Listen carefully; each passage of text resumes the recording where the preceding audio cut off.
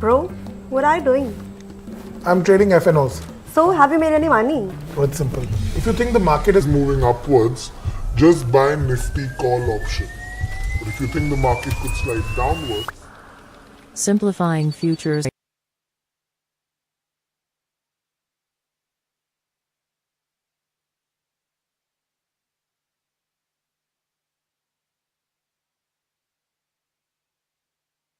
Of America and perhaps the world.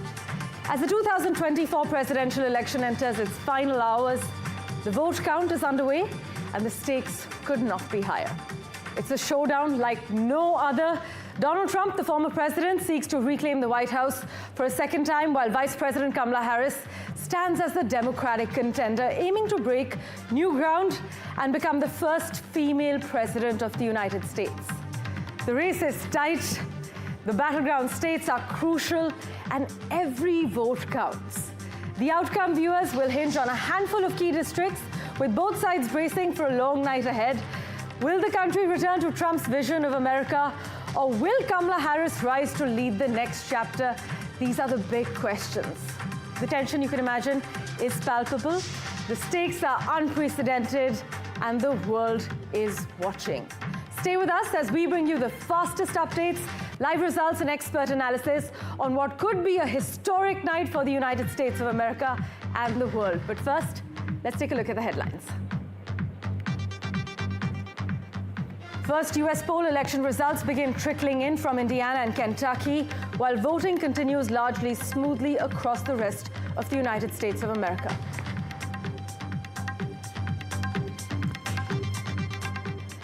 Voters are worried about election violence. Early exit polls indicate just under 3/4 of those asked said they felt democracy was very or somewhat threatened in the United States, and about 7 in 10 voters in this current data were actually worried about violence as a result of the election. About 10 polling locations in a handful of Georgia counties will stay open late due to non-credible threats that briefly disrupted voting.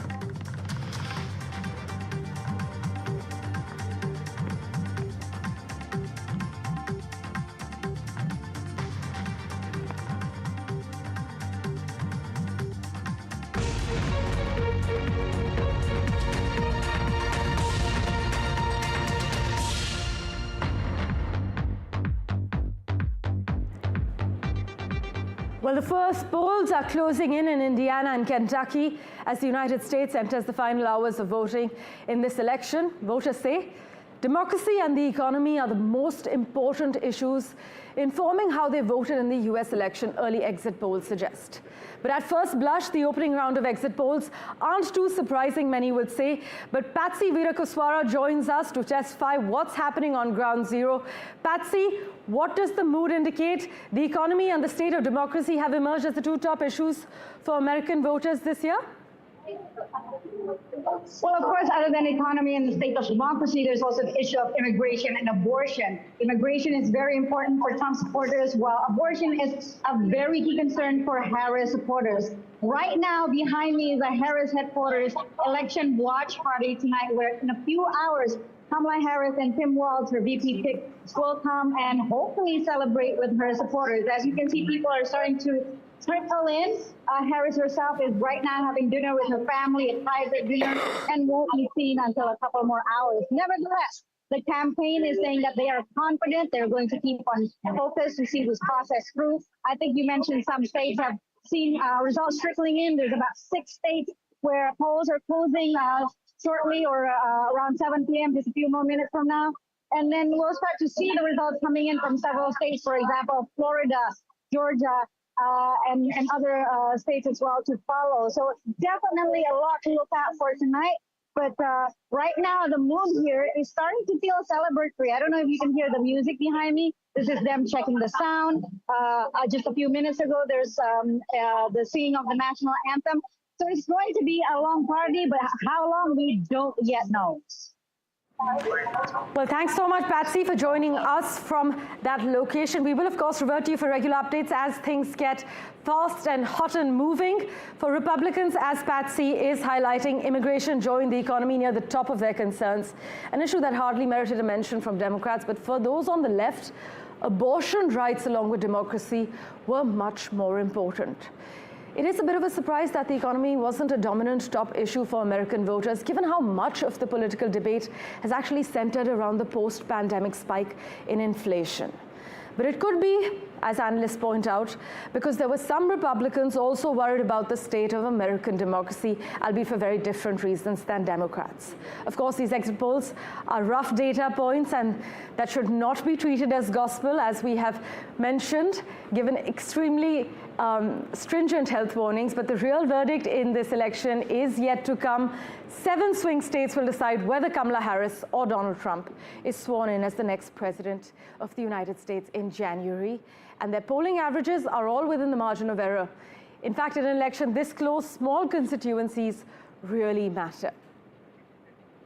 Well, we have William Denslow joining us now at the moment. William, it's going to be a busy night for you ahead. What is the mood indicating, and what are American voters most concerned about this time around?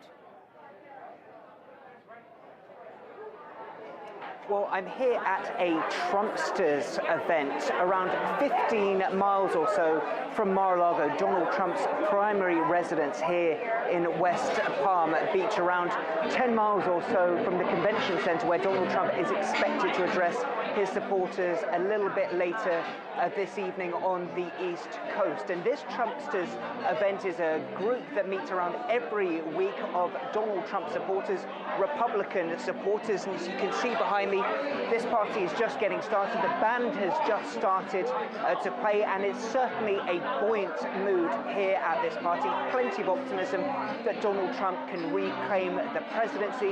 That optimism is further fueled by comments made by Donald Trump himself at a polling station shortly after he cast his ballot along with his wife Melania here in Palm Beach a few hours ago. He said they are doing well everywhere. He said that his team is very confident. For Donald Trump, he said the key issues in the minds of his supporters: immigration, border security, and that of the economy. Economy, immigration, inflation have emerged as the top issues that have been echoed amongst many states in America. In fact, many political watchers assert that the argument that Harris has underperformed tends to actually rest on 2 different charges: that she's played it too safe when it comes to policy issues, and that she's also played it too vague when it comes to issues of economy and the immigration. We also have Kate Fisher joining us at the moment. Kate, the national environment in the United States in general, is it one with all the ingredients for a Republican landslide and a conservative cultural rebuke? What have you been able to pick up on? Well, I'm here in the center of Washington, D.C. at a watch party full of Kamala Harris supporters. They're actually queuing up out the door to get in here. The TV screens are showing the American networks. The people here optimistic that she has a chance of making history and becoming the first, not just woman, but Indian American and African American woman to become president of the United States. After a hectic campaign schedule, of course, she only became the nominee in the summer. She spent today calling into radio shows across those swing states, which are the ones that will determine who becomes the president. And then she went to a phone bank here in Washington, D.C., picked up the phone and talked to some voters, persuading them to head to the polls for her. I just want to show you that in this bar here in Washington, D.C., they're giving you a map of the United States, and you can color in with your crayons when each state goes to which color. It is so close, it's impossible to know who is going to win this yet, but certainly the people here are all hoping it will be Kamala Harris. Well, let's hope that map that they have to color in doesn't look split between both blue and red. Americans have been quite excited about this entire election and the run-up. We have seen people have been tied between both sides, but they've also been quite vocal and upset with the direction the country is heading in. This is what we've also been able to pick up from different polls Republicans, though, seem to have an edge in national party identification. In fact, I must inform our viewers here in India as well that comparison to the last few decades, more people in America are actually identifying as Republican than Democrats as well. And pollsters have said that this may end up benefiting Donald Trump by the end of this day, perhaps week, if it takes long to declare the election results. But Republicans have an edge in national party identification, as has been pointed out by pollsters. Also, Kate, Republicans tend to have an edge on most of the issues that seem to matter to voters, is what many argue, specifically the economy and immigration, right? Well, certainly Donald Trump has made the economy and immigration two of the biggest things he's been speaking about, and it is essentially the two biggest things for all American voters, not just the Republicans. But all the polls show that the country is split really down the middle, and that half of the country agrees with the way Donald Trump wants to lead the economy and his policies on immigration, which include things like mass deportations, whereas the other half do not want to see those policies brought in, and that's the big issue. The big fundamental thing here is that they are fundamentally different from each other. And the country remains completely divided. So even though, yes, Republicans find immigration and the economy important, so do Democrats. They just both believe that each candidate is the right one to lead in that way, but they cannot find any sort of agreement between it. It means that whoever wins this election, and we may not know that tonight, will have real trouble, because half of the country will not want them in power. So whoever wins is also going to have to try and bring some kind of unity to a very polarized nation. Well, Kate, thanks so much for joining us with that update. We'll, of course, revert to you for regular update. It's going to be a long night for you. We also have with us from Texas at the moment, Huma Iqbal. Huma, you're in Texas. Take us through some of the things, some of the moves that have appeared to be paying off for both Kamala Harris and Donald Trump in Texas.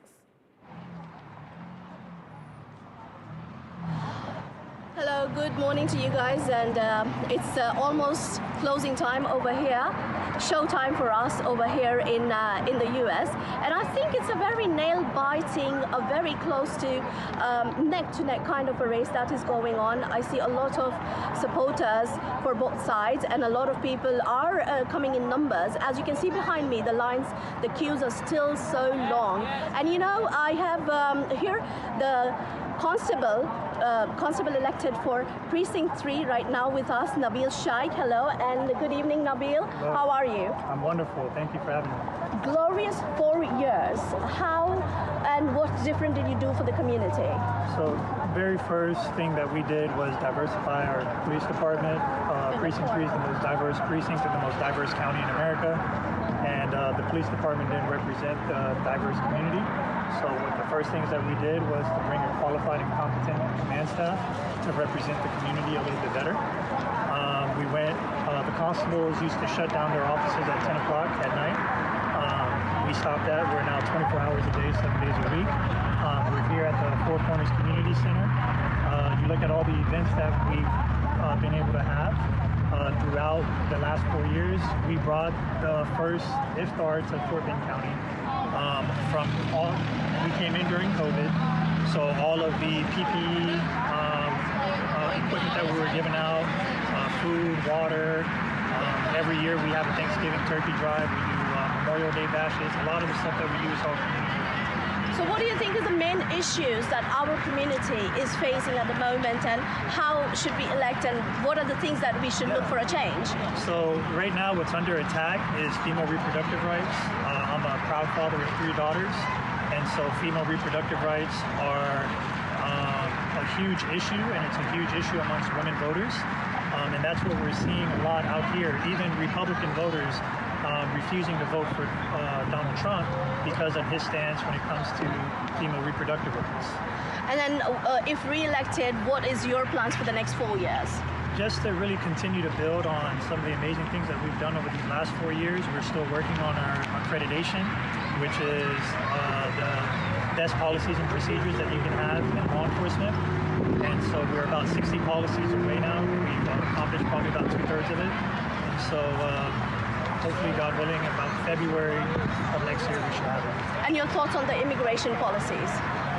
You know, immigration policies, as law enforcement, we just have to enforce some of the laws. We do have some discretion on, we can not do what certain things the government, the federal and state government tells us. Do you see a lot of undocumented, because Texas is the hub for undocumented people, a lot of them. So how do you plan to handle that? Well, I mean, we got to figure out a pathway to citizenship for everybody. I think, you know, people leave other countries to come here to America to try to find a better life. And so not everybody that's coming here are criminals. Not everybody that's coming here are trying to do harm to the United States. So we have to, when you look at immigration, you got to look at ways where you can vet the people coming in, and once they're here, figure out a way for them to have an easy pathway to citizenship. It doesn't do the country any good if they're not paying any taxes or they're not contributing to the economy. And if we could figure out a way to allow them to pay taxes, give them social security numbers and driver's license, so now they can be productive citizens of the county. Thank you so much. Thank you so much, and back to the studio.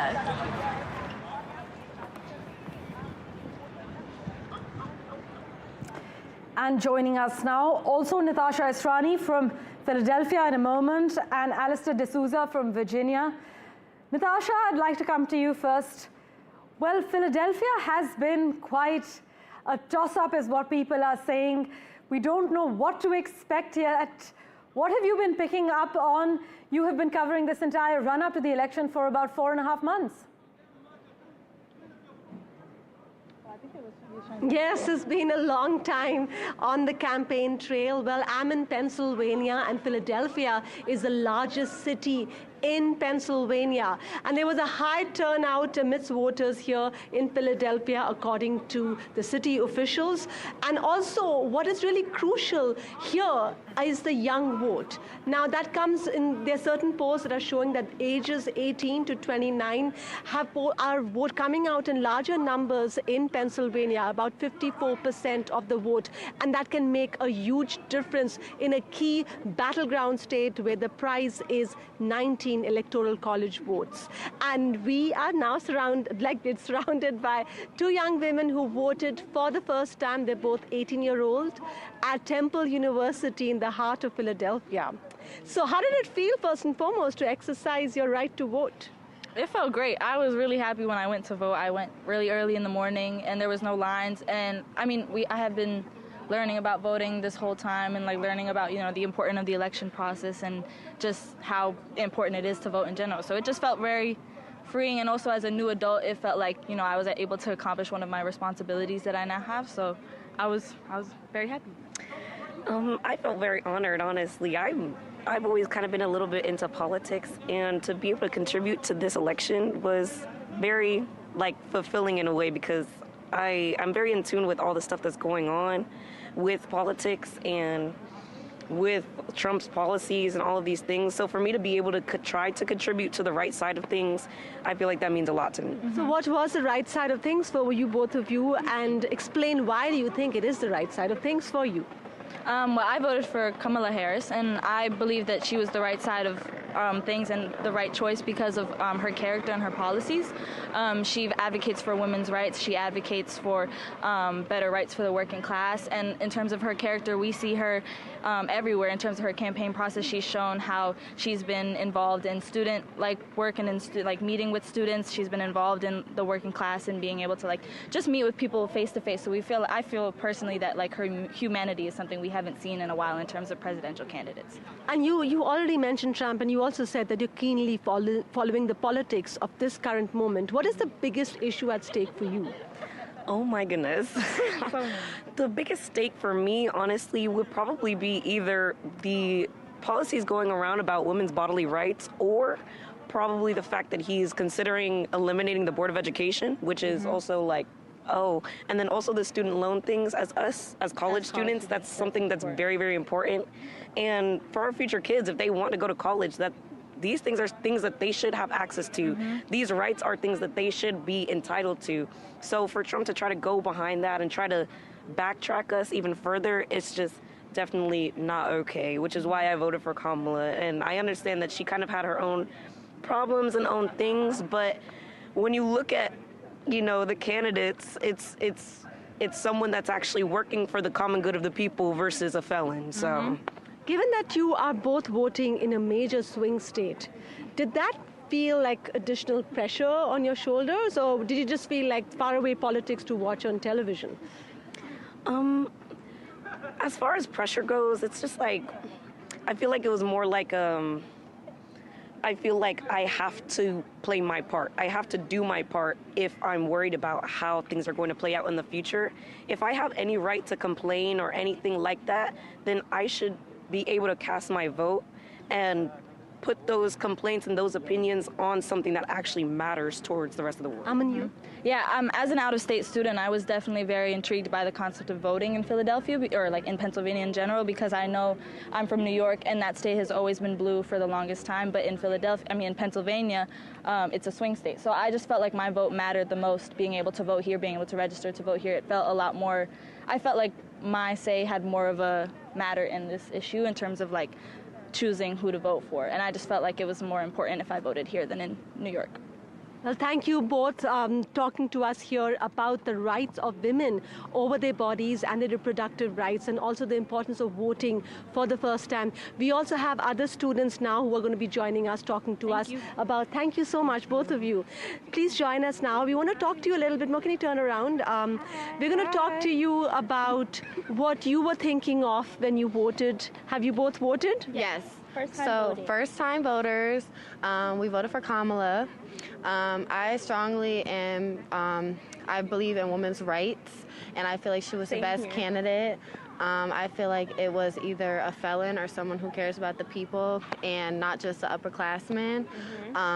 You know, Trump really only cares about those who are rich and wealthy, and I feel like Kamala cares about all of us and just for the people and you know, middle class, lower class. Natasha, I sincerely apologize. I'm interrupting you. In fact, we have breaking news coming in. I must inform our viewers that Donald Trump has claimed massive cheating in Philadelphia in a short post on his Truth social media website, but failed to provide evidence. In fact, the Republican presidential candidate's unsubstantiated claim has been rejected by Philadelphia's city commissioner, saying that there's absolutely no truth to this allegation. In fact, Seth Bluestein has written on X saying it is yet another example of disinformation. Voting in Philadelphia has been safe and secure. Natasha is in Philadelphia at the moment. Natasha, now Trump has claimed massive cheating in Philadelphia in a short post on his Truth social media website. This is along expected lines, right? Absolutely. This is not a surprise, to be honest, even though it is breaking news, because this is something that comes directly from Trump's playbook. They have been building to this for a while. One of their strategies of the campaign is to create that sense of fear and uncertainty and disinformation. And they've also talked a lot about having many lawyers on the ground, an army of lawyers and observers to watch this. So they are already building up to the argument that if this election were to be too close or were Kamala Harris to win, that then he's already laid the base or the ground to argue that there were unfair processes at play. And this has widely been corrected by election officials across the country who believe that voting has been fair. Of course, there have been incidents, as it is in a large democracy, where some ballots were misplaced. That's happened in Philadelphia as well in 2020. But now there are stronger measures in place here in Philadelphia to make sure that those votes are fair. So, you know, we have to treat all those reports with some amount of carefulness and skepticism. Well, as the commissioner has endorsed as well, Natasha, we will, of course, revert to you in Philadelphia for an update.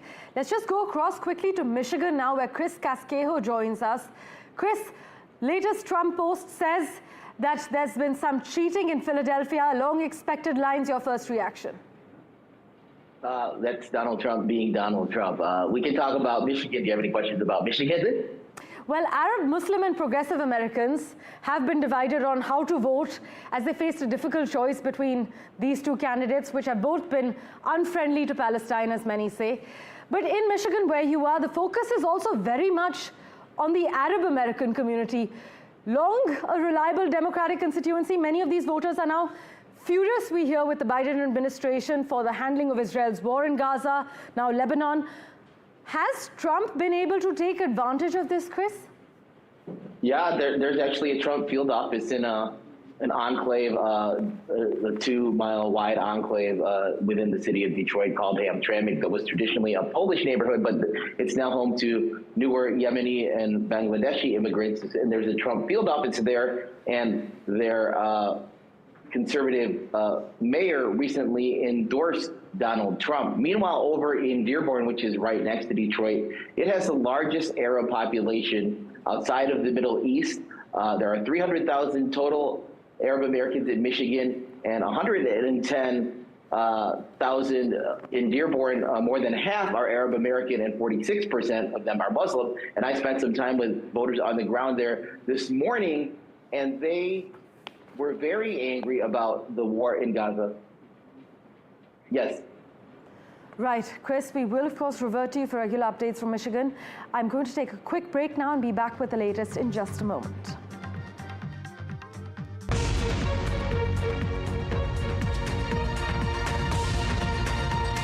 When there's too Market veteran Ramesh Damani puts on the cephalogist's hat to get you the insight you need on the US presidential battle of the century.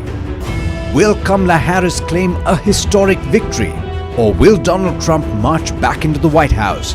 According to polls, if Biden and Trump were running, I think Trump would have handily won. He was almost measuring the drapes to the White House even before the election. What are the stakes for India and its investors? The road to the 1600 Pennsylvania Avenue goes through Pennsylvania this time. Tune in to US Election Watch with Ramesh Damani, exclusively on the NDTV network.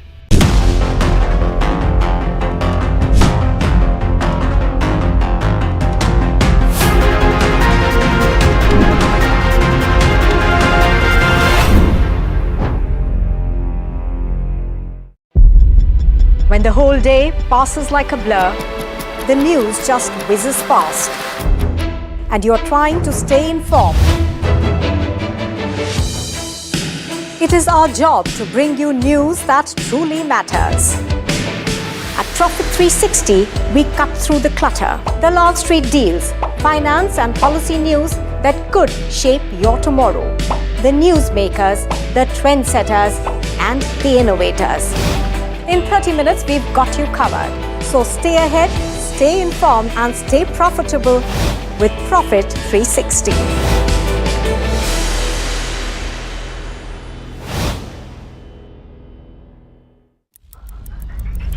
Headlines you start your day with. What matters worldwide is now in the palm of your hands. Get ready to seize the day and maximize your financial potential. Stay ahead of the curve with all you need to know on NDTV Profit.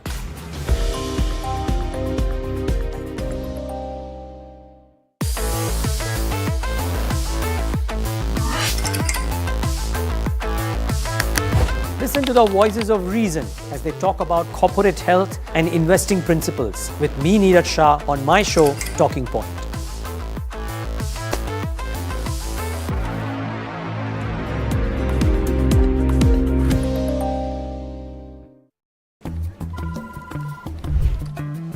Bro, what are you doing? I'm trading FNOs. So, have you made any money? Oh, it's simple. If you think the market is moving upwards, just buy Nifty call option. But if you think the market could slide downwards, Simplifying futures and options trading. Don't worry about the future. We've got your options covered. Futures and options strategy that will help you move with the tide. An unmissable trade. If you want to be in the money.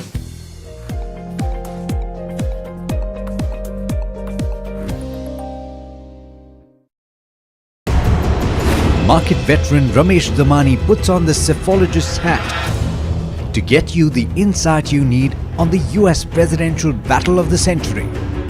Will Kamala Harris claim a historic victory, or will Donald Trump march back into the White House? According to polls, if Biden and Trump were running, I think Trump would have handily won. He was almost measuring the drapes to the White House even before the election.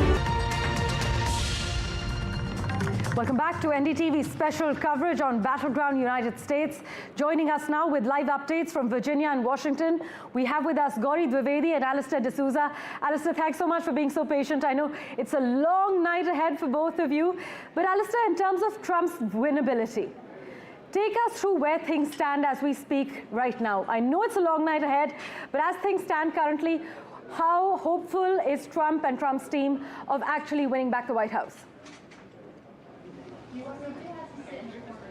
That's the million-dollar question, Parameshwar. We're all waiting on that, as you've just broken that news just moments ago about that tweet from Trump claiming potential fraud in Pennsylvania. Now, I'm actually in Virginia, and it's pretty much considered a blue state, pretty much. It's gone to the Democrats about in 4 times in the last 4 election cycles. Biden has won here by 10 percentage points. In 2020, Kamala Harris is poised to win here by 5 percentage points. So why am I telling you this? Well, because the Republicans have already sown those seeds of doubt, likely laying the groundwork of saying that there could be potential fraud. So it's not a battleground state, but it could become a battle after the battle. Now, for example, you have a Republican governor here. He's managed to convince the Supreme Court to purge about 1,600 names from the ballot. Many of the people who've seen this say that there was no need to do that because many of these 1,600 people were not non-citizens. They simply did not have the right documents to prove that they were citizens, maybe an old driver's license and so on. So many saying that this could potentially be a place where lawsuits at New Mexico way back in 2020. Trump filed a bunch of lawsuits there despite the Democrats, despite Biden winning by a huge margin. So that's the basic brief about Virginia and as far as what Trump goes. And before I hand it back to you, Parameshwar, I need to draw your attention to where I am. I'm at a watch party. There are going to be lots and lots of watch parties across the US, across DC as well. But this one is kind of special because we're talking about an Indian American likely to make history tonight by becoming the first Indian American congressman from the East Coast. Now, The Economist magazine actually says that his odds are pretty good, 98 to 100. So looks likely that he might win here, an important contest for him. And of course, when that party starts and he gets here, we're going to have him on air as well. Back to you, Parameshwar. And perhaps be on the edge of history as well, Alistair. We're going to be troubling you through the course of the night. Let's go across to Gauri for a quick update from Washington, D.C. now. Gauri, we are aware both the Trump and Harris campaigns have lined up lawyers in preparation for potential legal challenges over these election results. But now Trump has come out and said that there are massive cheating claims in Philadelphia. You're in Washington, D.C. What's the mood there? In fact, I am at Howard University, Parameshwar, where Kamala Harris will hold her watch party. Behind me is the long queue of people going inside to attend that party. Predominantly, one can see a lot of students, a lot of college staff, professors going inside to the watch party. The reason for that is Kamala Harris is an alumni of this university, which is why the watch party is happening here. In the event that she turns out victorious in these elections, she wants her victory message, the first message as the president-elect, to be at her alumni and university, predominantly dominated by the African-American community, sending a powerful message to her community, to America, and of course to the world, that America is embracing its diversity, both racially as well as on the gender aspect. So that's where I am right now. And I think over the course of the next 3 to 4 hours, hopefully we'll have some clarity as to whether the victory party here, whether the victory party will take place here or all the way in Florida. But as we speak about the 2 aspects that you mentioned, Parameshwar, very important, which is that are we looking at potential lawsuits and major legal trouble going into this election? Well, the first claims that have been made by Donald Trump have in fact been rebutted both by the Philadelphia District Attorney as well as the county commissioner, who happens to be a Republican. He himself said that as of now, there's absolutely no claim, no base to any of these claims that have been made by Donald Trump. But the sense one gets is Philadelphia saw record voting in this election. Record. In fact, some of the visuals that came in the last couple of hours showed that queues were going up for 2 hours, if not more. And that indicates that if there is such high voter turnout in Philadelphia, a city that is 43% Black American, then it probably sends some sort of an early message. As I said, probably sends some sort of an early message to the Trump campaign, which is why we saw what really came out right now as a baseless allegation. But through the evening, we will know whether we're going to see more of that, or hopefully this election result will go without much drama, without any legal trouble. Well, many, Gauri, would argue that the word Trump and drama are compatible, but voters, are they worried about election violence in Washington, D.C., where you are? That's a very good question, Parmeshwar, and something that I've been asking ad nauseum almost to everybody I've met. And the one thing that they did say is that in 2020, when Donald Trump, when the whole issue and around January 6 took place, President Trump was still there. He was in office for about 70-odd days after he lost the election. So he was still the most powerful man and leader of the free world. That isn't the case this time around. He's an ordinary American citizen exercising his right to contest. So to that extent, the chances of anything significant happening this time around are very low. But again, those are just probability chances. In Washington, D.C. itself, a lot of movement has already taken place. National Guard has been mobilized in the event something happens this time around. But as I said, most people seem to suggest, or at least hope, that it is going to be, the chances of that happening are very, very less this time around. Gauri, thanks so much for joining us with that live update. We will, of course, be reverting to you for regular updates from Washington, D.C. For now, let me also rope in to decipher the exit polls. We have with us Alex Terraccio. Alex, thanks so much for making time for us on NDTV. Voters are worried about election violence. This is what early exit polls indicate. In fact, just under 3/4 of those asked, they say they felt democracy was very or somewhat threatened in the United States. It's a very high number, that's true. I'm curious about that as well. I've seen in other exit polls that voters are saying that democracy is relatively high on their list of issues of top priority.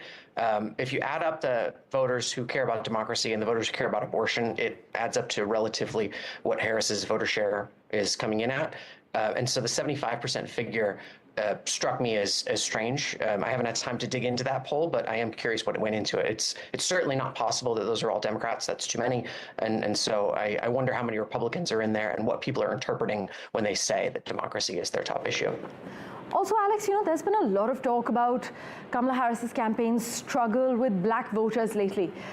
Can you lay out what the struggle looks like in terms of what the polls are saying? Are we talking about Black people leaving the Democratic Party en masse? No, we're not talking about that. I think it's more of a question of turnout. Kamala Harris has struggled more than Joe Biden did to get Black voters to turn out and to express enthusiasm for her campaign, and certainly more than Barack Obama, where that was a high watermark for the Democratic Party.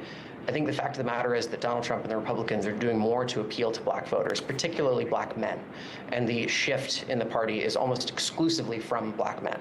In the polling that I've seen, when it's 30% support for Donald Trump and 70% for Kamala Harris, that's among men, and it's 10-90 for women. And so this is more a story about gender than it's necessarily a story about race. In fact, Alex, we have the latest numbers out as well. It seems that currently, as per the early leads, 19 states are going to Trump and 3 to Harris. That seems like a bit of a red footprint at the moment on the U.S. map with the Democrats in minority. I also want to get into one of the narratives we've seen this election cycle, Alex, and that's this flip in the parties when it comes down to education. One of the narratives that we've seen emerging is that Democrats are now the party of those with college degrees. So your lawyers, your doctors, and Republicans are more the party of the working class. So your blue-collar workers, maybe without a college degree. I'm trying to make sense of the dichotomy here, because here you have the Republican nominee, your front runner, wasn't really born without a silver spoon, and he's not ideally working class either. Help us understand how this is playing out. We're in the middle of a political realignment that's been ongoing for some time. I think Donald Trump has accelerated that, but it'll continue to happen when he's gone. It used to be that college-educated voters were exclusively won by the Republican Party. That has been shifting, and now if you are highly educated, if you have a degree, you are more likely to be a Democrat. It's not overwhelmingly so, but you are more likely to vote Democrat. And meanwhile, the white working class are finding that they're throwing their lot in with the Republican Party. That's shifting across the country, that's shifting across racial groups, that's shifting across genders as well. And so education is absolutely one of the major fault lines in the parties today, and I expect to continue to see it move. Well, also apparently through the first projections, I must inform our viewers that Harris is currently projected to win Vermont, but Trump is currently projected to win Kentucky. Alex, we're also yet to see the numbers play out, but do we know why Trump has been able to peel away some of the black voters? What are the factors there? I think he's mostly peeling away black men. And if you're a black man, then the message from Kamala Harris is not appealing to you. Those messages are primarily, she will maintain your right to get an abortion, and Donald Trump is a fascist. That is not a winning campaign message. You can drag down another political candidate by calling him names, by denigrating them. Every candidate does that, so what she's doing isn't special. But what's remarkable is that she's made it the centerpiece of her campaign.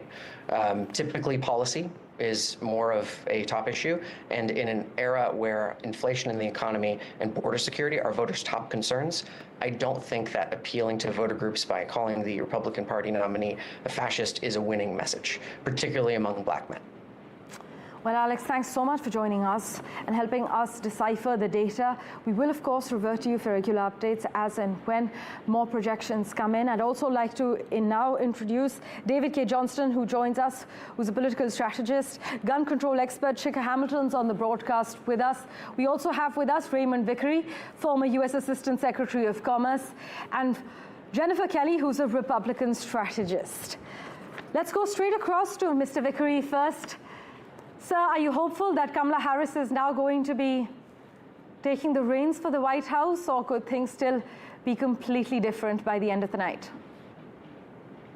Well, thanks very much for having me. I think that today has been a great day so far for democracy. I voted yesterday, my wife voted today, and I'm sure people in India who have the opportunity to vote in a democracy feel the same pride that I do at people being able to go and make their choices. And with relatively few exceptions, things have gone smoothly. I think that the tweet that you indicate on X or about Trump saying that there's some sort of massive fraud in Pennsylvania, which has been completely debunked, as were his claims that he actually won in 2020, debunked by Republicans as well as Democratic judges. I think that that shows that he's really worried about Pennsylvania, and he's laying the groundwork to try to contest what is happening there. I don't think that he would have put out that kind of tweet unless if he didn't think that Kamala was in the lead in Pennsylvania.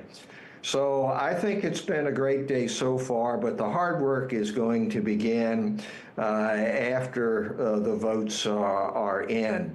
It'll be hard work in defense of democracy.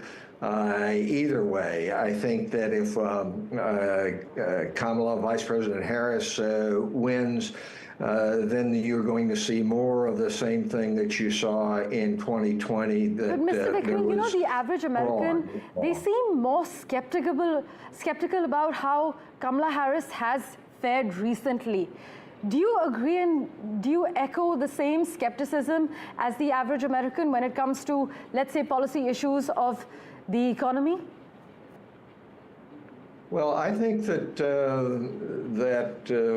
former President Trump has been very adept at painting a completely untrue picture of what's going on with the U.S. economy. The fact is, we came out of a pandemic in not good shape, but in much better shape than if we hadn't spent money to keep people employed.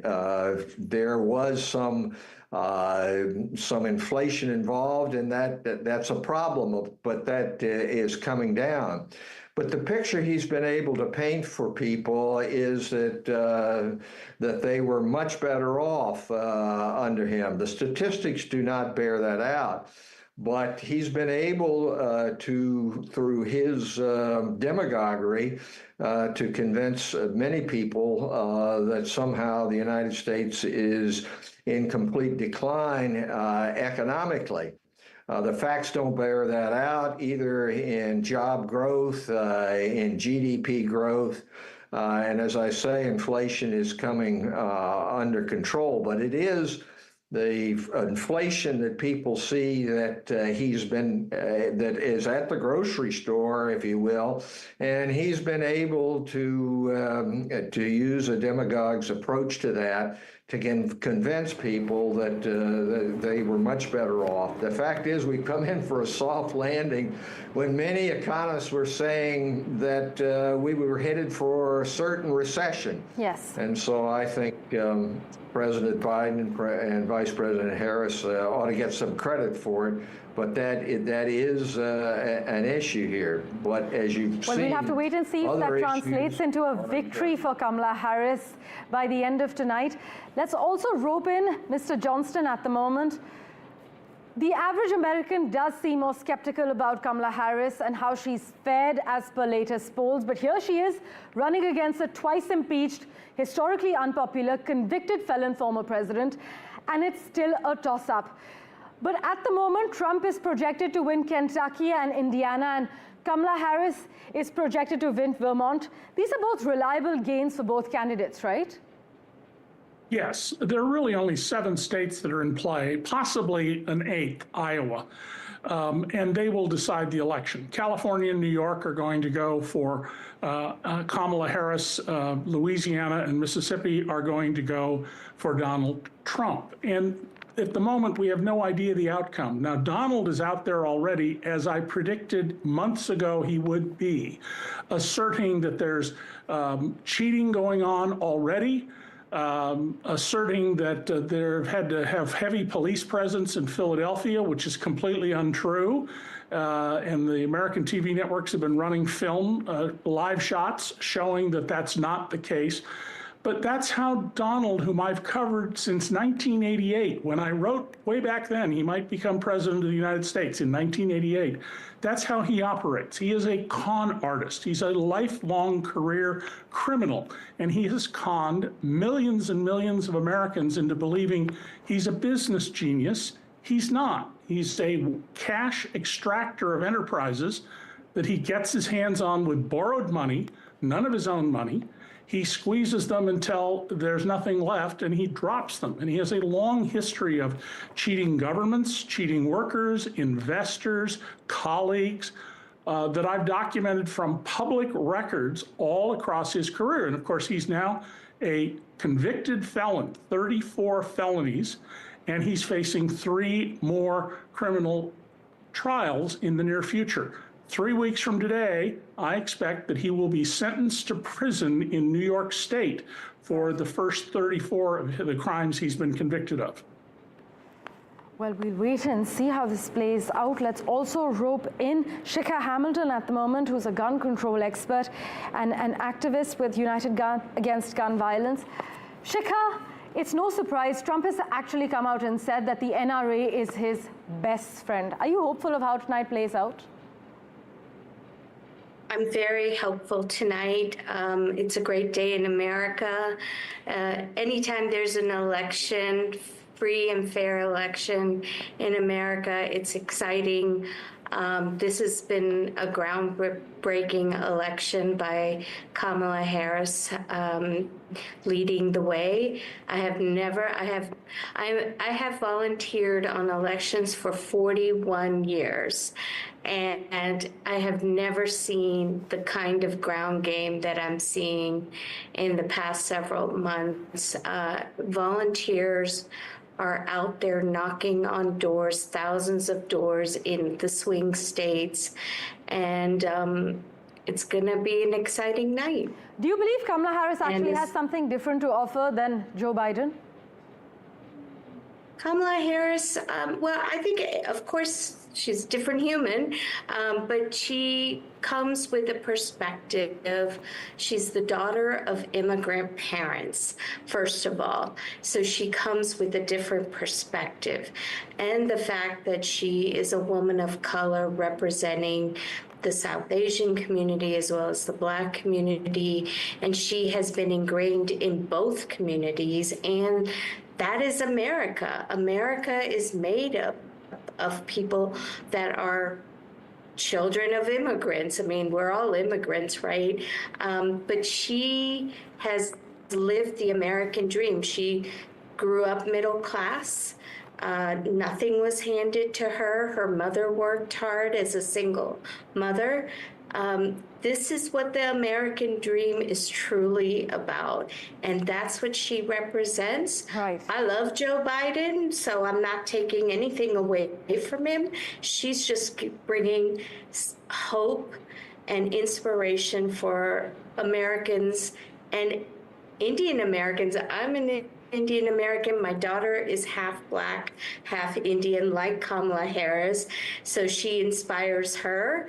And the next generation is ready for this president. In fact, many say the United States is ready for its first female president. Mr. Johnston, how have we seen the dynamic between education, class, and politics play out this election in the United States? Well, the Democrats have done, who are traditionally the party of unions and the working class, have done a very poor job for about 50 years of appealing to union members. Now, some of this is wrapped in a race. There are a number of unions in the United States, particularly construction unions, that work very hard to make sure only white people, especially white men, are able to get jobs in those fields. And because they're unionized, they pay well. So they are, in fact, seen by many people as the party of the educated class. One of the interesting things about the support for Trump is that his policies literally take money from those in the bottom 90% of the income stream and redistribute them to people at the very, very top, the billionaire and centimillionaire class. I wrote a series of best-selling books about how this was going on before Trump came along, but he then ramped this up, and he promises to ramp it up more. So it's very surprising. Now, at every rally, Donald says, we love the poorly educated. And part of the reason for that is poorly educated people are treated badly in America, in the news media, in advertising, and everywhere else. So he's trying to get them to feel that he cares for them. But his history is one of cheating workers, abusing workers. He said recently that he hates a number of work rules. And in fact, in one of the earlier campaigns, he said Americans are paid too much money. Wages are too high. Sort of the thing you might expect from a boss who doesn't care about his employees. Well, thank you so much for joining us on NDTV. It's going to be a long, exciting, thrilling night ahead. 7 swing states will decide whether Kamala Harris or Donald Trump is sworn in as the next president of the United States in January. And their polling averages are all within the margin of error. But in an election this close, small constituencies really matter. I must inform you that at the moment, CNN has projected that Kentucky and Indiana is going to Donald Trump, and Vermont is going to Harris. Harris stands at 46% favorability as opposed to Donald Trump's 42%. Non-stop coverage carries on NDTV right after this very short break.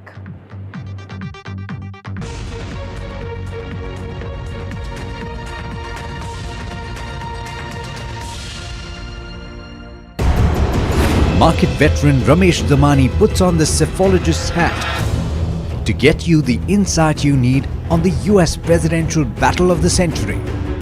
Will Kamala Harris claim a historic victory, or will Donald Trump march back into the White House? According to polls, if Biden and Trump were running, I think Trump would have handily won. He was almost measuring the drapes to the White House even before the election. What are the stakes for India and its investors? The road to the 1600 Pennsylvania Avenue goes through Pennsylvania this time. Tune in to US Election Watch with Ramesh Damani, exclusively on the NDTV network.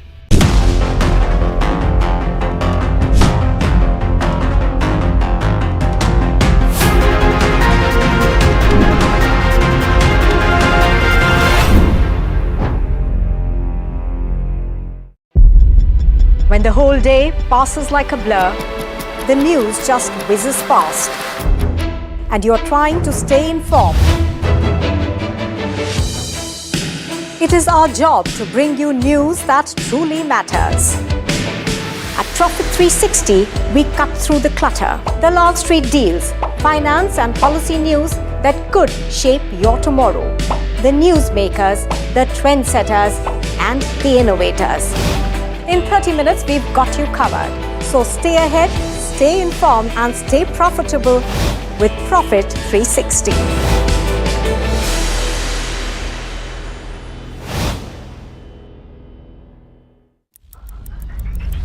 Headlines you start your day with. What matters worldwide is now in the palm of your hands. Get ready to seize the day and maximize your financial potential. Stay ahead of the curve with all you need to know on NDTV Profit.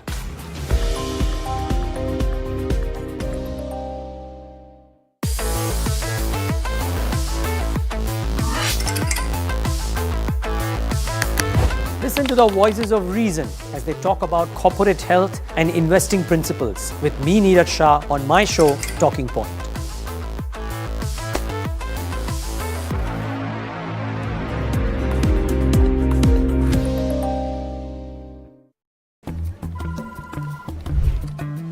Bro, what are you doing?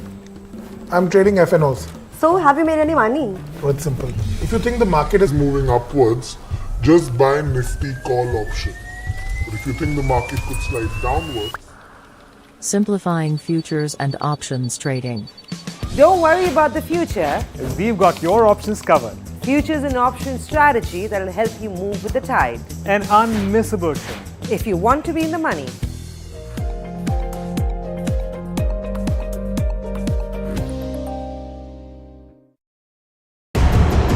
Market veteran Ramesh Damani puts on the cephologist's hat to get you the insight you need on the US presidential battle of the century. Will Kamala Harris claim a historic victory, or will Donald Trump march back into the White House? According to polls, if Biden and Trump were running, I think Trump would have handily won. He was almost measuring the drapes to the White House even before the election. What are the stakes for India and its investors? The road to the 1600 Pennsylvania Avenue goes through Pennsylvania this time. Tune in to US Election Watch with Ramesh Damani, exclusively on the NDTV network.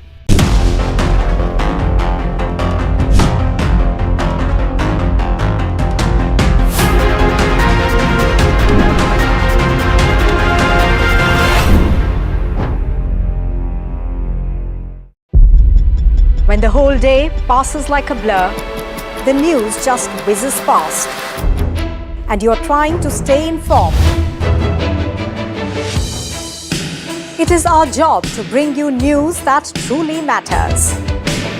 At Profit 360, we cut through the clutter, the Wall Street deals, finance and policy news that could shape your tomorrow, the newsmakers, the trendsetters, and the innovators. In 30 minutes, we've got you covered. So stay ahead, stay informed, and stay profitable with Profit 360.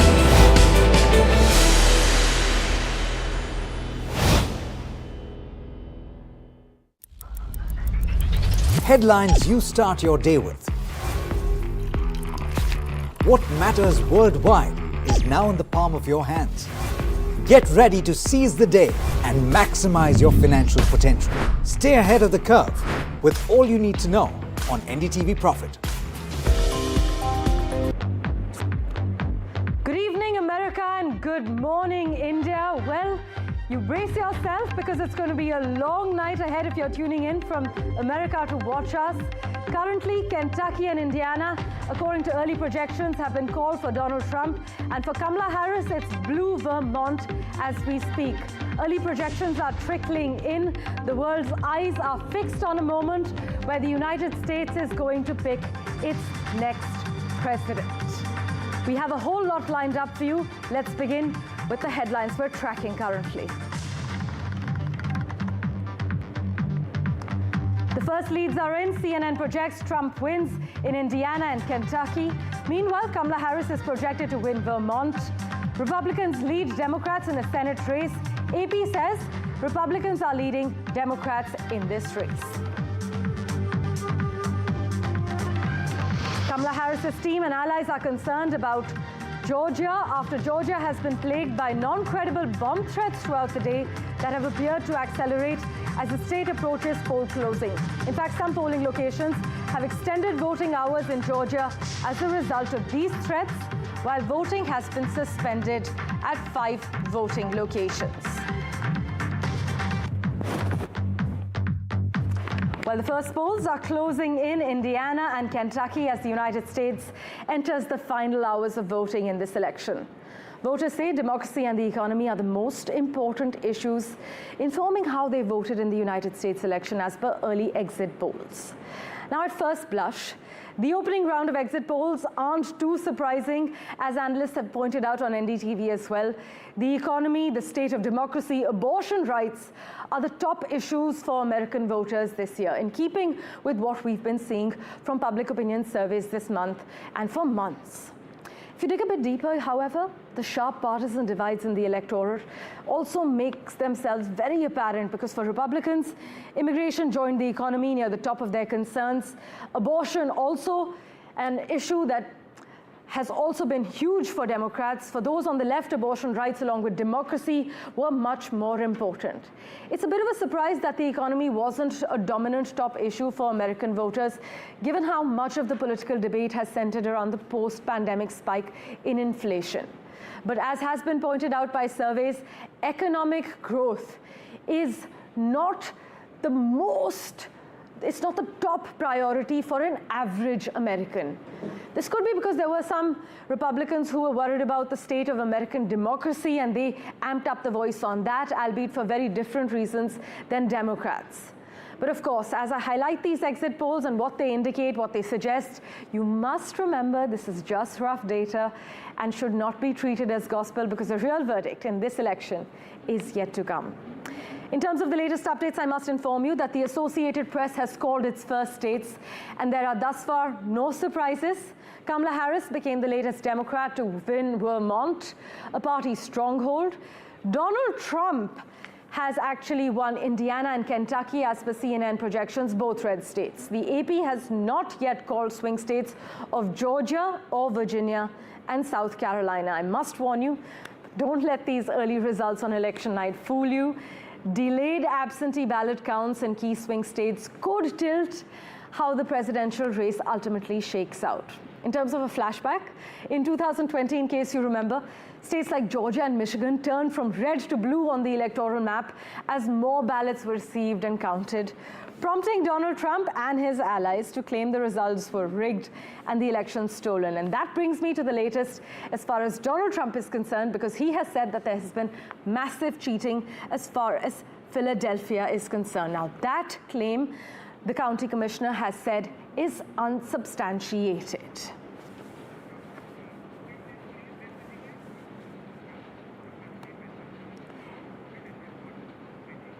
In fact, I must also inform you that Donald Trump has now claimed West Virginia in terms of the current state of play.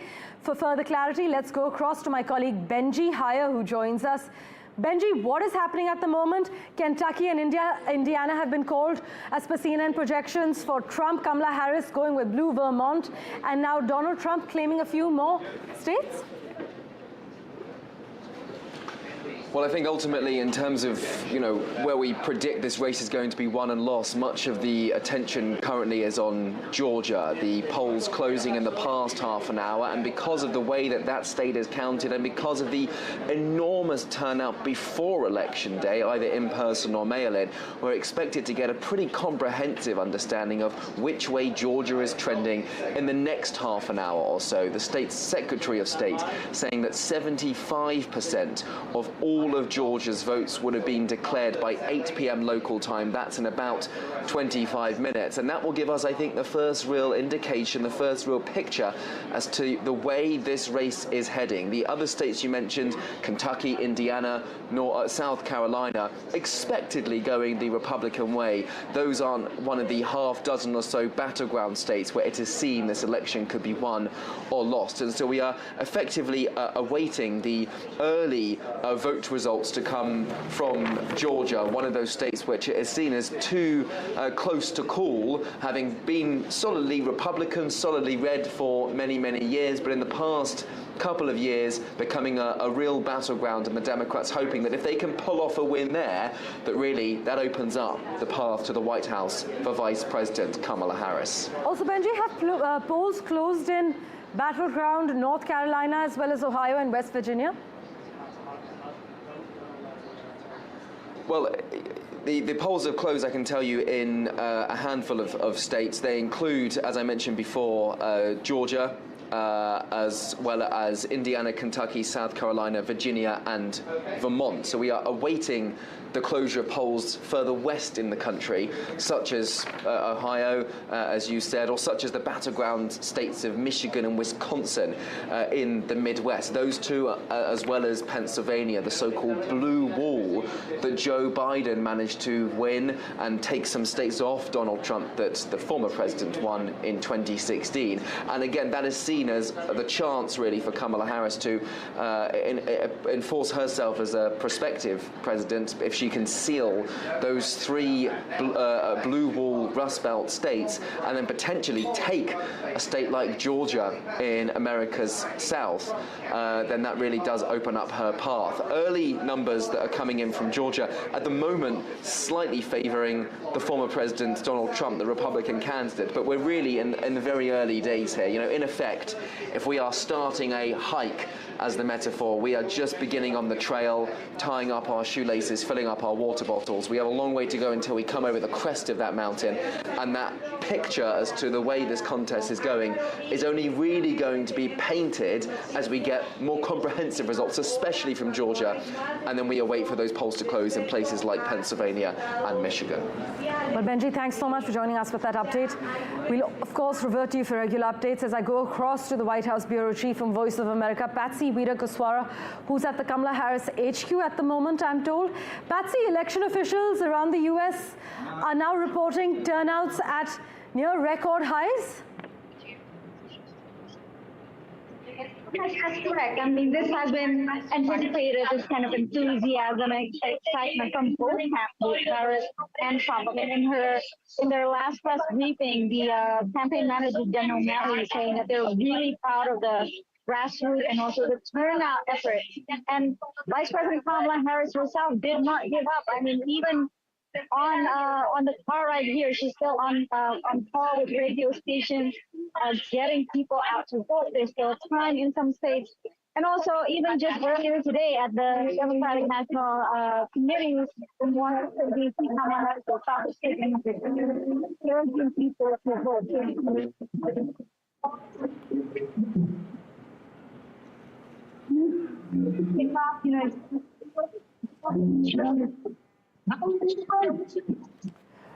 Right.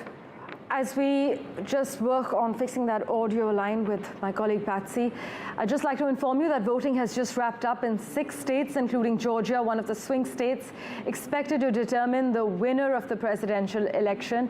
But at the moment, election officials across the United States are reporting turnouts at record high levels. Polls are closing in battleground North Carolina, meanwhile, as well as Ohio and West Virginia. In fact, early CNN projections have actually attributed West Virginia to Donald Trump. Trump is winning the red states, Kentucky and Indiana as we speak, while Kamala Harris is picking up blue Vermont. That's the latest update we can share with you. In fact, AP has also called Kentucky and Indiana for Donald Trump and Vermont for Kamala Harris. Natasha Israni is with us from Philadelphia at the moment. Natasha, what's the sentiment on ground zero in Philadelphia? As per early projections, we have been able to tell that Kentucky, Indiana, and now West Virginia have been called for Donald Trump, while blue Vermont goes to Kamala Harris. Well, I can talk about the mood here in Philadelphia, Pennsylvania. First and foremost, there has been no official reports of any voter fraud, as Donald Trump has been claiming on Truth Social. So that has not been verified at all. So let's start with that. When it comes to Pennsylvania, the polls are still open at 7:40 p.m. here. They close at 8 p.m. and even 8 p.m. any voter in line is allowed to vote till he or she gets into the polling station. So it's a long night to go, and there's a very good chance that Pennsylvania is actually not called tonight at all, and it goes early into the morning tomorrow or even a few days later. And that's because Pennsylvania has some very strict rules around ballot counting, and in fact mail-in ballots, which are a huge percentage, could only be counted starting today, which is November 5th in the morning at 7 a.m. and not before that. Pennsylvania also asked that its counting agencies continue counting overnight. So yes, this night is going to be long, and I do want to get some perspective from a young voter here also voting for the first time. Tell us what it was like to cast your first vote, and who did you vote for? So first time to cast vote for was Kamala Harris, because Trump is loose on crime from day one. And I have found no official documents, no official come outs on the cheating of on Philadelphia, in the state of Philadelphia, overall Pennsylvania. I have not found any misleading or cheating. So you just don't find him credible on certain sources. But what were the issues that were important to you when you voted for Kamala Harris? So when I voted for Kamala Harris, the issues were just for the middle class, because she is from middle class, so she will support the middle class. While Trump is from a millionaire, he's from a rich family, so he'll only support the rich family. He'll not support the middle class.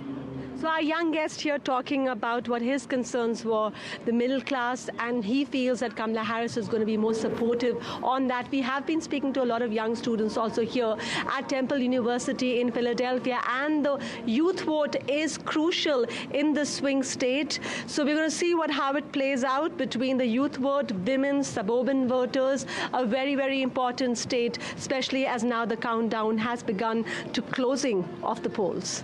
In fact, Gen Z is expected to play a huge role in this election. Thanks so much for joining us with that update from Philadelphia, Natasha. Let me also introduce the mayor of New Jersey, who joins us on NDTV at the moment. Neena Singh is with us on the broadcast. Thank you so much, ma'am, for joining us. Many political watchers assert that the argument that Kamala Harris has underperformed, it actually tends to rest on two different charges, that Kamala Harris has played it too safe and that she has played it too vague. Keeping this in mind, ma'am, who do you think is going to emerge as the winner tonight? Who do you think is going to be moving into the White House? First of all, thank you so much for having me on your show. And I want to be clear, I'm the first Indian American woman mayor in New Jersey, but not the whole mayor of New Jersey. I'm the mayor of Montgomery Township in New Jersey. But to your question, I am hoping that people vote their values. And, we've been presented with two different visions for America. One, which is looking forward as to what we can do, what our future should be, and one more about what happened in the past and, how someone was not treated well and scare tactics. And as an immigrant woman in this country where I have been welcomed warmly, and I am, as I mentioned, the first Indian American woman mayor, where people have voted for me, people are willing to look at an immigrant and see what they bring to the table. From the other side, from Donald Trump, it is immigrants go back So between you and me, I'm hoping that people vote their values and we are able to have President Kamala Devi Harris as our president. Ms. Singh, how many years have you spent in the United States? I've been here now 26 years. That's a long time. So you're actually a perfect voice to actually ask the national environment as far as your country is concerned in general. Is it one with all the ingredients for a Republican landslide and a conservative cultural rebuke? There could be. I mean, there is definitely concerns. If you're saying there would be a landslide for Trump, that could be the reason for that could be that some people are not happy with the economy, though they forget that the economy was very different under Trump and we went into trillions of debt. So yes, I mean, there are people who are coming into this and thinking, oh, I'm a legal immigrant and, he's against illegal immigrant. But my question to everybody is, if you see me on the street, are you going to ask me, am I a legal immigrant or am I an illegal immigrant? Right. If there is any feeling in people that immigrants go back, I could be one of those people. People will say, hey, you go back. You're an immigrant here. You don't need to be in this country. So I just want to ask people to think ahead, think of our children, think of our future, and vote what you feel is good for our future generations is what I'm asking people to vote for. Right, Ms. Singh, do stay on with us as I also rope in Carolyn Prasuti at the moment, who joins us with a live update. Carolyn, where are you? What's the sentiment on ground zero? Is Kamala Harris going to be moving into the White House soon, or does it look like Donald Trump moves back? We don't know that yet, but I can tell you where I am at least. I can tell you that I'm inside the Palm Beach County Convention Hall. You can hear the music behind me. Occasionally, they turn up Fox News and they repeat the results in some of the states, and you'll hear a yell come up from the crowd. Otherwise, they're just kind of milling about. There's plenty of wine here, plenty of food here, lots of people in red, white, and blue, lots of people with MAGA hats, which is Make America Great Again. And let me tell you a little bit about these hats. On the back of the hat, it says 45-47. And what that means is, Donald Trump was president. He was the 45th president, but now they're predicting 47. So the hats were already made up for tonight, and these people are definitely expecting to have a victory party here tonight at this election watch party. Well, we'll keep reverting to you for regular updates from the Trump headquarters at this watch party as you enjoy some wine and in that red iconic Donald Trump color of yours. Thanks so much for joining us with that update. Sure. Ms. Singh, my pleasure. Back to you. Take us through some of Kamala Harris and Donald Trump's moves that have appeared to paid off this election, starting with Kamala Harris. I think with Kamala Harris, I think what she did, can I talk about what she did well? And then we can go into what did not work. Yeah, so what she did well is I feel that she had a very short window, if you know, to get into it and get out there and get people on her side. She was really good. She hit the ground running. She was out there. She was meeting people. She was talking about her vision, right? And that's something that I feel that the young people have really taken on.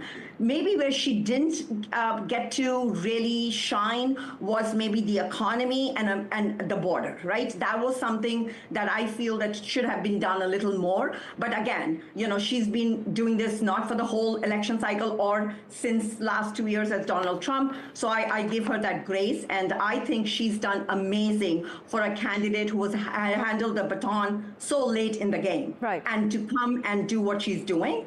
And then I guess you want to know what Donald Trump has done well. And I guess with him, his MAGA movement, Make America Great Again, though I do have a lot of people who say it's not a MAGA movement, it's a MAVA movement, and it's Make America White Again. And that's what a lot of people say to me. And I'm like, I hope that's not what it means. And the thing that he's not done well, in my opinion, is he should have grown his tent. I mean, I have friends who are Republicans, and I'm totally, to me, I'm a leader in my town for all Republicans and all Democrats and all independents. My job is to make sure that once I'm elected, I am the representative for all people. And I don't see that from him. And I think that's what's missing in his campaign. Very interesting, Ms. Singh, because I was reading a survey that said if all women were to step out and vote, then Kamala Harris would emerge as the winner. But if working class white male were, let's say, stepping out, then Donald Trump would be the clear winner. Help us understand what's going on here. Is there a clear divide as far as the political playground is concerned? And is there a clear divide in terms of class as well? I would say more so with the women vote, because as you must have heard, Roe v. versus Wade was struck down because of the three judges, Supreme Court judges, Donald Trump was able to get in. Right, he appointed them, and we have heard horror stories. I am in New Jersey, which, the tri-state area is pretty progressive, whereas there are people we hear from Kentucky, from Texas, who are, losing, people have lost their life. Young women wanting to get an abortion are going across, the state borders. So yes, I think women have realized that their body, their decision, and nobody should come after their health care. To me, having a baby is health care. So I think that is the thing when I look at what Kamala Harris, that white, the women vote, not the white vote, the women vote, that's why Kamala Harris is doing so well over there. For the other, if you were asking for Donald Trump and the blue collar vote, I guess he does. I mean, people forget he's a billionaire. It's amazing. I talk to people and they're like, he's one of us, Nina. And I'm like, he's a billionaire. He's not one of us. That I'm a middle class woman. To me, Kamala has lived the life that I am living. I wouldn't say I've lived the life that Donald Trump is living, but I guess he appeals to people because they feel he's like one of us. So I guess he's really good at portraying that. Well, Ms. Singh, thank you so much for joining us and helping us understand the battleground better. We will revert to you for regular updates. For now, we're taking a very quick break. Back in a moment with much more. Don't go anywhere.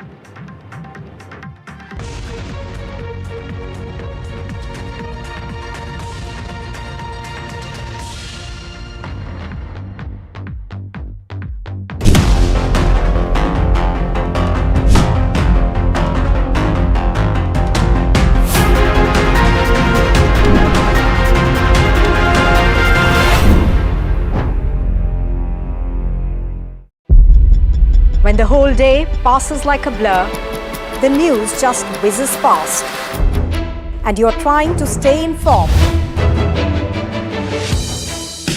It is our job to bring you news that truly matters. At Profit 360, we cut through the clutter, the long street deals, finance and policy news that could shape your tomorrow. The newsmakers, the trendsetters, and the innovators. In 30 minutes, we've got you covered. So stay ahead, stay informed, and stay profitable with Profit 360.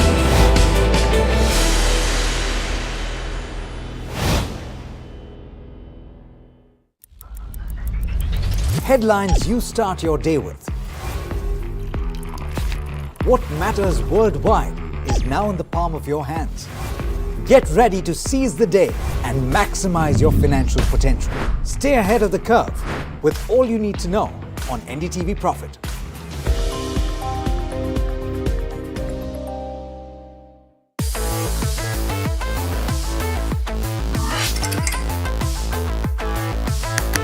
Listen to the voices of reason as they talk about corporate health and investing principles with me, Neeraj Shah, on my show, Talking Point.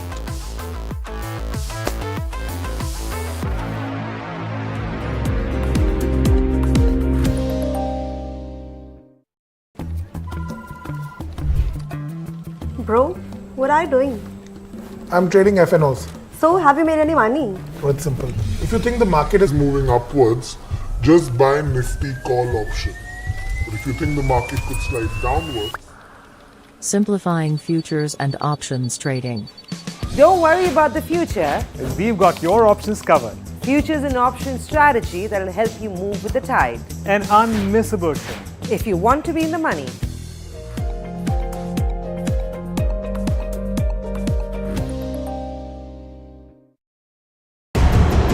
Market veteran Ramesh Damani puts on the cephalogist's hat to get you the insight you need on the US presidential battle of the century. Will Kamala Harris claim a historic victory, or will Donald Trump march back into the White House? According to polls, if Biden and Trump were running, I think Trump would have handily won. He was almost measuring the drapes to the White House even before the election. What are the stakes for India and its investors? The road to the 1600 Pennsylvania Avenue goes through Pennsylvania this time. Tune in to US Election Watch with Ramesh Damani, exclusively on the NDTV network.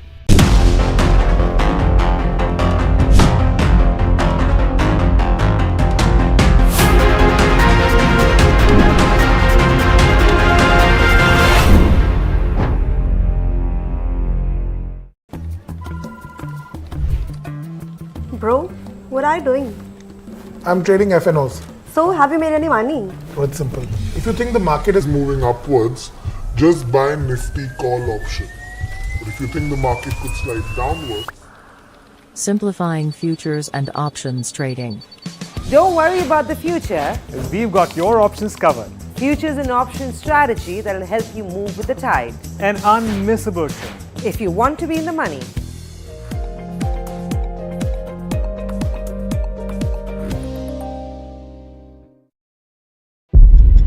When the whole day passes like a blur, the news just whizzes past, and you're trying to stay informed. It is our job to bring you news that truly matters. At Profit 360, we cut through the clutter, the long street deals, finance and policy news that could shape your tomorrow. The newsmakers, the trendsetters, and the innovators. In 30 minutes, we've got you covered. So stay ahead, stay informed, and stay profitable with Profit 360.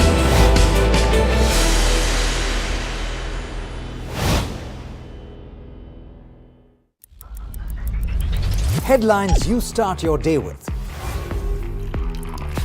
What matters worldwide is now in the palm of your hands. Get ready to seize the day and maximize your financial potential. Stay ahead of the curve with all you need to know on NDTV Profit.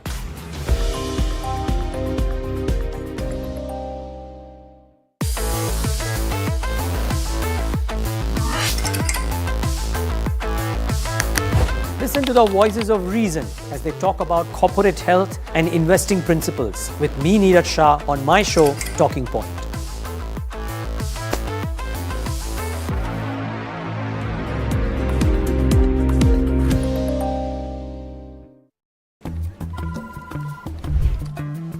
Bro, what are you doing? I'm trading FNOs. So, have you made any money? Oh, it's simple. if you think the market is moving upwards, just buy Nifty call option. But if you think the market could slide downwards, Simplifying futures and options trading.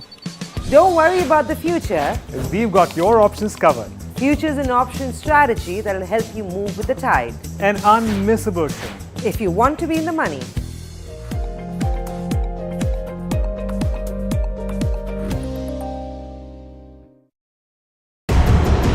Market veteran Ramesh Damani puts on the cephalogist's hat to get you the insight you need on the US presidential battle of the century.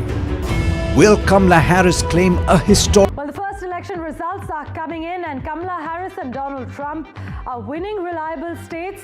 Kamala Harris and Trump each need at least 270 electoral votes to win the presidency. The battleground states of Georgia, Arizona, Pennsylvania, Michigan, Wisconsin, North Carolina, and Nevada are seen as pivotal to their path to victory. But the main event tonight is the race for the White House, but it's by no means the only election we're watching. The next biggest prize up for grabs tonight is the control of the Senate, the upper house in America's Congress. In fact, about a third of the Senate seats are being contested.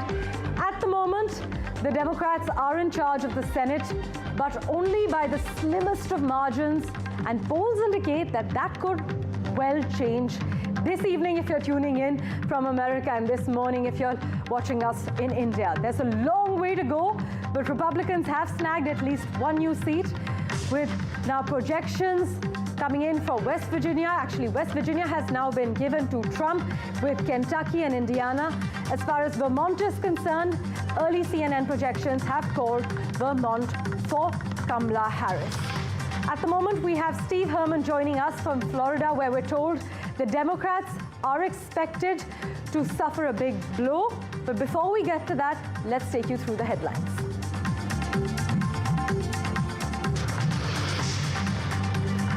Well, the first polls are closing in Indiana and Kentucky as the United States enters the final hours of voting in the election. Voters say democracy and the economy are the most important issues.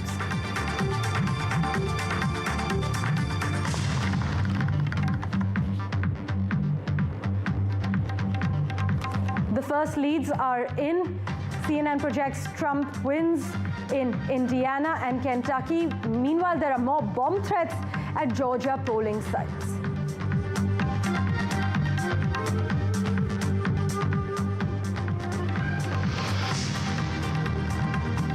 Polls are closing in battleground North Carolina as well as Ohio and West Virginia. Early indications show Democrats are leading in Ohio.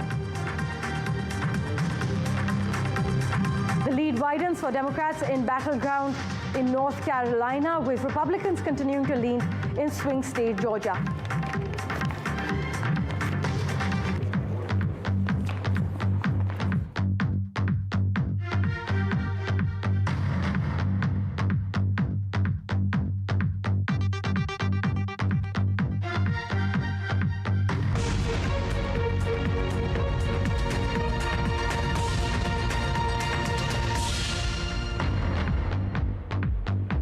Welcome to NDTV's non-stop extensive coverage regarding the U.S. election. Steve Herman now joining us from Florida at the moment.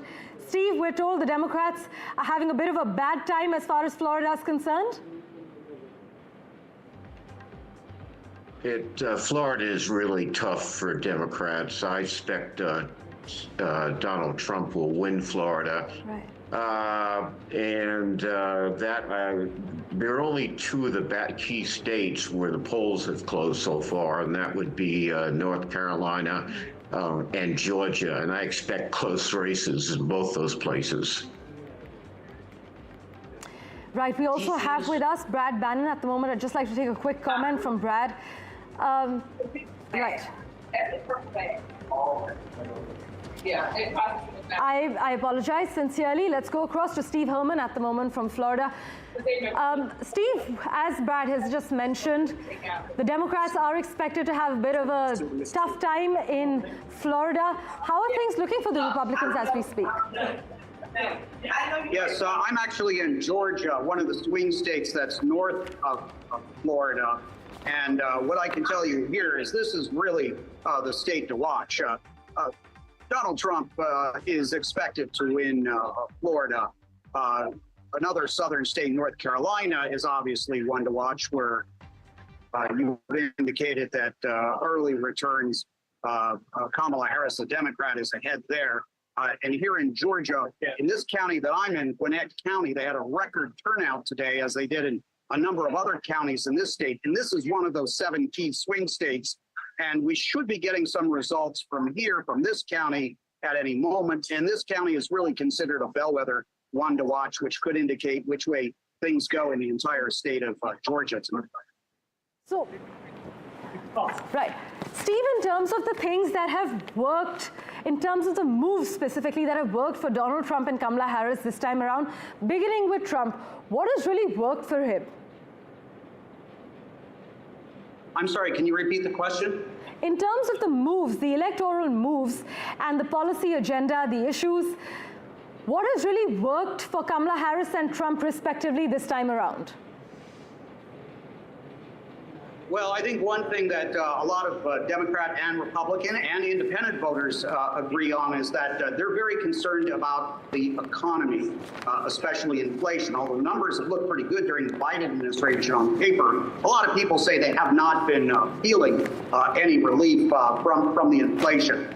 And of course, the reproductive rights issue, abortion, that is a big one, especially for female voters. And the Democrats have hope that that is what really could make the difference for them in a number, if not all, of these 7 swing states. And then when you talk about Democrats and Republicans and independents again, they'll also both tell you that they feel democracy is at stake with this election.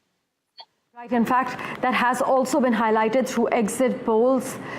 Brad, come in here. In terms of the exit polls, immigration, the state of the economy, and the fact that democracy is not heading in the right direction has been highlighted. What would you attribute the decline to? Yeah, one of the things that surprised me about the results of the national exit day polls is that there's much concern among American voters about the state of democracy as there is about the state of the economy. And usually the economy is the dominant issue.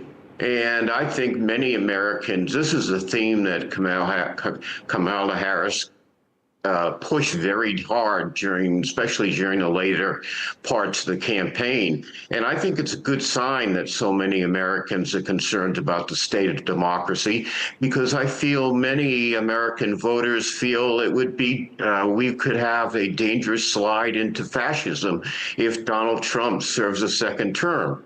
So I think the big two issues so far in the exit polls are the state of democracy and the state of the economy. And I think that, again, it's so much concern about the state of democracy. I think that's an advantage for Harris, while voters concerned about the economy are probably going to vote for Trump. Most Americans say in the exit polls that at least half of the public thinks that they're worse off economically than they were 4 years ago under Donald Trump. And that the economy is a big issue for Trump, but the concern about democracy is a big positive for Vice President Harris. Right. Also, Brad, Americans have been vocal about how they're really upset with the direction the country is heading in. Would you then say Republicans actually have an edge in terms of most of the issues that are seen to matter to voters, specifically the economy and immigration? I think immigration, what the earlier exit polls suggest is again, the two big issues are democracy and the economy. Way back in the pack, there's a middling level of concern about abortion and immigration. People who are concerned about abortion are going to vote heavily for Vice President, and people who are concerned about immigration are going to vote big time for Donald Trump. Reproductive rights is a big issue for the Vice President, and immigration is a place where voters fault the Biden-Harris administration, and those voters are going to go big time for Donald Trump, I believe. But again, the two big issues that have been revealed in tonight's exit polls are the economy and the state of democracy. Right, and in terms of Kamala Harris's focus on personal freedoms, right, before I get to that, I must inform our viewers that CNN has projected that Trump is winning Missouri and also Trump is winning Oklahoma. These are as per CNN's early projections. So besides Kentucky, Indiana, West Virginia, now we have CNN calling Missouri and Oklahoma for Donald Trump. Reverting to Kamala Harris's focus on personal freedoms, Brad, predominantly abortion rights and democracy, has it given her a significant boost among Democratic partisans and moderates and a clear edge over the Republicans? Yes, it has. Again, this honestly surprised me when I first saw the exit polls an hour ago. I had no idea that there would be this much concern about democracy as voters indicated today. And that's a big advantage for Harris. Abortion's a big advantage for Harris. The two issues that work for Trump are the economy, because people worry about the state of the economy under Joe Biden, and immigration, which is a big plus for the Republican Party. And if you watch Donald Trump's speeches during the campaign, he talks about the immigration problems in every appearance he's made in the last few months.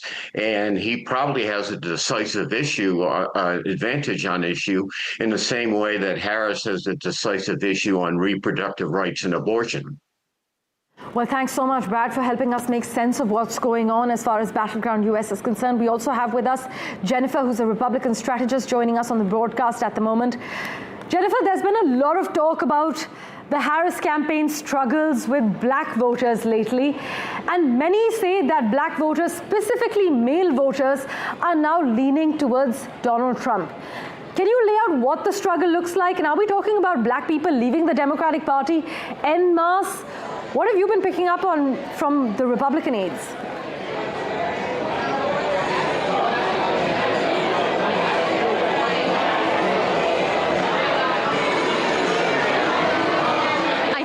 You asked me was about black voters and the Democratic Party. I'm right now at a Democratic watch party here in Florida, and there are a lot of black voters here. Clearly the Democrats don't have many problems, but also earlier today in West Palm Beach, I did see a group of blacks for Trump. And we do know that young black males have been voting for Trump in large numbers, according to a lot of the data we've seen, and that it has been a rather surprise. It's been a challenge for Kamala Harris, and I know she made a specific pitch to those voters. We're going to see what the turnout's like and how she does with those voters, but certainly just from this party here, there are a lot of black Democratic voters here in West Palm Beach, of course, Donald Trump's hometown, and in a state he is likely to win. Many people have been speaking to say that the Democrats are going to be dealt quite the obstacle race in Florida, and by all means, they should not cling on to hopes of winning there.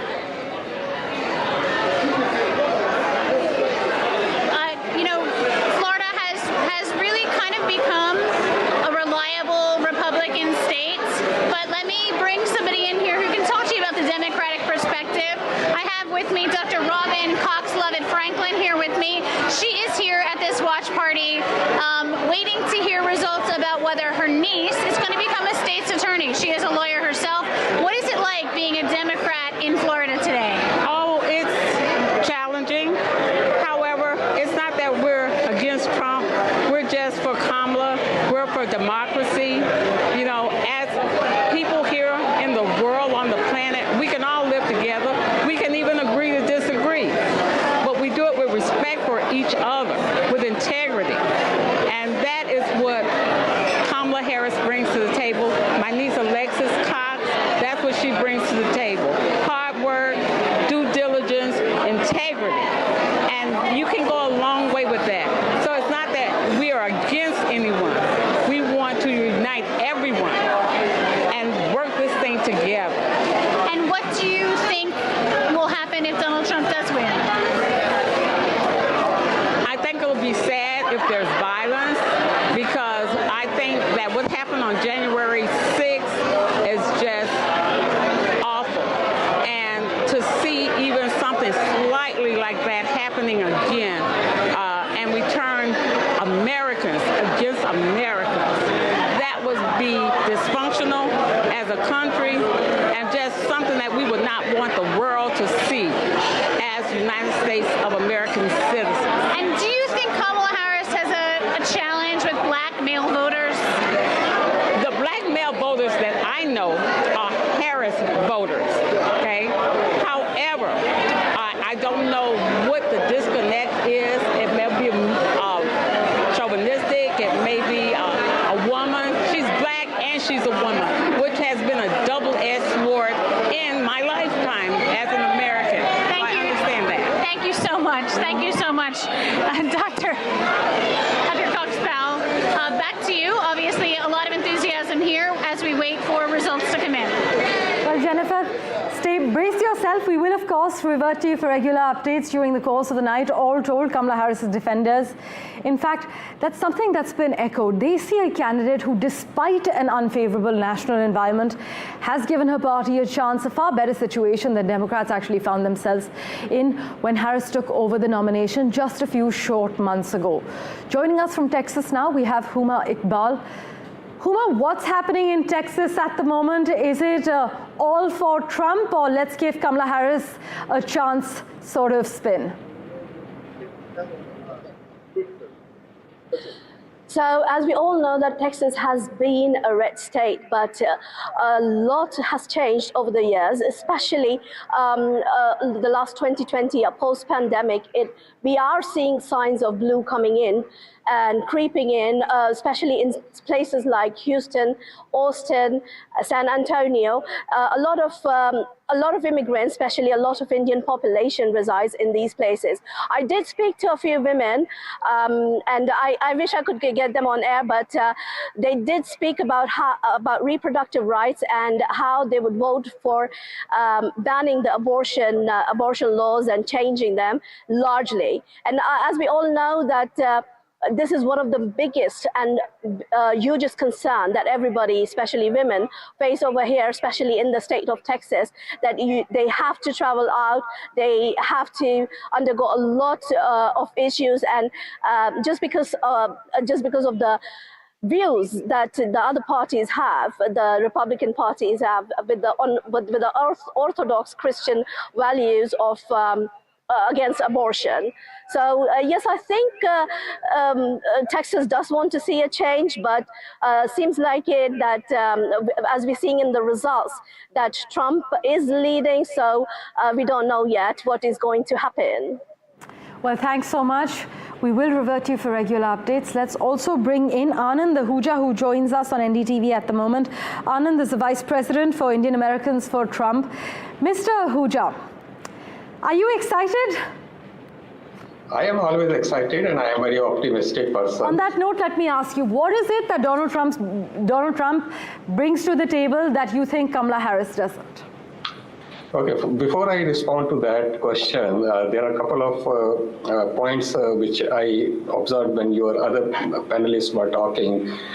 First of all, the democracy issue was raised by, I'm not a pollster, but Brad was mentioning about the democracy. In fact, democracy is at stake is one of the biggest concerns of Republicans. If you see the way two impeachments of Trump took place and the false cases were framed against Donald Trump, Democrats never accepted Donald Trump as president of the United States. If you see the riots on January 21st, 2017, at the time of Donald Trump's inauguration. So basically, democracy is at stake is actually one of the main concerns of Republicans. Republicans are the one who have been accusing that election is rigged in this particular country. So that's one thing. Secondly, you mentioned about blacks leaving Democratic Party and going towards Republican. There is another very major community, a vote bank, that is of Indians. Indians, traditionally, they used to vote for Democrats, and now they have started shifting from Democratic Party to the Republican Party, and one of the reasons for that is... Why have Indians made that switch from the Democrat to Republican? I'm coming to that. So one of the reasons blacks as well as Indians leaving Democratic Party and moving towards Republican Party is basically because of Donald Trump. If you see Donald Trump's policy, that was your question to begin with. So Donald Trump brings on the table, number one, the issue in this country is immigration, legal immigration versus illegal immigration. So if you see that Biden's policies were open border, letting all illegal immigrants to come to this country, with the result, if you see legal immigrants, basically, they had to feel that burden. Taxes have gone up because of unnecessary expenditure, but we are incurring on illegal immigrants. Now the question is, when a person is on H-1B visa legally here, is to apply for green card, has to wait for 120 to 130 years. If I have to bring my brother as a US citizen to the United States, he has to wait for 30 years if he has to come through legal ways. However, the same brother, if I ask him to come illegally in the country, within 1 week, my brother can get work permit. So Donald Trump's policy is that is not against immigrants. He is saying that it should be legal immigration.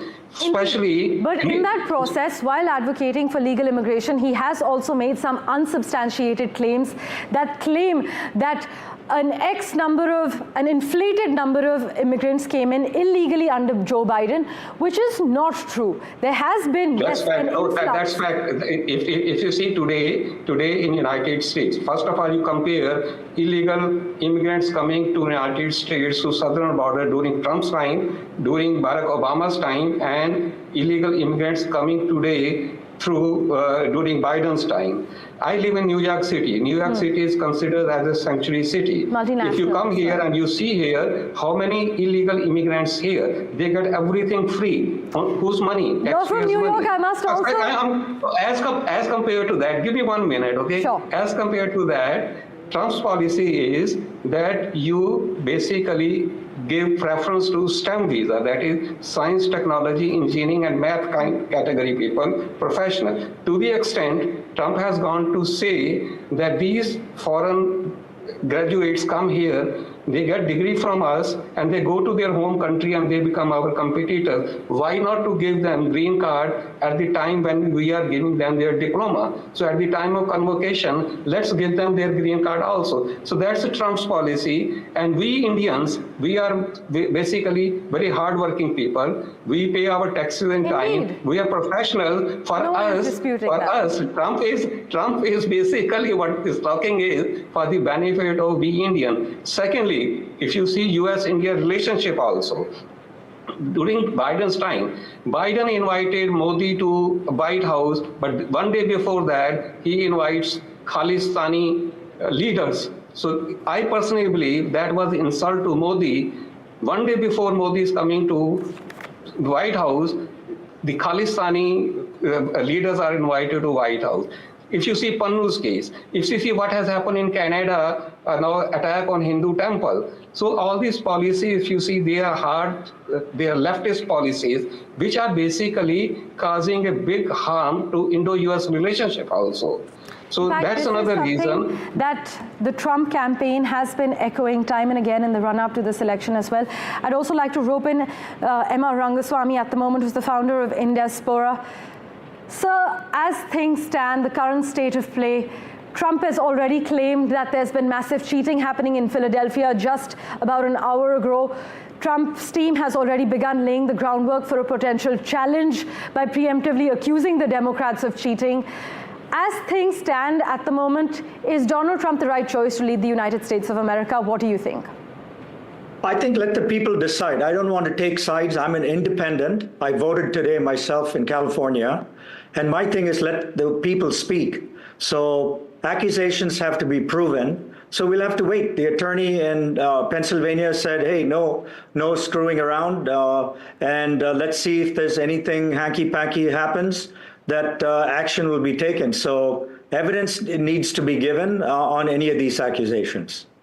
Right. In terms of the big issues that have emerged, we know immigration and economy have been the Republicans' sort of strong point. What do you think has really worked for Kamala Harris and her team? What are the moves, besides acting on personal freedoms like abortion rights, what do you think has really worked in her favor in terms of her strengths? I think several things have stood out. One, obviously, is reproductive rights has been a big deal. Second, she seems to have energized the younger people because there's a definite age difference between the two candidates of 20 years. And that shows when you see these people on television or you meet them. So I think younger people are more energized, women are more energized, and the Indian community, even though the previous gentleman said some people have moved to the Republican side, what we are hearing is a good majority of the Indian Americans are still voting for Kamala Harris. And I must also say that obviously the Indian Americans and the black vote bank cannot be treated as a monolith. But many political watchers are asserting that the argument that Kamala Harris has underperformed, it can be disputed. They have also highlighted how Donald Trump's entire rhetoric has been quite vile this time around. Lots of projections are out. I must run you through CNN's early projections at the moment. CNN has projected Indiana, Kentucky, West Virginia going to Trump. As far as Harris is concerned, blue Vermont has been attributed to Harris. The Associated Press has called its first states, and there are no surprises so far. Kamala Harris has become the latest Democrat to actually win Vermont, which is a party stronghold, so no surprises there. Donald Trump has won Indiana, Kentucky, and West Virginia, all red states. The AP has not yet called swing states Georgia and South Carolina, but I must warn you, don't let the early results on election night fool you. Delayed absentee ballot counts in key swing states could tilt how the presidential race ultimately shakes out. So hang on, brace yourselves. We're going to be with you through this bumpy ride, slipping into a very short break for now.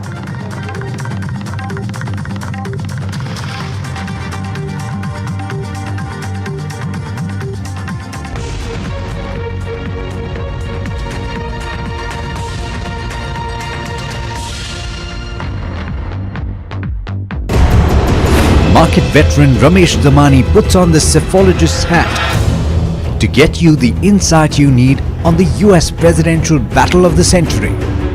Will Kamala Harris claim a historic victory, or will Donald Trump march back into the White House? According to polls, if Biden and Trump were running, I think Trump would have handily won. He was almost measuring the drapes to the White House even before the election. What are the stakes for India and its investors? The road to the 1600 Pennsylvania Avenue goes through Pennsylvania this time. Tune in to US Election Watch with Ramesh Damani exclusively on the NDTV network.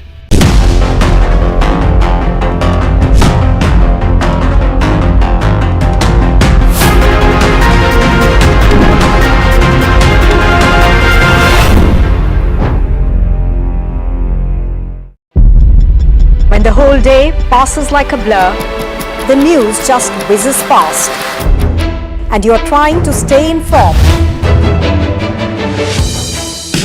It is our job to bring you news that truly matters. At Profit 360, we cut through the clutter, the Wall Street deals, finance and policy news that could shape your tomorrow, the newsmakers, the trendsetters, and the innovators. In 30 minutes, we've got you covered. So stay ahead, stay informed, and stay profitable with Profit 360.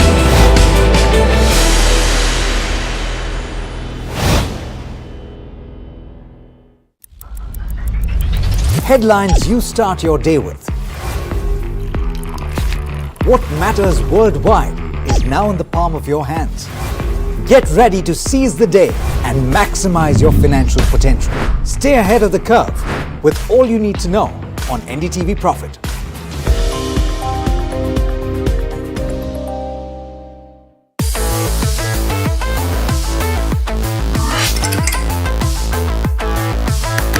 Listen to the voices of reason as they talk about corporate health and investing principles with me, Neeraj Shah, on my show, Talking Point.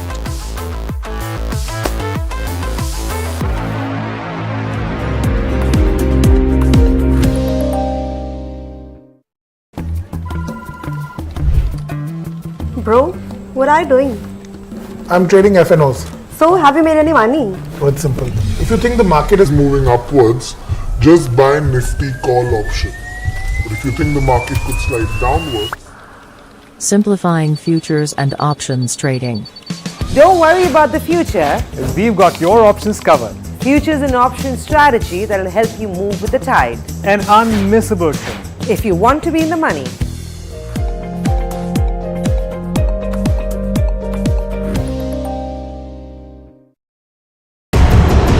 Market veteran Ramesh Damani puts on the cephologist's hat to get you the insight you need on the US presidential battle of the century.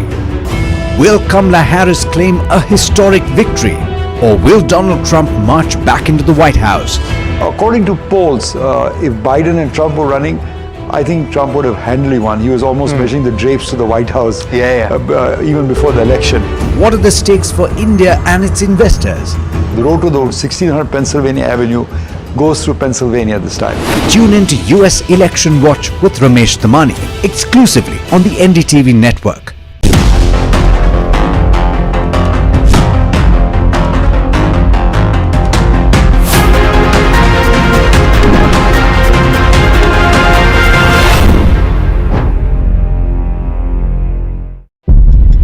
When the whole day passes like a blur, the news just whizzes past, and you're trying to stay informed. It is our job to bring you news that truly matters. At Profit 360, we cut through the clutter, the Wall Street deals, finance and policy news that could shape your tomorrow, the newsmakers, the trendsetters, and the innovators. In 30 minutes, we've got you covered. So stay ahead, stay informed and stay profitable with Profit 360.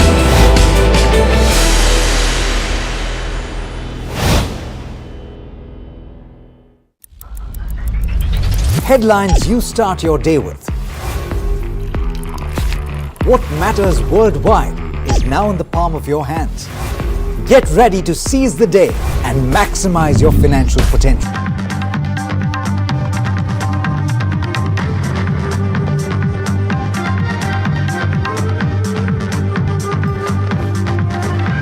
Welcome back to our rolling coverage as America now counts. The voters have spoken. It has been a very heatedly contested elections.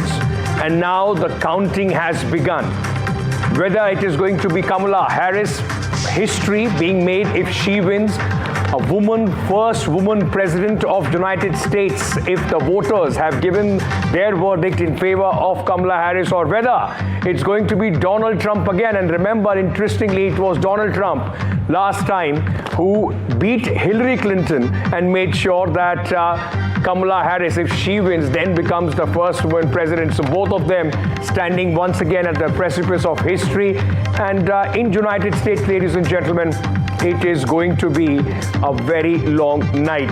Remember, the results, all the counting is on, but the results may not be out. In fact, tonight itself, it's a process which is going to take some time, and we'll track every detail here on NDTV. So let's start with the headlines we are tracking at this moment.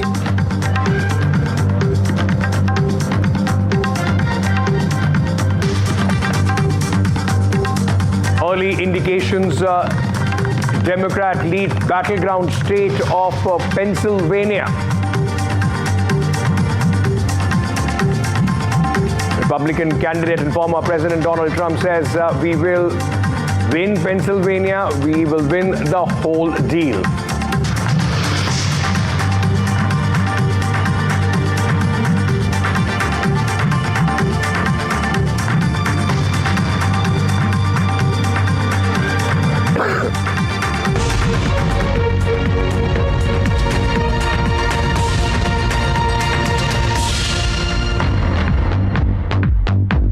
As we said, NDTV World is your destination, ladies and gentlemen, for the 360-degree view of the American elections.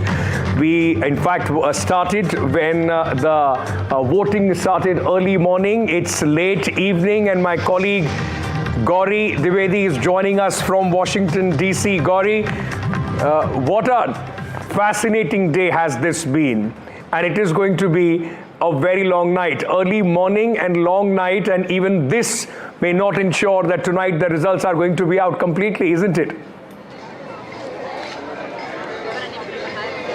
Absolutely, Ankit, and in fact, it's a great broadcast to have at a time when election results are coming in, even as in some places counting is still going on. So welcome to all the viewers to this very special broadcast. Ankit in the studio giving us all the minute by minute updates that are coming in on his laptop and computer, and of course me filling in with some of the other big picture developments that are happening. Ankit, extremely important as we talk that behind me, I am in fact at Howard University. Behind me is supposed to be the big watch party in the event that Kamala Harris wins this election. Historic in many ways for her, and also the messaging extremely important for her. And just when we were about to start this show, the DJ started, and the one thing he started what he said when he started this his tune was that if you want to create black history with me, join in. And that's exactly what this moment will end up being.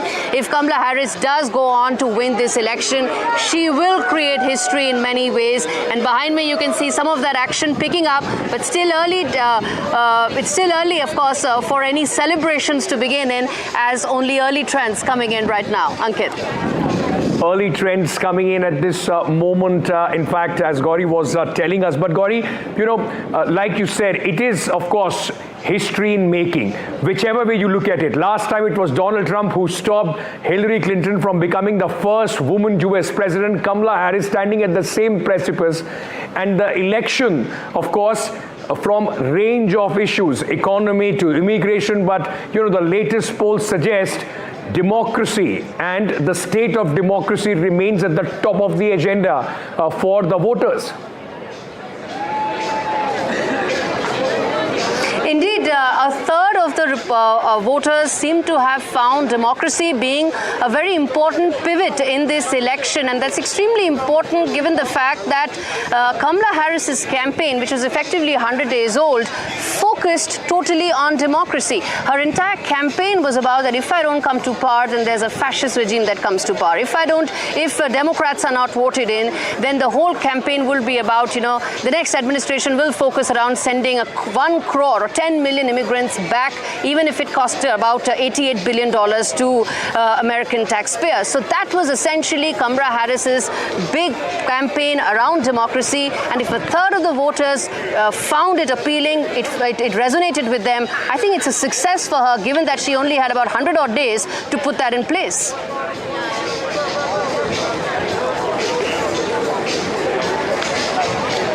Right, Gauri, I'm just going to come back to you, but let me also introduce our other colleagues, those who are tracking these developments in United States. Jennifer joins us from Florida, and we have Tony who's joining us at this moment as well. Good evening, ladies. Before I come to you, in fact, let's just take a look very quickly at some of the projections that are coming in at this moment to the race of the White House. In fact, exit polls have also started coming in with exit polls also still predicting a very tight race. So for the NBC News, in fact, is predicting 48% for Kamala Harris and for 44% for Donald Trump. If you go across to, in fact, other exit polls like the CNN, 42% for Trump, 46% for Kamala Harris. Meanwhile, at this moment, in fact, a lot depends on what happens in the swing states. Jennifer, if I may come to you at this moment, Donald Trump is camped in Florida. What has been the reaction so far with the early indications which are coming in, specifically with Pennsylvania, when people are talking about leads coming in favor of the Democrats? How is the Republican camp reacting to that?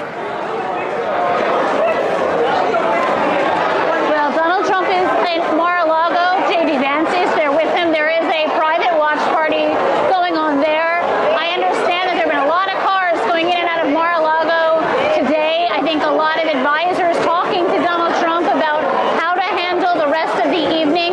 There is a large watch party set up at the Palm Beach Convention Center. Thousands of journalists from around the world, lots of Trump supporters in town waiting to see what will happen. Pennsylvania is going to take a very, very long time to call on kids. So the early numbers sometimes come from the cities, and they will be pro-Democrats, and you have to wait. In 2020, it took 4 days to call Pennsylvania, and that, of course, when it went to Biden, gave him the presidency. So we know that these are early days yet. So far, what we've seen happen have been pretty reliable states going to the people, going to Trump and Harris as we believe they should have gone. But it is going to be, as you said, a very, very long night, and Kip, as we move forward, waiting to see how the messages resonated. Gauri was saying that Kamala's message was democracy. Trump's message was, I will fix it. I'll fix immigration. I'll fix the economy. I'll make America better again, as he has said over and over. And the question is, how many Americans are going to vote for that? How many Americans turned out for him? We know the turnout today here in Florida has been tremendous, and early turnout was tremendous. How that's all going to pan out across the country, but we're going to find out in the next couple of hours. The polls closed here only half an hour ago. We still have a couple of time zones to go before the rest of the United States is finished. That's right. But Tony, if I may come to you, Tony Waterman is joining us from Arizona. While we are talking at this moment, the projection at this moment, in fact, if I can take at the leads, Donald Trump is projected to cross 270, while Kamala Harris somewhere around 260. Does that give Donald Trump and the entire Republican campaign a lot of heart that they are at this moment at the precipice of history? Like I said, he stopped first woman president with Hillary Clinton at that time, and now, of course, another woman president with Donald Trump. And if these projections come true, he's going to stop that again.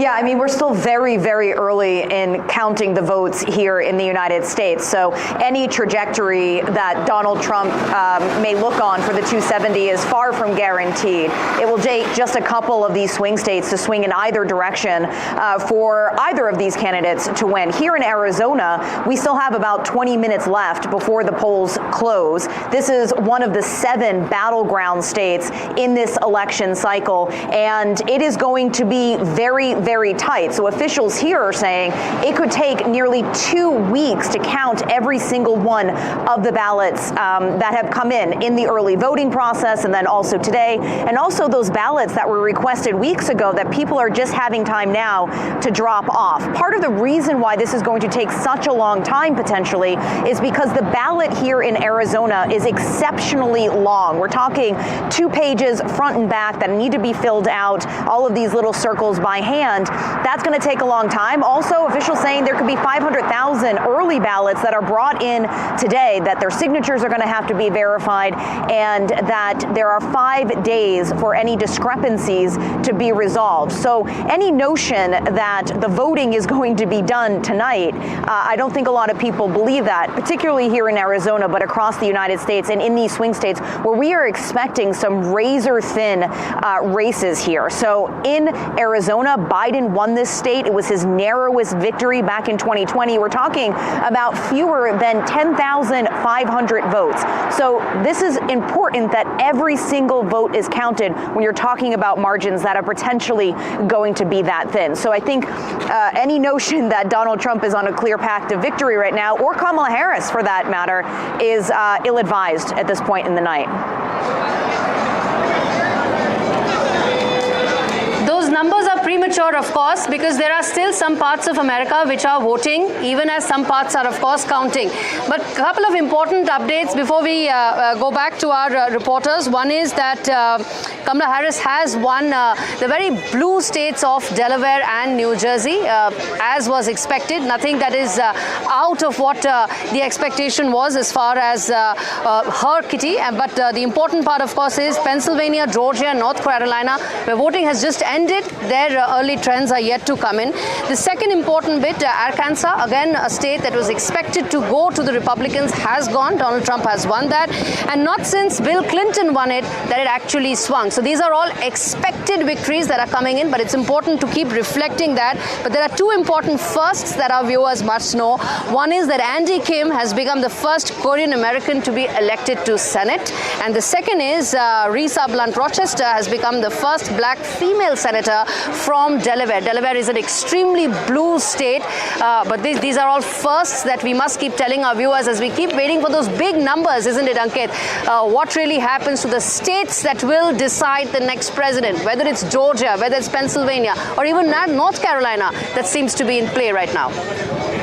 Right. So, I mean, of course, like, our reporters are also telling us, it is quite early at this moment to even indulge in any kind of conjecture. Of course, a lot of exit polls have started putting their projections out, but it will take, and I was just going through Twitter or X, in fact, and former President Obama has also put a post out saying that it is going to be a slow process. So be patient and be, in fact, the process is going to take a lot of time before, in fact, there can be any decisive verdict that can be, at this moment, be drawn on what is happening.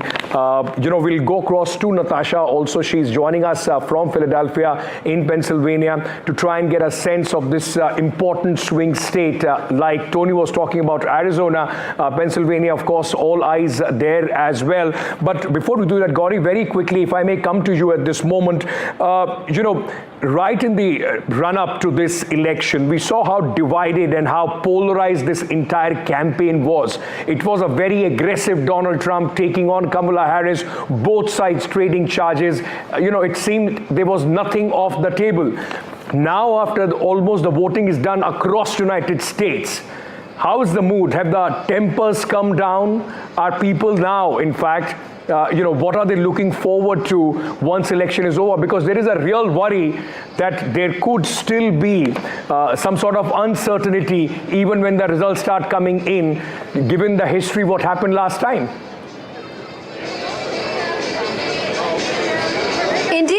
course, Ankit, and we'll put that, in fact, to our guests as well, who will be joining us in terms of what happens next, whether this vitriolic political climate that many say is actually very new for America, will that subside, or will this really start a new wave of political landscape being very fractured, or some would even say broken, simply because the two sides of the aisle refuse to see eye to eye on any major issue, whether it is immigration, whether it is economy, whether it's abortion, any of the major issues. There is just no way that any consensus can happen, and that's something that a lot of experts going into these results also said, that irrespective of who comes to power, with a very broken Congress, what may happen is that the next president, instead of wasting time in trying to get some sort of a consensus, will just have to exercise powers to issue a lot more executive orders. That doesn't bode well for the world's oldest democracy, but that just tells you the broken political landscape that exists right now in America, only part of which is likely to be healed after these results that come in, hopefully later in the night, and not spill over till tomorrow. Right. Let's also, in fact, introduce Chris, our colleague who's joining us from Michigan at this moment. Chris, coming to you at this moment, just give our viewers a sense of what are the projections, early projections as far as Michigan is concerned. A lot of Arab, Muslims and progressive Americans were divided on how to vote as they face a difficult choice. So at this moment, after the voting has ended, what are some early projections? What is the chatter around? Yeah, we're going to have to see what the early projections are. I spent the morning in Dearborn, which is home to the first Arab American majority city in the U.S. as of 2023. And a lot of the voters I spoke to on the ground didn't even want to talk on camera. They are so emotional and so charged about the war in Gaza and what's happening in the Middle East, because a lot of them have family members there, and they just said that they could not vote for any candidate that would continue the killing. So whether they voted for Donald Trump or Kamala Harris, we'll have to wait and see how it turns out in the numbers. But I can tell you that right here in Detroit, where I am, and the vote counting is actually taking place across the street from me at the convention center. So if a major city like Detroit gets its count done tonight, we could hopefully see the results that come in from Michigan. Now, I can tell you that Kamala Harris is outperforming Joe Biden in the affluent county of Oakland, which is just north of Detroit.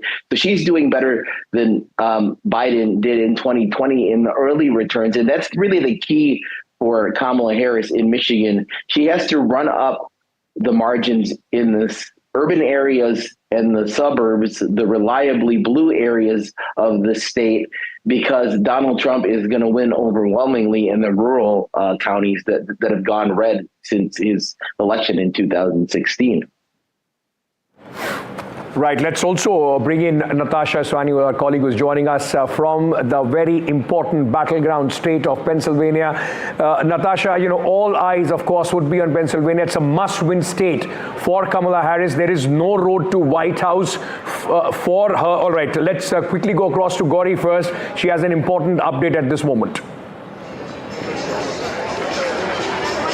No, actually, Ankit, I wanted to ask Chris this question, which is that when he says that the war is set to have an impact on the result, the question I want to ask Chris is it going to lead to a lot of undecided voters, in which case whom does it benefit, or is it leading to Trump actually heading and making great inroads into a vote bank which was traditionally very, not in favor of the Republican Party and most certainly not Trump?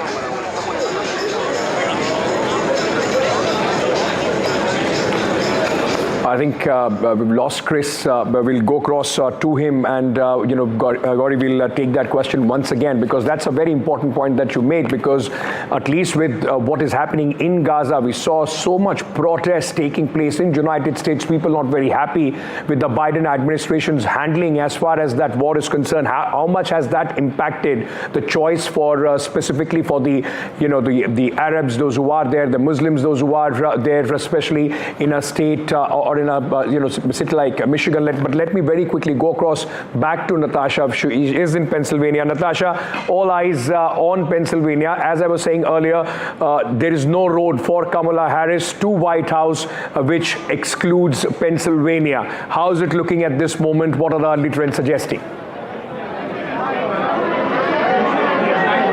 Well, we are right now at a young Republican watch party in the heart of Philadelphia, one of Pennsylvania's largest cities. And we're watching a group of young Republicans and older Republicans watch the race on Fox Network, and we're joined by someone who's lived in Philadelphia for a very long time. How do you think it's looking for your candidate, Donald Trump? Donald Trump will make this country better than ever it ever will be. He'll save our country. He must win, or this country's over. But do you think he has a chance of winning Pennsylvania, which in the past has also gone to Joe Biden in the previous election cycle? Well, I think he has a chance. If it ain't rigged again, he should win. So far, the allegations of rigging have come out to be false. So, we don't know whether rigging has actually happened in Pennsylvania, but you're still hoping for your candidate.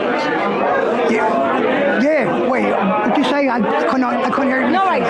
So that was our first Trump supporter. We're also going to go across to someone else to get his perspective. And we're joined by a young Republican member. You've been a member of the Young Republican Party since you were in high school. Yeah, I've been a young Republican pretty much for my whole entire life, but I really started getting involved in politics in 2016, right before 2016, 2015, just due to the change in politics with an outsider like Donald Trump. Young Republicans and Republicans are still a minority in Philadelphia and in this area. How are you making inroads, and why do you think Donald Trump does have a chance in Pennsylvania? Yeah, that's a great question.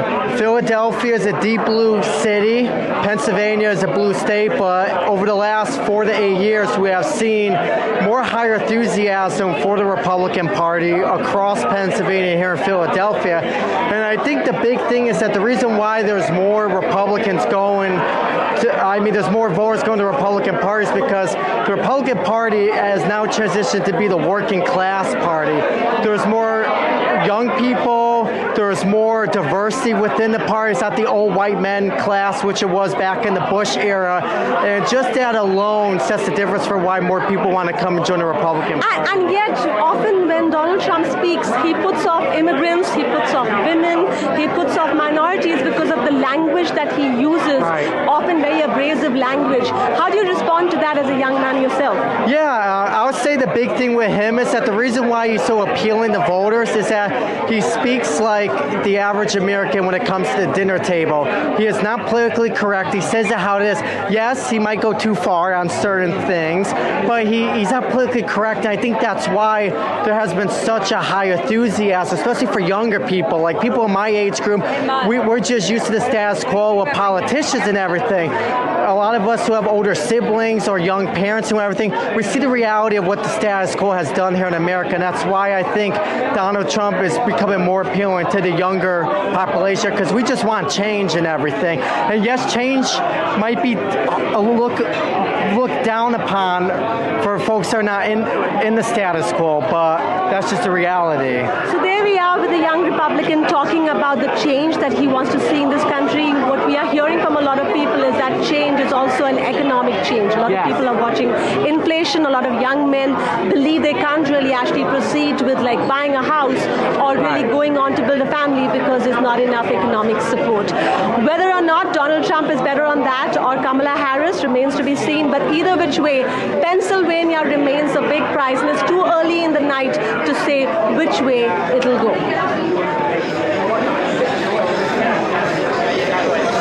Absolutely. Which way Pennsylvania will go is really a million-dollar question. And Alistair, before I come to you, you are in Virginia at a very important watch party. There are a lot of Indian Americans there and an important seat. Let me quickly tell our viewers that the states that Kamala Harris has won so far, claimed so far, Illinois, Delaware, New Jersey, Vermont, Maryland, Connecticut, Massachusetts, Rhode Island, all blue states on expected lines. The states that Donald Trump has won so far, Arkansas, Florida, Indiana, West Virginia, Kentucky, South Carolina, Tennessee, Oklahoma, Alabama, and Mississippi. Again, on expected lines. Nothing so far that is out of what was expected and predicted. The next, of course, remains to be seen which way the swing states go. Let me now get in Alistair to tell us what's the mood like, in fact, at a very important watch party. Lots of Indian Americans there. There are some very important names that are also in the play. Virginia is as blue as it gets, Alistair, but tell us what's really the mood like in that watch party, and what are Indian Americans really expecting in this election? So, Gauri, I'm at a watch party for an Indian American who might become the first, and lots of supporters here, for Suhas Subramaniam. He is poised to become the first U.S. congressman from the East Coast. So these are some of his supporters here, all Democratic. They've been watching the results coming in. We've got a big screen up as well. So we're going to try and get some kind of idea on what they feel about what's happened so far. So this is Aiden. Aiden, some of those results coming in predictable, but are you nervous? I am a little nervous, but I think it's going to mirror what happened in 2020, where a lot of the early votes were going to skew to the Republican side and the Republican ticket, what Bernie Sanders called the red mirage. And then I think when those mail-in votes come in, it's going to turn more towards Harris. So I'm cautiously optimistic. All right, we have Zoe here, and we also have Melina. They have voted for the first time in this election cycle, both studying political science and government. So Aiden here, a bit concerned about some of the results coming in. We've also heard that the West Virginia, one of the Senate seats there, flipping from Democrat to Republican. How do you feel? Overall, nationally, I feel pretty confident still. It's really great to be in this bubble here with Suhas for Virginia. But with West Virginia, of course, there's some concerns seeing Republicans flip the seat, but with Joe Manchin retiring, I think we all kind of saw that coming, and hopefully we can make up some ground in other states where the polls are still yet to close. Okay, you're seeing it on the brighter side of things, at least for now. Zoe, what about you? You've voted for the first time. What was it? What were the issues, or that one key issue that really moved you? Because the exit poll that has just come out talks about how democracy has been on the top of the list, but so far we've been hearing about the economy. So to me, at least, that was somewhat of a surprise. Yes, democracy was in the mix, but democracy was up there for people. What was it for you, though? Definitely for me was the immigration topic. Coming from immigrant parents, I basically represent my parents in the political world. I inform them, and I also inform everyone else, especially about immigration. I have many immigrant friends who are now, worried about this election. Everyone's pretty nervous about the election, but yeah. And of course, you're here supporting Suhas Subramaniam, likely to become the first Indian American U.S. congressman from the East Coast. The Economist magazine giving him an award, or saying that he has a chance of winning this 98 of 100 times. So pretty high there. How do you feel about that with Suhas coming into fray now? I think Suhas is going to be a phenomenal congressman. I think taking over for Jennifer Wexton, he's the perfect guy to pass the torch off to. He was great for Virginians at the state level, so he's going to be great at the federal level as well. All right, so we're going to leave it there for you guys. Thank you so much. Very patriotic with your flags. Woo, yes, indeed. Giving it back to you, Gauri, at Howard University. All right, ladies and gentlemen. All right, so as we've been saying, you'll get the best window seat to whatever is happening in the United States elections here on NDTV World. Our colleagues are spread all across. In fact, I was just in news coming in that Donald Trump has won Florida, his home state, so it's expected that he will win a red state. But let's just take an overall picture at this moment, ladies and gentlemen. Where do we stand? It might take a few days before every vote is counted in United States, but where do we stand at this moment? 538, of course, that's the Electoral College, and out of that you need 270 to win the race to White House. At this moment, Donald Trump has secured 101 electoral college. If you want to understand it simply, that is the number of seats that Donald Trump has won, and Kamala Harris at 71. The blues that you see at this moment on your screen, that represents the Democrats, Kamala Harris. The reds, of course, is Donald Trump. So at this moment, 172 out of 538, what are the chances of winning for both these candidates? Let's very quickly take a look at that.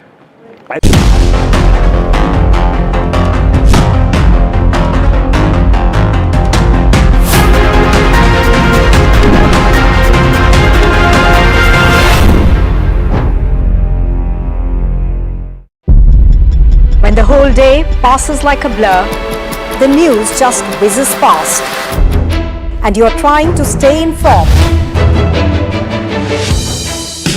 It is our job to bring you news that truly matters. At Profit 360, we cut through the clutter, the Wall Street deals, finance and policy news that could shape your tomorrow. The newsmakers, the trendsetters, and the innovators. In 30 minutes, we've got you covered. So stay ahead, stay informed, and stay profitable with Profit 360.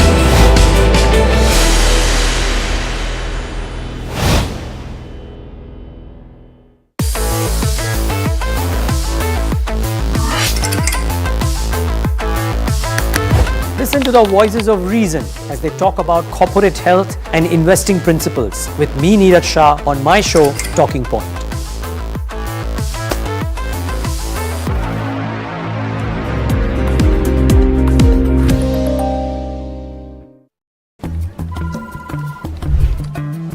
Bro, what are you doing? I'm trading FNOs. So, have you made any money? Oh, it's simple. If you think the market is moving upwards, just buy Nifty call option. But if you think the market could slide...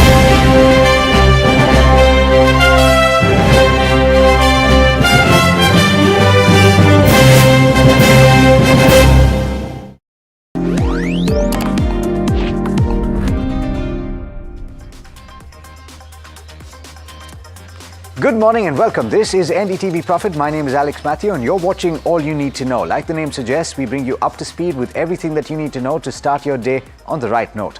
Let's start with the headlines. The US votes to elect its 47th president in a dead heat contest. The polling ends in most states, with swing states set to decide the next occupant of the White House. The exit poll predicts an edge to Harris in some swing states. US markets are understandably on edge. Tech shares push the benchmarks higher as traders reposition bets to unwind some Trump trades. Asian markets open cautious. The two-day Fed meet is set to begin today, even as fresh economic data shows that the US services sector expanded in October. Treasuries rally on election day and volatility is seen there as well. The 10-year yield ends at 4.36%. The Nifty, the Sensex record their best day in 7 weeks as the bank shares rally to take the Nifty bank above, the Nifty above 24,000. The rupee, meanwhile, ends at an all-time low, driven by dollar volatility. Foreign investors remain net sellers for the 27th session in a row. They sell a total of 1.32 lakh crore rupees in the secondary market in this, the longest streak of selling. Domestic institutions, meanwhile, remain net buyers. Crude is steady after 5 days of rally amidst the OPEC Plus supply cut extension and the West Asia tension and the tropical storm Rafael, which shut production in the Gulf of Mexico. Brent trades below $76 to the barrel. In earnings tighten, Q2 net profit slips 23%. The margin contracts because of customs duty and also on account of the lower sale of studded jewelry in the quarter gone by. In the primary market, Swiggy IPO opens for subscription today, allots 56% of the anchor book to domestic institutions. The Food Safety and Standards Authority of India will convene a meeting with representatives from major quick commerce platforms to address expiry date violations. That's an NDTV Profit exclusive. Now, the big story this morning, the voting is done in the election that will decide the leader of the free world. And so far, it's going according to script. It's a dead heat battle between Donald Trump and Kamala Harris, with states on the east coast of the US having started voting. Now, or rather counting. The race is predicted to go right down to the wire, so don't be surprised if the results are not apparent by the end of the day. It could well be decided by a few swing states, Pennsylvania in particular. As things stand, though, the exit polls have predicted just a slight edge to Kamala Harris in some of those swing states, which in turn could give her an edge in the wider race. But exit polls, as you know, have gone terribly wrong in the past, so don't count your chickens. Overnight, US stocks gained, led by tech stocks, with some Trump trades being unwound, and all three benchmarks ended higher by over 1%. And you also saw a rise in the bond yields, understandably so, because there's also the Fed meeting to take account of. We're joined this morning by Richard Harris, the Chief Executive of Port Shelter Investment Management, on the phone line. Richard, thanks so much for taking the time this morning. It's a fraught day for the US, and certainly the rest of the world is taking note. What do you make of the early signs, one? And a lot of people have said that a Trump win would be better for markets. Do you agree? Well, first of all, early signs. I mean, at the moment, it does look as if Trump has his nose ahead. You know, if you're playing tennis, it would be advantage Trump. But it is very early days. We don't know what may happen in some of these swing states and some of these swing counties. In fact, it's really decided on very few votes, in fact. So it's all up to grab. And I think, you know, it's right to say, as you alluded to, you know, the world is holding its breath as to what's likely to happen, because both candidates have very, very different policies, but even more so, very different outcomes. And you mentioned about, is Trump good for markets? I think that's the general popularist thought, but I think it's completely untrue, because if you do break down many of Trump's policies, they are very inflationary. They're likely to increase the deficit. And his manipulation of the United States system, I think, will be bad for business. So, and I'm glad you said that, because assuming that Harris does manage to edge it, Richard, would that mean continuity of policy, and would that be better for global markets as a whole? How do emerging markets react? Well, I think what we're likely to see is we may well see the markets go up with a Trump or a Harris vote. You know, the economy still looks okay. The Fed's talking about cutting 25 basis points. There's a chance of a Santa rally. So between now and, I guess, to the inauguration, I don't necessarily expect a lot of change, but I do expect change after that. I think 25 will be definitely worse under a Trump presidency than a Harris presidency. But that's not to say that a Harris presidency will be easy or more of the same, because it does look as if the Republicans might have some success in the Senate, which would mean that they would control Congress. And if you have a Democratic president with an opposition Congress, that's likely to lead to policy gridlock. And that's going to be a pretty difficult time as well. Yeah, the Senate race is certainly something to watch. Of course, the big headline, Richard, is causing people to not pay attention to perhaps the other two major events that are happening. And one of them you spoke about, the Fed meeting this week. I know that the consensus points to 25 basis points, but would you be surprised if they hold the trigger? I would be surprised. I mean, on a personal basis, I don't think they need to cut. But I think it's probably politically sensible to do so, and maybe gives them a bit of a breathing space. Remember, we're talking about 25 basis points, and you're looking at Fed funds at 4.8, 4.5% at the moment. So that's really going to be a little bit off the edge. But I think politically it probably looks sound. It's after the election, so there's no political impact there. And I suspect that the Fed will do it more out of face and a desire to appear to be active rather than any real need to do it. Okay.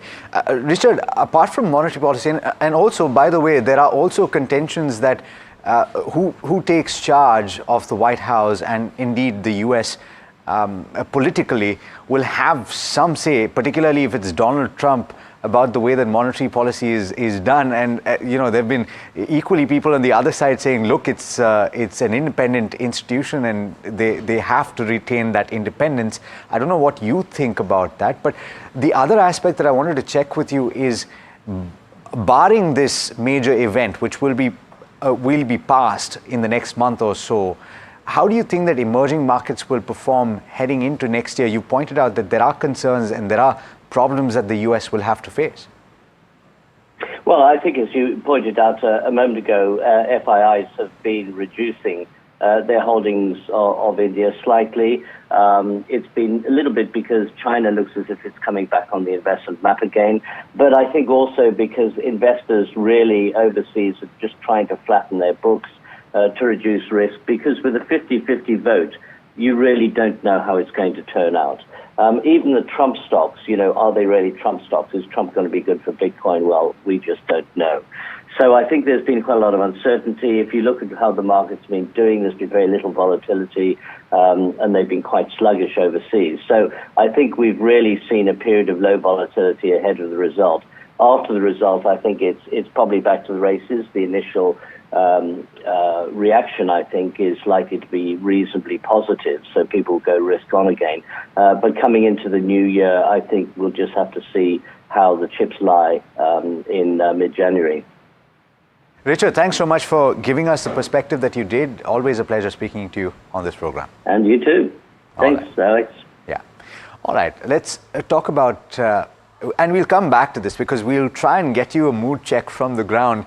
Of course, that's where all the action is today. And we'll keep going back to the US. We've got several reporters on the ground in various parts of that country, and we'll get you updates as and when we get them.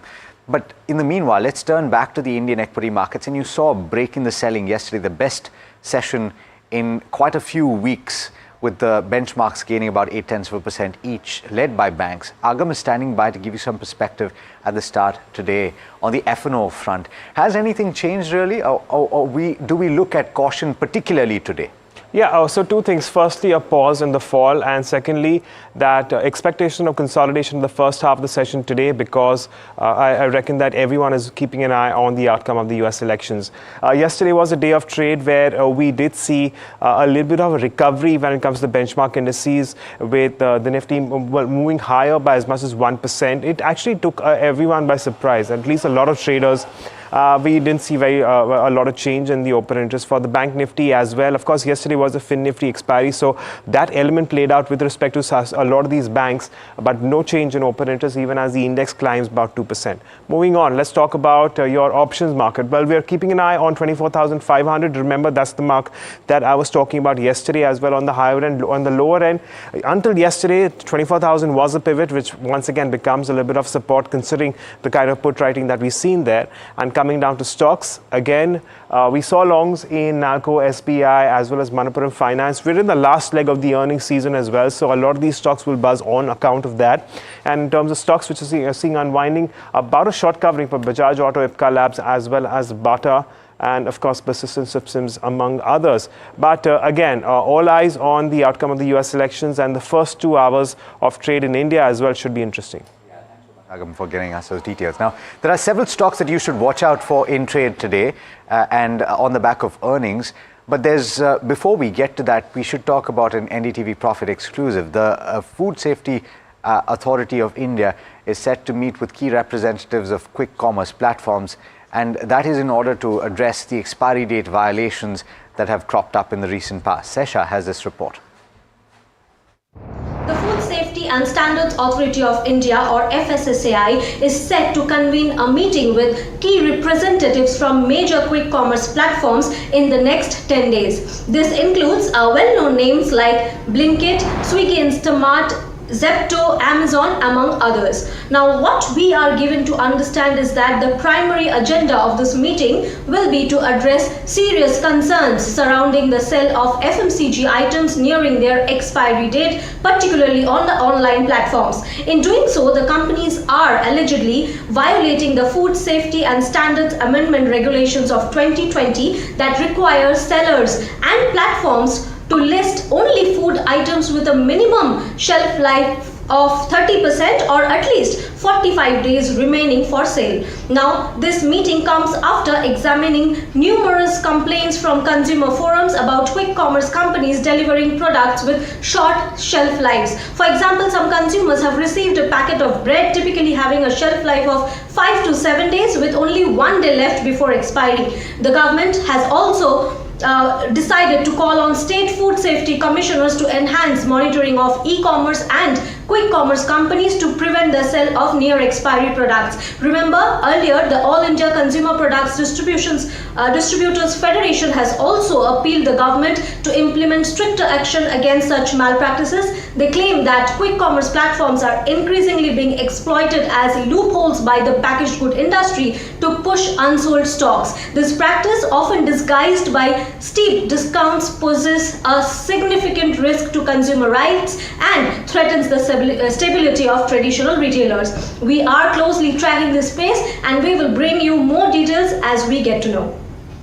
All right, now two major companies to look at in terms of earnings, and both big disappointments. We're likely to see the stocks react in trade today. One of them is going to be Titan.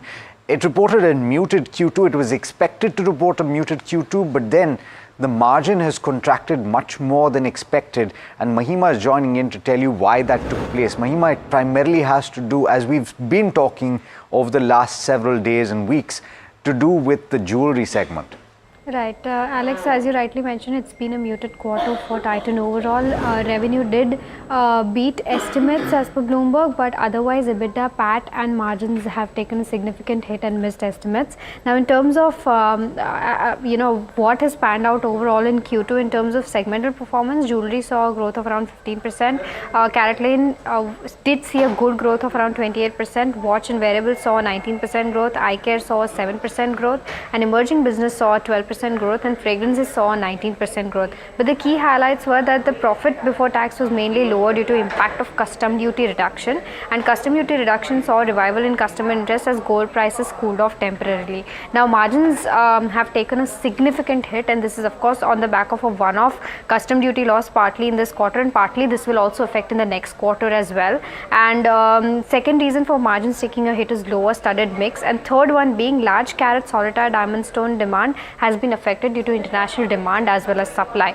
Now key con call highlights: management have cut guidance from previously from 11.5% to 12.5% range to now 11 to 11.5% range. What they've said is that second half is expected to be better in terms of FY25 as compared to the first half, and studded growth ex solitaire was overall good, and high value jewelry in gold is doing relatively better, and ticket size in big solitaires has been affected. Now management has also said a couple of things on lab grown diamonds, but something that is noteworthy was that they've said that nothing is stopping management from entering the lab grown diamond space, and they've said that once they decide to launch, they will let us know. Lastly, a lot of brokerages have also come out with their views on Titans, but most of them have either cut their target prices or they've cut their EPS estimates, and what they're saying is that near term, due to competitive intensity, Titan's share price will remain range bound. So this is the overall view of how Q2 has panned out for Titan. All right. Thanks so much, Mahima, for getting us those details. Now, I did promise you that we would go across to our reporters on the ground in the US, and we've got, in fact, Natasha Israni, who is joining us live. Natasha, thanks so much for taking the time, and give us a sense of the mood. It's still early days, but then it's expected to be a fraught contest, going down right to the wire. Absolutely, especially in the swing states, which are so crucial to this election. And we are currently standing in Philadelphia, the largest city in Pennsylvania. Pennsylvania is the biggest swing state, prized with 19 electoral college votes. And right now, we're at a young Republican party in the heart of Philadelphia, and we're joined by a young Republican who switched to the Republican side about 2 years ago. Tell us why you chose to switch from the Democratic side to the Republican side. Well, it just made common sense. It was the right decision to do. My city's been run by Democrats for the past 70 years, and nothing is getting better. We got 500 murders a year. We got carjacking. Our schools are horrible. Our roads are terrible. So I believe the Democratic ideologies and their policies, I believe they hurt our community. So it's a lot of different reasons. And on the bigger scale, they controlled the White House the last 12 out of the last 16 years. And nothing is getting better under the Democratic Party. Often the general overall perception in the United States is that people of color or often black men are likely to vote for the Democratic Party, and you seem to be an exception. Was that a factor at all in play for you while thinking about all of this? Like, does it matter to you as a man of color to be with a party that's more color or immigrant friendly, or was the economy and other issues more important? Everything else was more important. They teach us, we're indoctrinated to believe that we should just stick with our color or stick with black or brown, but I believe in policy. I don't care about that. I believe in common sense. I tell people all the time, I've never been a slave. I don't know what segregation feel like, so why I'm identifying with that? I don't have victim mentality. I see what's working, and the definition of insanity is to keep doing the same thing and expecting a different result. So they try to shame us. They'll use entertainers. They'll use Barack Obama, to try to manipulate us. But at the same time, this is also an election about real issues. Natasha, thanks so much. Natasha, thanks so much for joining in, giving us that perspective. Certainly gives you a slice of what's happening on the ground and an opinion, certainly, of one of the voters there, one of the supporters of the Republican Party. And let's see how things pan out. Pennsylvania, by the way, is going to be a very crucial battle to watch. It could well decide the fate of who takes charge of the White House. Let's talk about the pharma space and Dr. Reddy's Laboratories. I know this is a bit of a jarring shift, but we have to shift back to earnings now. In Dr. Reddy's Laboratories, I was speaking about the two stocks that might face disappointment in trade today. This is the second one. It reported the numbers for the second quarter, and the profit has fallen as much as 9%. It has also missed analyst expectations. Significant contraction in the margin there, and that is on account of pricing pressures. We've got Varsha joining in to tell you about that. Varsha, what are the key details to focus on today? Good morning, Alex. So yes, numbers did missed analyst expectations. Now, the net profit was weighed down by pricing pressure in the competitive North American market, which is the biggest by revenue. Dr. Reddy's was also hit by one-time charge related to its joint venture with Nestle India and Nicotine acquisition. Now, this is the reason we are seeing a sharp contraction in margin. If this to be adjusted, the margins would have been 28.9%. If you see, US business grew 18% year on year due to strong volumes and new launches, though there was a pricing pressure. If you see, India increased 18% year on year, which was driven by vaccine sales, that is Sanofi, new launches and price hikes. There was strong growth in Russia at 18%, led by volumes, price hikes and new launches. And they launched 4 new products in US, and they are on track to launch 20 products in FY25. And the R&D has been increased to 9% of their revenue. If you see the key con call highlights, they expect selling and administrative expenses to be 28% of the sales, and expect R&D to be 8.5 to 9% of the sales. Ex-vaccine, if you see, India segment grew in double digits, and they expect momentum to continue going forward. Let's see what the brokerages are saying. So Citi has maintained sell with a target price of 1,110 with downside potential of 13%. They believe Revlimid contribution is underestimated by Street. No significant product launches has been in recent years, and their key products is facing increased competition and challenging US-based business and margin. While Noama has also maintained reduced with target price of 1,215. They anticipate that FY27 earnings dip due to Revlimid opportunity substantially tapering off, and base business margin according to them have improved by 80 basis points, and the planned 600 crore equity infusion in Russian subsidiary for working capital will sustain growth, and the NRT acquisition will contribute from Q3 FY25, and strong peptides potential and GLP-1 will be key launches which needs to be watched out. All right, thanks so much, Varsha, for getting us those details. A few more earnings to talk about, and these are the stocks that you should watch out for in trade today. Among them, Oil India and GAIL. We've got Mika to round up the list. Mika, what are you picking up? Morning. Good morning, Alex. First, we have Oil India. Not a great set of numbers. Revenues was down 10% because of lower crude realizations, which actually fell 8% year on year to a little over $79 per barrel. This top line growth did impact EBITDA as well. EBITDA was down 19% on a quarter-on-quarter basis, and this led to a margin contraction of 370 basis points. However, it's key to know the net profit was up 2.6% to over 2,060 crores, but this was due to 16% lower taxes payable. We talk about production. Well, total crude oil production was up 4.7% at 0.875 million metric ton, but natural production did see a marginal downtick at 1.4% on a year-on-year basis. The board did approve certain things, an interim dividend of ₹3 for FY25. They also formed two 50-50 ratio JVs, one with Hindustan Waste Treatment and GPS Renewables to set up compressed biogas projects. And they've also proposed and approved to form a JV with BPCL to execute city gas distribution projects in the Arunachal Pradesh geographical areas. Up next, we have GAIL India, where revenue and profit did meet estimates, but EBITDA was a miss. Revenue was down 2.4%, EBITDA was down 18%, which narrowed margins by 220 basis points, and net profit was down 16%. When you look at what impacted the earnings, well, it was a 2.9% drop in the natural gas marketing segment, which accounts for 75% of GAIL India's total revenues. There was also 36.7% increase in cost of material consumed and a 99% increase in change of inventory of finished goods expense, as well as 16% higher other expenses. Volumes of natural gas transmission volumes stood at 130.6 million metric standard cubic meters per day. And last, we have Waaree Renewable Technologies, a great set of numbers. Revenue was up 3.5%, EBITDA up 133%. EBITDA margins did take a hit, 13.6% versus 20.4%, but this was mainly because of a 4x increase of cost of EPC contracts. And lastly, when you talk about the order book position, well, the unexecuted order book stands at 1.7 gigawatt powers. When we talk about current order book to be executed, well, it's going to be executed in 9 to 12 months according to the company, and the bidding pipeline remains robust at 17.8 gigawatt powers. Right, Mika, thanks so much for getting us those details. A few more stocks to watch out for on the earnings front, and you've got Mankind Pharma, which has reported a near 13.5% increase in revenue. The PAT number is up as much as 29%. Margin is expanded as much as 241 basis points. The key highlight here is that the exports business has grown as much as 57%.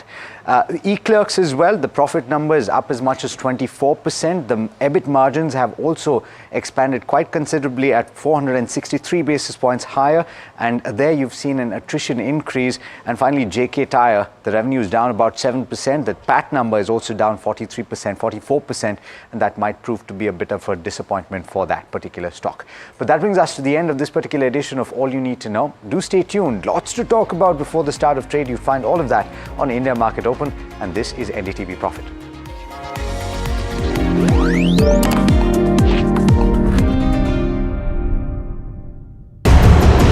Market veteran Ramesh Damani puts on the cephalogist's hat to get you the insight you need on the US presidential battle of the century.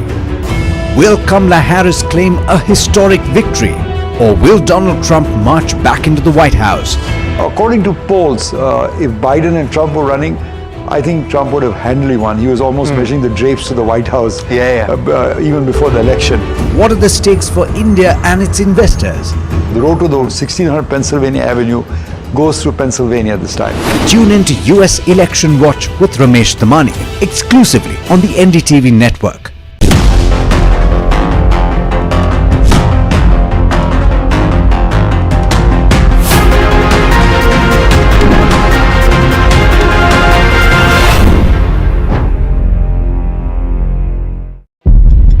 When the whole day passes like a blur, the news just whizzes past, and you're trying to stay informed.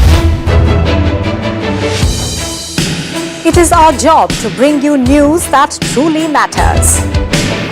At Profit 360, we cut through the clutter. The Wall Street deals, finance and policy news that could shape your tomorrow. The newsmakers, the trendsetters, and the innovators. In 30 minutes, we've got you covered.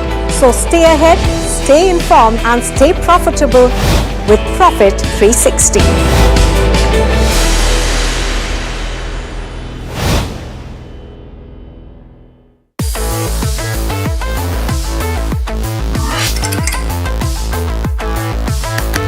Listen to the voices of reason as they talk about corporate health and investing principles with me, Neeraj Shah, on my show, Talking Point.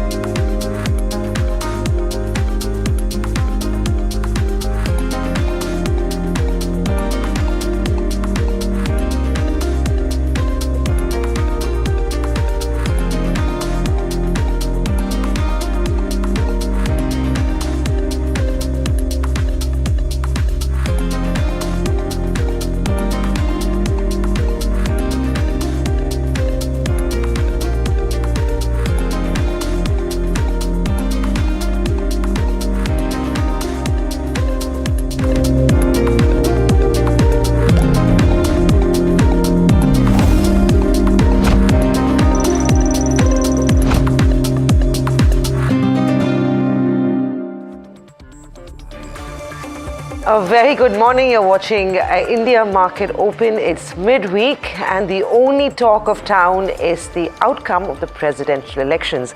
Good morning, Neeraj. Current tally indicating that Trump is in the leading spot and Wall Street futures seem to have already begun the party. Yeah, we began the party yesterday, Samina, if you will. I told you so. It's the first time I'm going to say. No, you certainly got it right. But, you know, a reversal yesterday. The US markets did so well yesterday. I don't know if all of this is pointing to what the market believes is a favorable outcome, which is a red sweep. But for now, as the numbers have come out, though early days, and I know Tamanna will speak about it in detail, but early days, but point towards a lead for the Dow Republicans. futures are up 400 points. Russell 2000 futures are up 2%. So that is just going to show you what the market likes. And of course, Tamanna has got more on it. Tamanna, I know it's early days, but Trump is leading and I believe he's already celebrating in Palm Beach. I am channeling my inner POTUS in my blue suit, but the map so far seems red. Having said that, remember the counting so far is in states which are Republican strongholds. And this is one of those elections which is difficult to call in advance. But I'm going to start with what markets are doing. And Dow futures is the right indicator to look at. US markets and global markets are budgeting and planning for a Trump victory, which is why you're seeing the Dow futures up 400 points, 1% up. Even overnight ahead of the elections, and we'll just pull up how the US markets closed overnight, there has been a huge bump up. The Dow up 427 points, and NASDAQ 1.5%, and of course Dow futures up about 1% right now. Bond yields are also interesting, slid a fair bit, looking at a Kamala victory, but then have bounced back. The 10-year now at 4.34%. Now, this is important because a Trump win does mean an upside to inflation. Remember, he wants to tax all imports. That means costs go up in the US, inflation goes up, and that has a huge impact on the bond yields. Crude came off a little bit after nearly a 3% jump. So you have a little bit of softness over there. The Brent is still above $75. So that's largely the setup. But Asia is important to watch as well. Asia right now, look at Nikkei, about nearly 2% up. Most Asian markets in the green, of course, apart from the Hang Seng, a Trump victory bad for China. But I want to pull up this interesting note by Goldman Sachs just to give you a sense of how markets are looking at the US elections before we come to the live tally. So the scenario that Goldman Sachs sees is if you have a Trump win and a Republican win in Congress. Remember, it doesn't just matter who the US president is. The houses of Congress determine actually whose view or whose decisions go through. Otherwise, you'll just have executive decisions by the president like you had with Trump. But if you have unity and parity there, Trump wins and the Republicans win in Congress, you see the S&P 500 up 3%. This is as per Goldman Sachs. If you have a Trump win and a divided Congress, you have an S&P 500 rise of 1.5%. If Harris wins and there's a divided Congress, then you have a drop in the S&P 500 by 1.5%. This is according to Goldman Sachs. But then let's come to the meat of it. Let's look at what the election tally is looking like right now. So of the 538 seats, you have Trump leading. The majority is 270. Trump is some way away from it right now. He's at 178. He's here at 99. Having said that, important to remember that most of the seats counted, or most of the states counted so far, are in areas where Republicans are usually very strong. So the red belt, so to speak. This could change. We might get a clearer picture, say, in the next couple of hours. Now, having said that, let's start our conversations for today.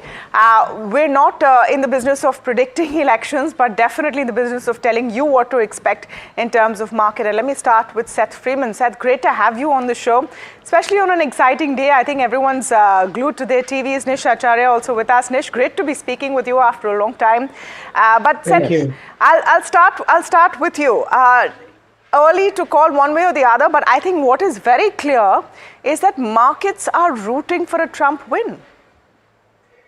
It appears that this way, and I was just watching your presentation about Goldman Sachs's projections on the impact of Trump winning and what might happen with a control of both houses are split, and it's concerning. It's really quite unbelievable to me, frankly. I was in an Uber car the other day, and there's many immigrants and new Americans driving Uber here in the States, especially in California. And the Uber driver pointed out to me that Trump, with 34 felony convictions and liable for sexual assault, couldn't be an Uber driver. So here we are. He had to be president.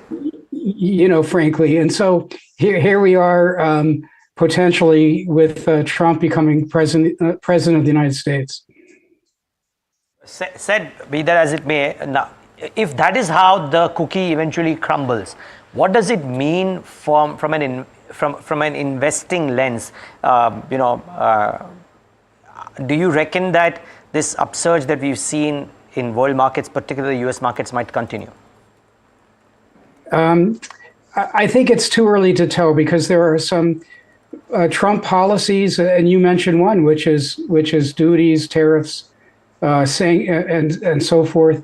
That could have a pretty grave effect, because countries do not pay tariffs.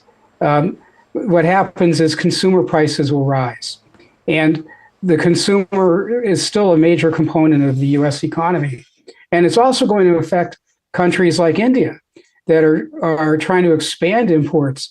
If you think of a very basic kind of export product from India, which is textiles, not even technology or drugs or other things, what might happen to the Indian textile market? In the United States, there was a very robust textile market, towels and so forth, fabric for clothes. So much comes from India. This could have a major impact. Yeah, hi, it's also Samina joining in. I think we can sense your disappointment, but it's still early days, is what we are hoping. What I want to understand from you is, while yes, imports from all over the world will be impacted, but his love, or his hate for China is far more than his dislike to India or imports at whole. If China gets scrutinized, that could stand to be a win for India. Wouldn't you agree? I think that either administration would be focused strongly on China for a number of reasons. One is the growth of China's bases that it's creating, military bases that it's creating, and of course just issues with Ukraine and arms. And on the other hand, the Chinese economy is doing very poorly right now, and it has a very bad overhang in the property market. So I think either no matter who wins, we're going to continue having an anti-China political policy. So I don't see either of them particularly being a benefit. I don't think that Trump is stronger. And again, you made the point at the beginning, a lot of this has to do with Congress. Presidents can establish some policy statements, but presidents also need the budgets and the allocations of money from Congress to implement many of their policies. And so that is a constraint on both, no matter who wins. Nish Acharya also with us. Nish, superb to speak with you. Seth is already dealing with the possibility of a Trump return, but would you say it's done and dusted or early to call? I would say it's far too early to call. I was actually on your network 4 years ago, on your sister network, with a very similar situation. And I reminded the viewers in India that there were several large states that were still left to call and may not be called for 1 or 2 days. And as it happened, Joe Biden won those states and was elected president. So I think any early celebration is completely premature by either side. And the current state is very much up in play. And I also want to remind the viewers in India that the U.S. is actually a democratic nation. The vote totals will be probably 6 million more votes for Kamala Harris than Donald Trump. It's simply the way our system is structured that makes it so close. There has only been one election since 1988 where Republicans have won the total vote. And so that's important to keep in mind. And so it's way too early to celebrate. So for our viewers, Nish, for our viewers, can you take us through, and those who might not be familiar with the method which will be used to actually tally these votes, what happens from here on? I mean, we're looking at the numbers on our screen, which shows 178 for Trump and a 99 for Harris. But of course, you're way off from the halfway mark. What is the process or what are the steps that we need to go through next? So every state is assigned a group of electors based on the number of elected representatives and senators that it has. And in that state, whoever receives the most votes or first past the post, to use the Indian terminology, receives all of the electors for that state. And so California and New York, millions of people will vote for Harris. All the electors will be for the Democrats. Similarly, Texas, Florida, millions of people for Republicans, but all the votes will go to Trump. And so this magic number is to get to 270 of those electors, which is why states like Arizona, North Carolina, Pennsylvania, while not being the largest by far, become important because there whoever goes first past the post gets all of the electors. And so it has outsized importance in our system. And that's why Donald Trump spent the last week in North Carolina. Kamala Harris spent the last week in Pennsylvania, was really to lock in the full prize in each of those states. And again, that's why it'll probably be Thursday before we really have a sense of who's going to win. Nish, so the hope is still there. Seth, don't be too disappointed just yet. We still have some time to go till there's clarity. Well, it did take some effort to find a blue tie to wear on your show. We have Tamanna in a blue suit if that helps. But Seth, I have come ready. No, but Seth, please understand, we have no bones to pick in this fight. We are merely reporting. So just kind of bring up emotions. We can enjoy from the sidelines. Yes, we can enjoy from the sidelines. We also have Mithul Kotecha, head of FX and EM Macro Strategy Asia, Barclays, joining in. Mithul, good morning. Thanks for joining in. We've got a divided house, right? So if you have Harris in the White House, the question is, will Wall Street be able to digest higher tariffs and higher taxes? On the other hand, bond markets already showing signs of nervousness. With the possibility of Trump as president, how significant is the risk of inflation surging beyond levels that is comfortable for the Federal Reserve? Well, good morning. And look, first thing I will say is my red tie has no significance at all here. But look, I think that the reality is that we've already seen an initial strong reaction to the Trump wins in various states, but it is really, really early days, and this is a bit reminiscent of the last election. Look, I think we've done a lot of analysis on what it means for rates and FX markets, and what we've found, or at least from our perspective, is that if we do see a Trump win with a red sweep, we could see the US yield curve moving sharply higher across the curve. And in contrast, if we see a Harris win or more of an unlikely event of a blue sweep, you would see yields generally moving lower. But the point, I guess, is that fiscally, both are likely to be expansive, and that means yields generally should remain under some upward pressure. But again, pressure on the back end seems to be more extreme on a potential for Trump winning. On the dollar and FX markets, generally, what we tend to see is our simulations find that a Trump win would see the dollar sharply higher. And we've already been seeing that reaction today. Very sharp moves in a lot of currencies like the Mexican peso, even in Asia, CNH, etc., are coming under pressure, the euro also under pressure. So clearly there is some sense that markets are adding to what we have been calling a Trump premium in recent weeks of buying the dollar into this early election results. But again, the caveat here is it's very, very early days. Mitul, the question is though that if indeed it turns out the way the leads are suggesting right now, can we actually look at higher rates versus lower rates in the US? And will that have an impact on flows? Because a lot of people attribute the massive spate of October outflows to pre-positioning for a possible Donald Trump victory and the rate cut trajectory being thwarted. Do you subscribe to that theory? Look, I think the outflows, and I'm assuming you're talking about the Indian outflows, obviously we saw over $10 billion of equity outflows last month, and that clearly was substantial. I mean, there's a number of other reasons here. We can't ignore China, right? There has been some reallocation from India to China in terms of equities. There has also been some nervousness ahead of elections.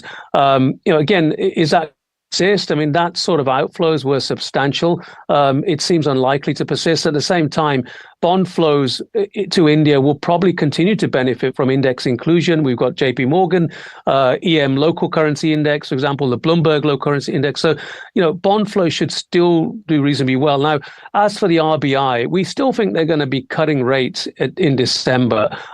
It's unlikely, India and Indian markets are probably one of the most shielded from US elections than anywhere else. India's much more of a closed economy.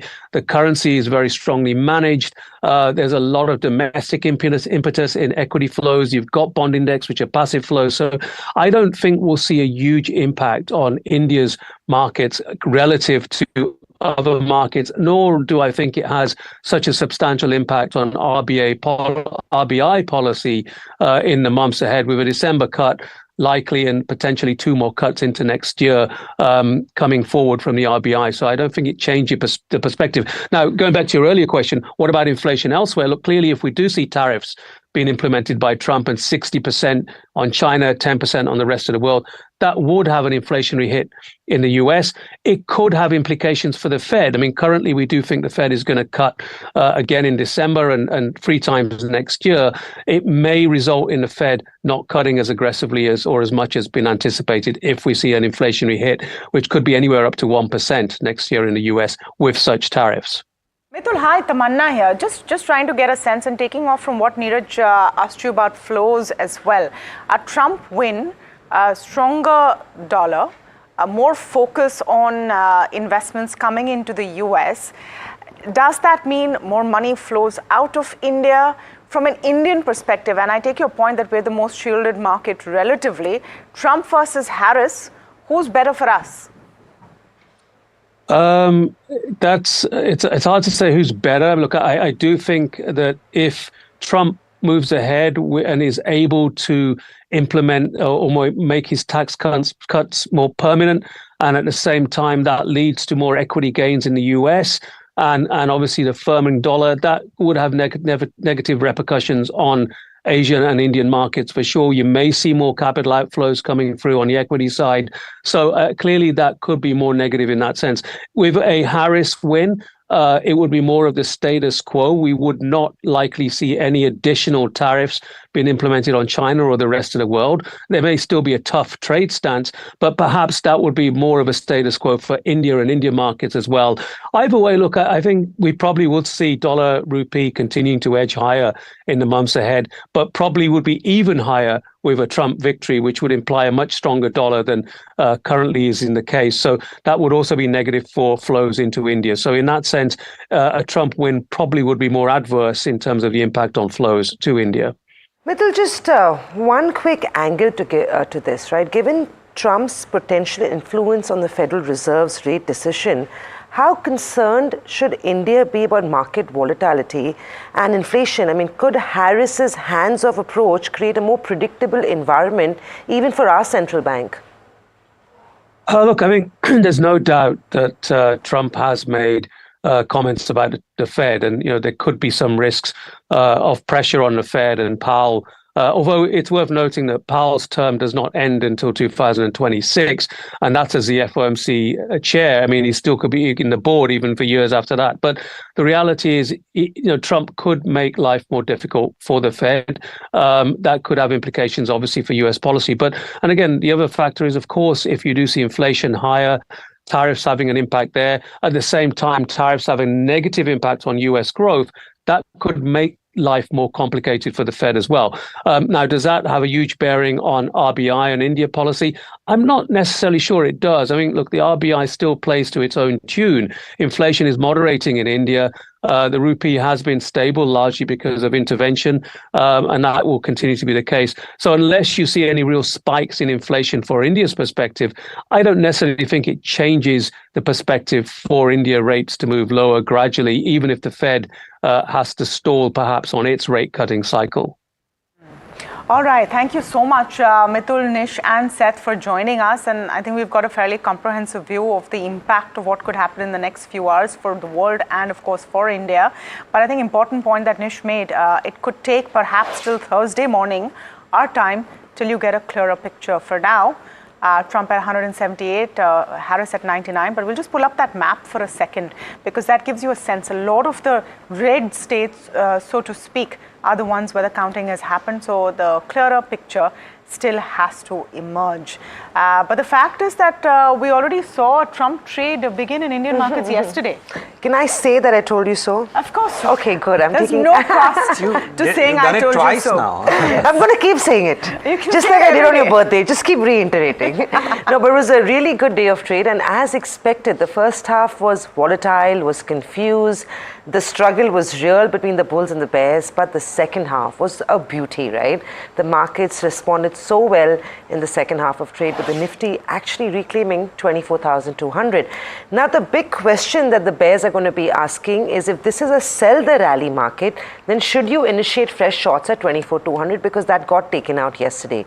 But with what we are seeing globally, I think the thought would be to restrain from any shorts, even though 24,200 has been reclaimed. But let's wrap up for you how trade was. Broader markets did well, but the gains were led from the frontline counter. So large cap did far better than what mid and small cap got up to in trade yesterday. Banks were the standout trade. So Bank Nifty has proved time and again that it's come to the rescue of the markets, at least in the last couple of months. So October, you had Bank Nifty outperforming. At the start of November, of course, there was a little bit of shakiness on Monday, but the response yesterday was phenomenal on Bank Nifty, with Bank Nifty rising over 2% and reclaiming 52,200.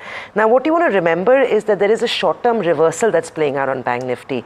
Bank Nifty does trade above very important technical levels, which is the 20, the 50 and the 100-day moving averages. So as long as we remain above those levels, we seem to be in a sweet spot for Bank Nifty. Of course, we can't rule out temporary profit taking over here, but from what it looks like, it is in a short-term reversal, to say the least. 51,000 is a very important support that the bears and the bulls will be tracking very closely for most part of trade over the next couple of weeks. Metals also did a good job by participating in yesterday's action. They gained 2.84% on back of higher LME prices. You had stocks like Tata Steel and JSW Steel, which are amongst the top Nifty gainers in trade. Auto stocks, after being trashed on Monday, managed to rebound quite well. So you had counters like Bajaj Auto, TVS Motors, Ashok Leyland that led the pack. And the good news is that these gains or this rebound has actually come in on very healthy volumes yesterday. Couple of stocks on the broader market universe, of course, there were a whole lot, but I pulled up a few. You had Greenply Industries that zoomed 10%. This is the biggest gain it's seen in over 8 months, and the volumes were exceptionally high on Greenply Industries. Hudson Agro got beaten down post its earnings on Monday, but it recovered and saw a strong rebound in trade, gaining about 7.5–8%. At some point, it was up to it's done a 12% recovery from its day's low on Monday, and of course closing out with a 7.5% gain in yesterday's trade. Gland Pharma, while the numbers were a mixed bag, there was something that the market participants have seen and investors have seen, and they've rewarded the counter. The stock went home with gains of 14%. So Neeraj, I think the setup, we've talked about this with analysts, right? 24,200 is when you sell the Nifty. But given the setup this morning that we have from Wall Street and the fact that bulls closed the day at a record, at a day high, maybe avoid the sell the rally trade this morning. I think you might want to just wait this out. And I know Bank Nifty has been a preferred long trade, but while we trade above significant technical levels, it'd be interesting to see whether the follow-up buying continues today, or we take a break, consolidate, and resume our up move. Yeah, but sell on rally is avoided today, I'd imagine. For today, I don't know. My inner feeling is that today all kind of trades likely be avoided simply because the markets are going to be very choppy. And should there be a change in the numbers the way they are looking right now, and if the US markets and the US futures were to change materially, whether or not, whatever the internals of individual markets will be, those futures will change as well. So we've had a good, strong bounce back yesterday from the lows, call it a bit of short covering as well, or what have you. You've ridden that luck, which is good going, because it was unpredictable, to be very honest.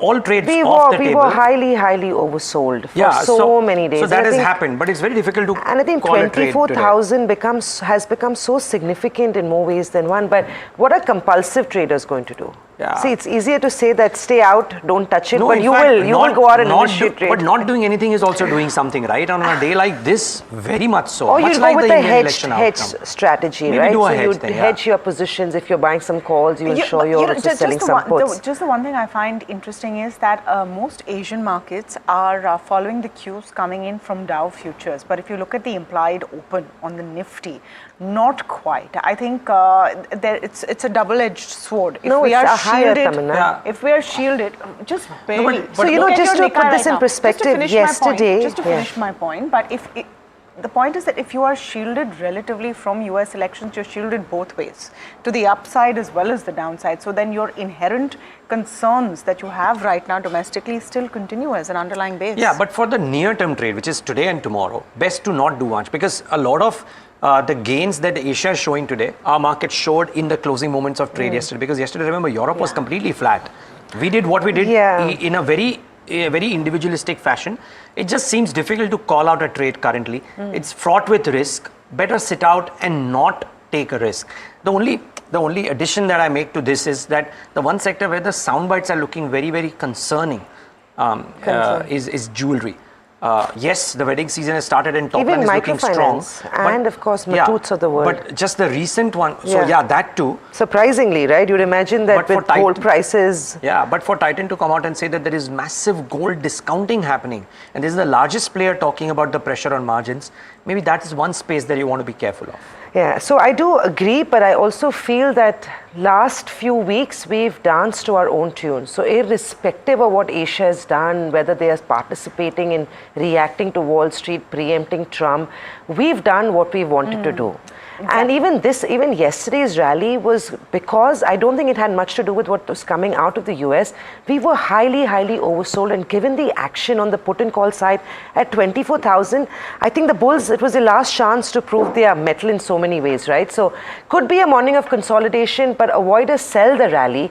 I don't know whether I'd go to the extent of saying avoid buying the Nifty yet. Maybe you want to stay in a range and maybe you want to pick stocks, and that's probably been the trade for the last couple of weeks. One thing that a commodity analyst pointed out for us today, and he said if Trump wins, gold declines. And historically, the last time Trump came into power, gold saw a fall of nearly 8%. So you want to just be a little mindful of that. There's a good chance that gold might be showing some signs of easing off if the markets are of the opinion that Trump is coming in as president. So that is a quick one that I just wanted to put out. What we should do is look at earnings and look at stocks, because I guess if you want to go out and trade today, you might be better off picking and staying with counters that could be responding to their earnings in this case. Mankind Pharma, very solid set of earnings. Remember, this stock has been in the news for that big acquisition of Bharat Serum that it announced a few weeks ago. Revenues were up 13%. EBITDA is up sharply 24.5%. Margins have also improved significantly. Net profit is up. So they've done well on each and every parameter in terms of earnings reporting. Remember, a large part of their business comes in from drugs that are sold for chronic illnesses, and which I've only recently discovered this morning that chronic illnesses is a seasonal factor, and in in monsoon, companies like Mankind Pharma do well because they sell more drugs which deal with chronic illnesses. Apart from that, they've got a couple of new product launches. They've got the Manforce condoms and Prega News pregnancy kit. That is a very solid pipeline as well that they're sitting on. So that is Mankind Pharma, clear beat on every parameter from top line to bottom line. Vari... No, just Jefferies is saying that the best is yet to come. Ooh. Go out and buy it. They've hiked the target price from some 2,400 odd to 3,200. So no one seems to be concerned about the debt they're going to be taking on their books of Bharat Series in the price. Etc. and all of that. But the best is yet to come. Quite a strong statement. How much better? But yeah, Mankind Pharma, very, very solid earnings. And it puts a smile on our faces because there have been a bunch of not such great earnings this morning. The next one I'm going to go to is JK Tyres, and it's been tough. It's been tough for the sector. Rubber prices have been moving against the what companies like JK Tyre would have liked. Revenues are down 7%. EBITDA is down 28%. Margins have also shrunk significantly, marginally in the double-digit number now at 11.62%. Net profit is down 44% for JK Tyre. Now, what went wrong? 12% drop has been seen in domestic bus and truck sales, and there's been a decline in car volumes. 80% of the revenue for JK Tyres comes from here. On back of that, a decline there has impacted their revenues quite significantly. There's a global shortage of rubber, remember? So despite the fact that on days when crude has reduced or declined, tire companies haven't participated, right? The reason being because rubber costs are elevated on back of a demand-supply mismatch, and this is hurting the sector. So for all other tire companies, margins have come under pressure.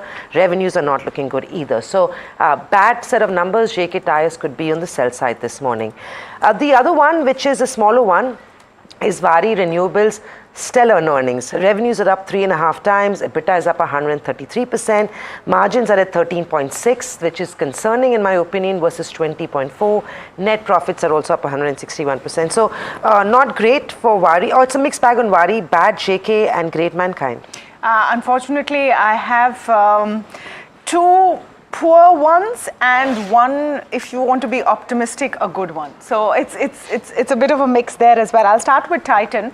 Titan really is the big one, and this is a thumbs down, and you spoke briefly about it in your setup as well, Neeraj, but it's going to be a bit of a concern.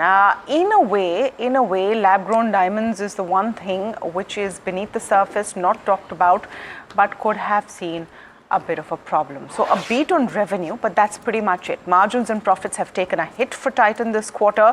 What's important is the margin guidance has been reduced from 11 to 11.5%, from 11.5 to 12.5%. So at the upper end, almost by 100 basis points, you've seen a margin guidance reduction. They've been hit by the custom duty hikes on gold, increased competition, and low studded mix has hit margins because the studded jewelry has, of course, a higher profitability.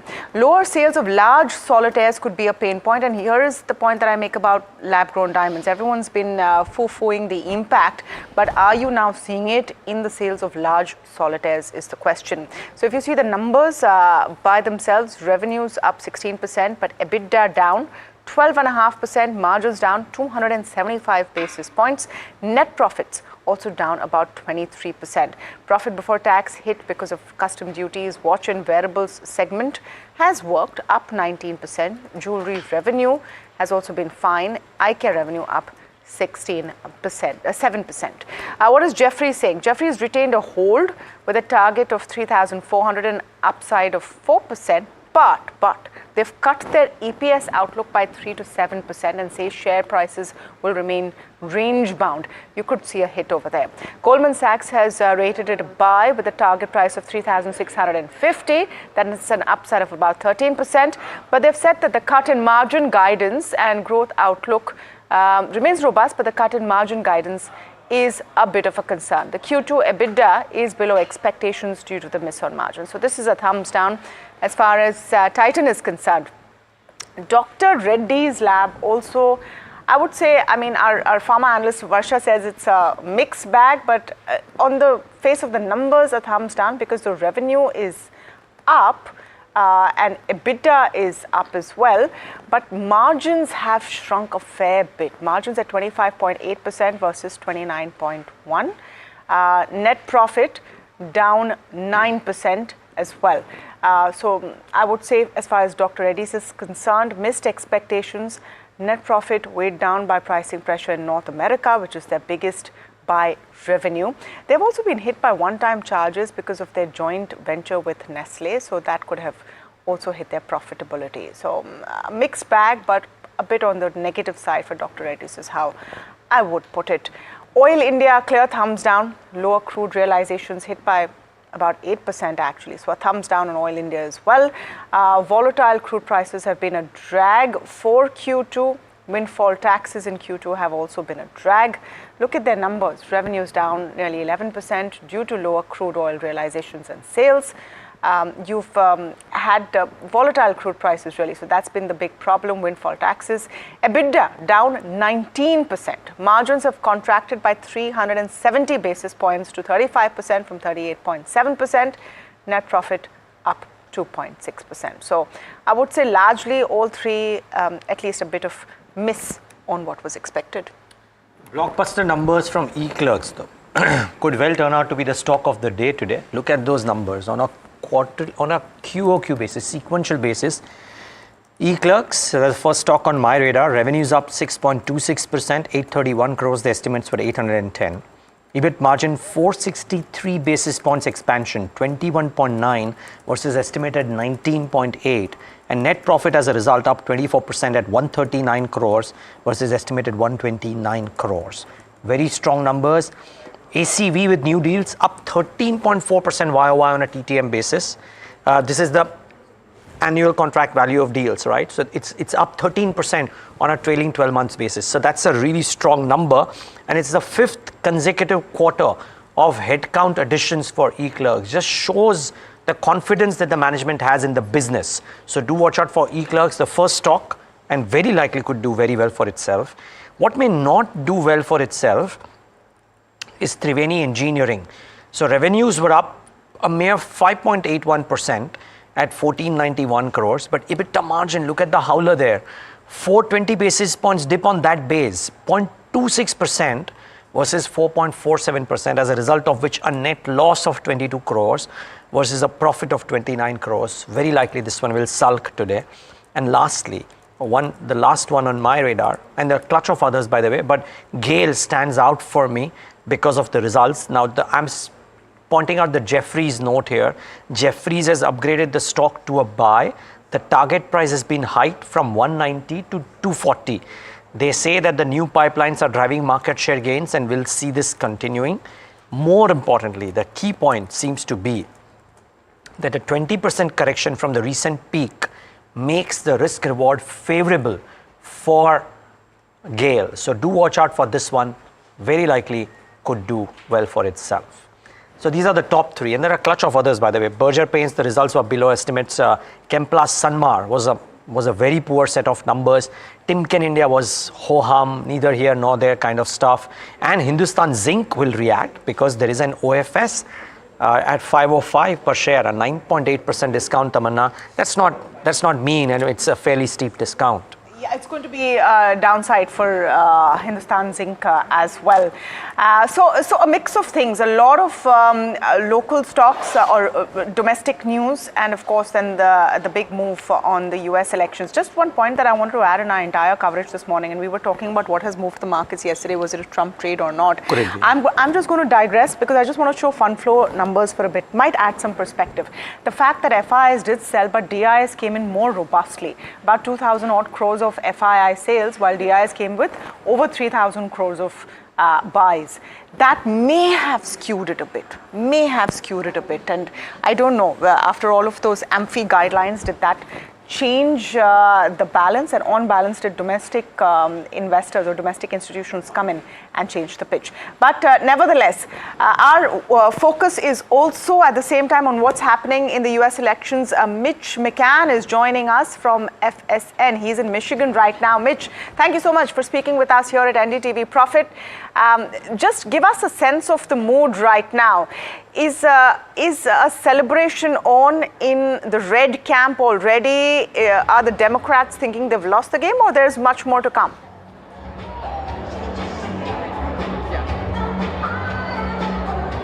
Yeah, well, good evening to you in India from here in Detroit, Michigan, the battleground state, which is still very close at this stage. Look, I would say it's certainly not a dance party at this stage, although you might be able to hear Michael Jackson in the background despite that. But no one's really getting up dancing yet here at this Democratic Party. They're still watching those results very closely because the reality is it is still very, very close at the moment. So if I look at Michigan, with 18% of the vote counted, Kamala Harris is just ahead by 3%. But that gap is really closing as we hear from more of those rural counties that Donald Trump has been targeting. Now, it goes without saying that this is important because it's a battleground state, but just to illustrate how important it is to tell you how much time the candidates have been spending here.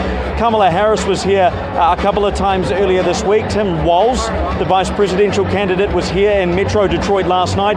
Donald Trump last night had his final rally of his campaign in Grand Rapids, Michigan. And interestingly, on that point, Donald Trump had his final rally of the 2016-2020 campaigns in Grand Rapids as well. So perhaps Donald Trump is superstitious. But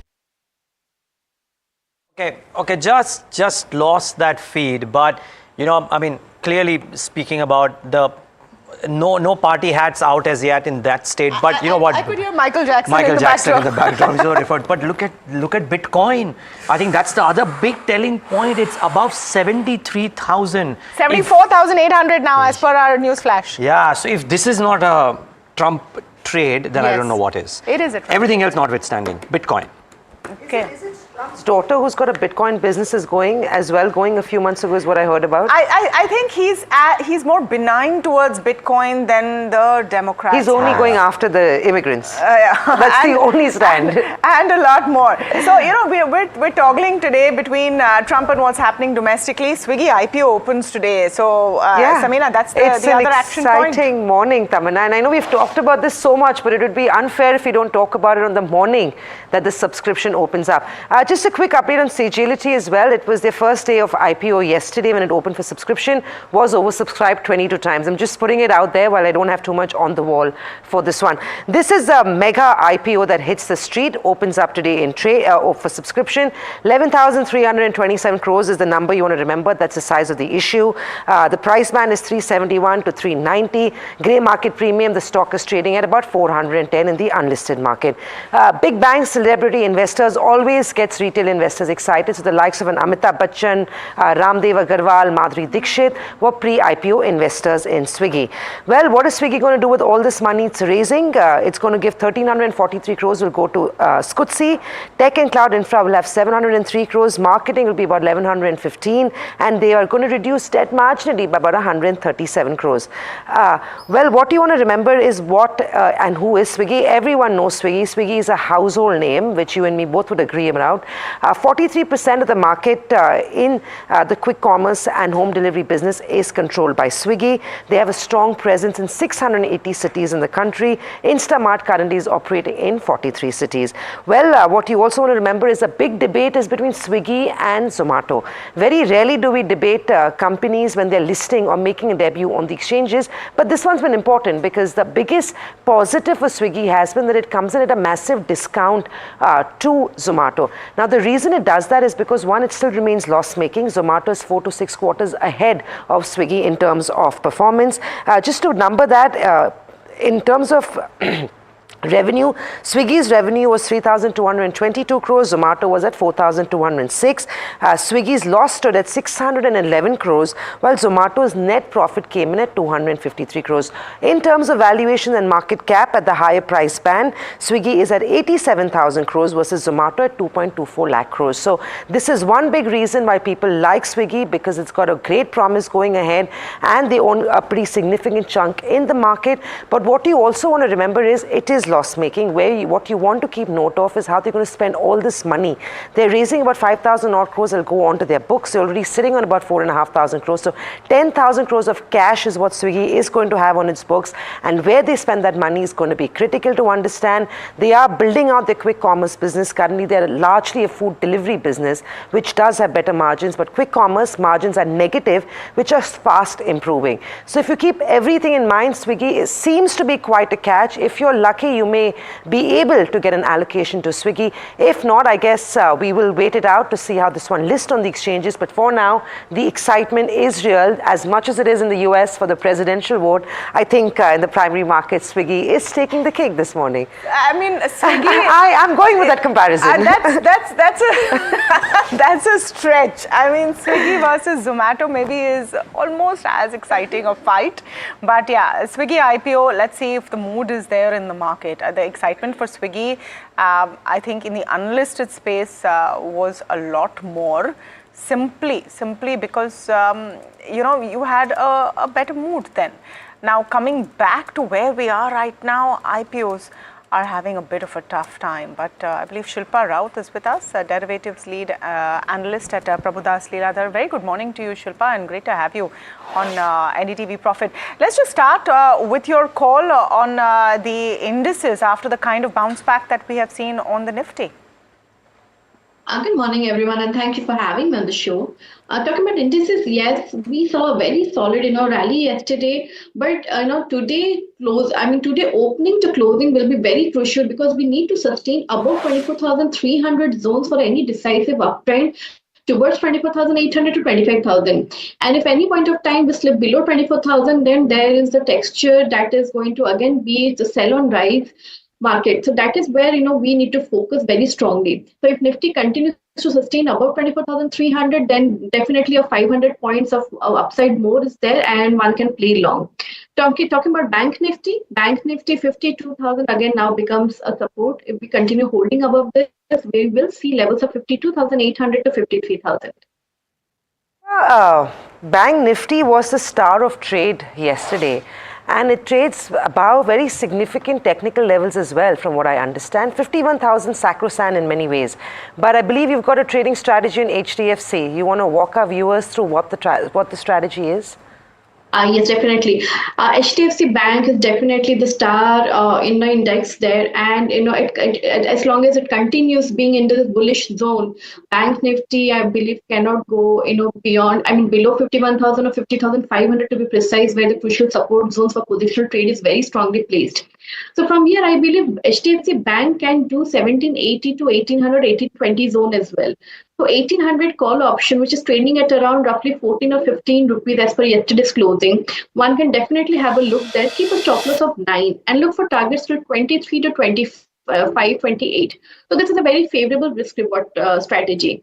The other one would be a buy in IGL. We saw OMCs in the last hour of trade yesterday showing a very strong spend. There was good up move from the day lows. So I believe IGL here is also very nicely placed for a good upside.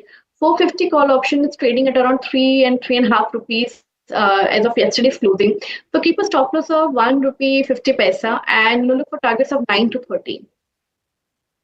On IGL. Thank you, Shilpa. Have a great day. And I guess it remains a sell on rally market. And Kush as well is joining us in a minute. But there'll be lots of other stocks fundamentally in the news.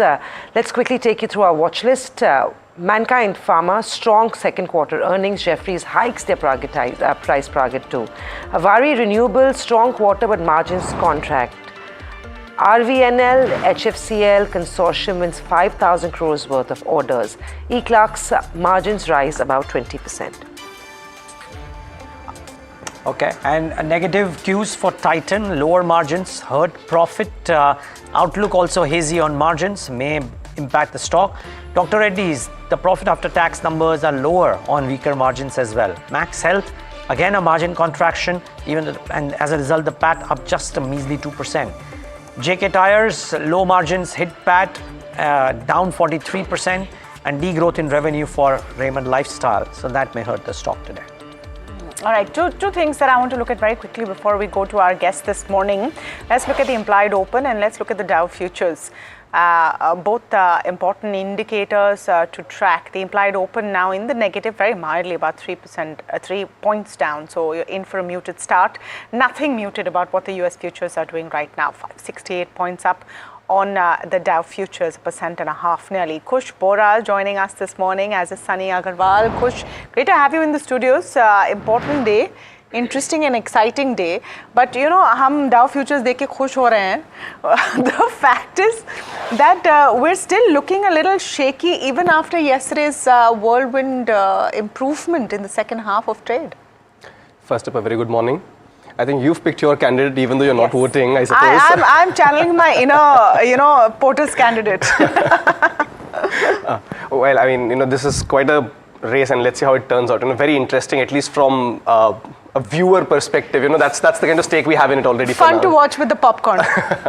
And that's the kind, that's the way it's playing out. So fantastic, quite exciting race going on there. But just to come back to market and to your point, I think that the confidence isn't coming because we are in a bit of a medium-term downtrend.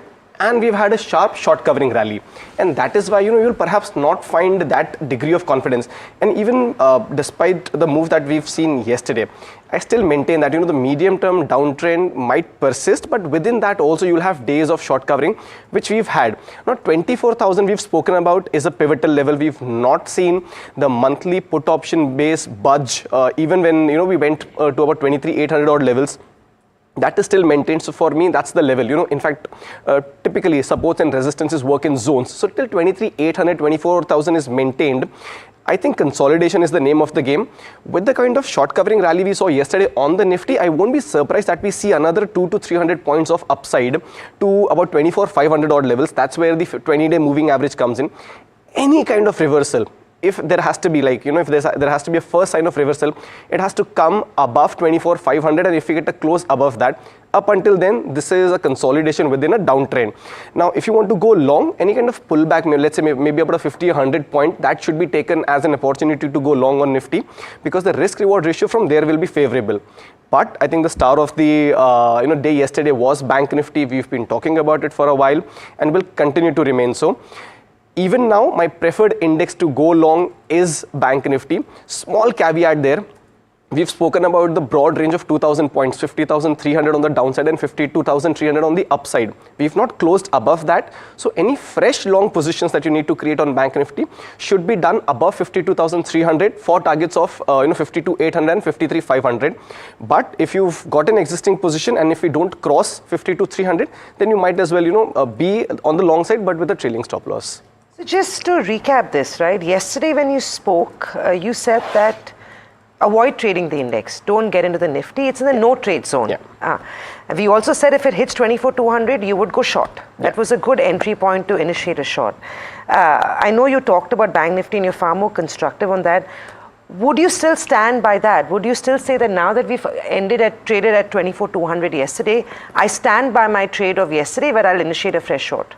I would have, and the only reason I'm perhaps being a little skeptical on that short trade at the current level is because we closed at the high point of the day. Had it been that we hit that mark and then we retraced somewhat, then perhaps that play would have that thing would have come into play where 24,200 is acting as that resistance level.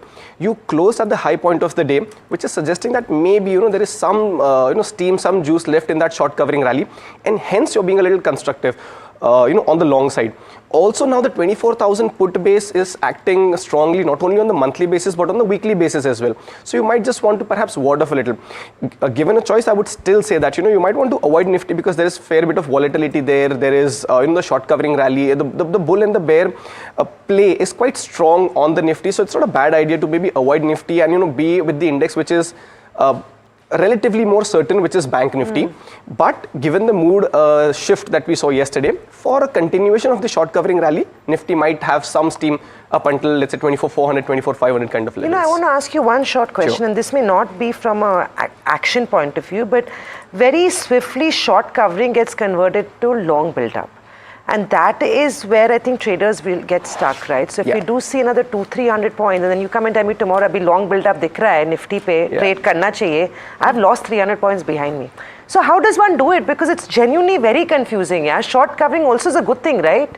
So, Samina, that is an excellent question, and you're spot on, because see what will happen is sometimes these short covering rallies are also traps, right? And that is why I gave a caveat that this is still a medium term downtrend and the reversal will come only above 24,500. So you don't create a positional long in these short covering rallies, once you get a confirmation which is above 24,500, the 20-day moving average, also the call base, getting triggered above 24,500, that's when you create positional long. As we were discussing, there could be fair bit of volatility today in the markets because of the election results and the short covering rally that we're looking at, plus the bank nifty expiry, all of that. Hence, for today and tomorrow is what you're considering a long position on the nifty, just for targets of, let's say, 200-300 points. This is by no means an end of the medium term downtrend or the slide that we're looking at. So you don't create positional longs, you only create an intraday or maybe a 2-day kind of a position with a tight stop loss around 24,000. I would urge viewers, everybody who's watching, and if you are trading and compulsive trading, if you can be nimble on your stop losses, then it's a good idea to trade. Else, independent of what the markets have done in the last few days, if the world markets and the US markets in particular were to go in a bit of a tailspin, it will have a bearing on our markets. So please be careful if you're trading the Nifty today, and be tight with your stop losses. That's the least that you can do on your Nifty positions at the very least. So please keep that at the back of your mind. Look at how the mood is changing as well, and that this flash on our screen is important because the yield on the 10-year has hit a 4-month high at 4.45%. This is, and of course you're showing US futures right now, but I'm talking about the treasury yields, the 10-year. This is indicating or pricing in a Trump win. Which is what you're seeing. The implied open also getting more robust as far as the Nifty is concerned. So this is an ever-changing situation. Stay tuned because we're here to guide you through what you're seeing next. We have to take a very short break, but before we do, since results is a big part of what is going to impact the market today, let's talk a bit about Dr. Reddy's. We'll play out for you what the management is saying. Remember, they reported a drop in net profit in the second quarter, primarily due to price erosion in the US generics market. However, the company's CEO of branded markets, MV Ramanna, believes price erosion won't continue in the quarters to come. Listen in. So specifically for the last quarter, we've had a single-digit price erosion. And I think that when it comes to price erosion, the way it works is it is normally impacting a few products. Now, whether that impact comes in one quarter or the other, we would not be able to say that this is something that is expected to continue in terms of the future quarters. So we understand that when it comes to the US business, one would have to factor in price decline, but specifically in quarter two, the price decline has been in single digit.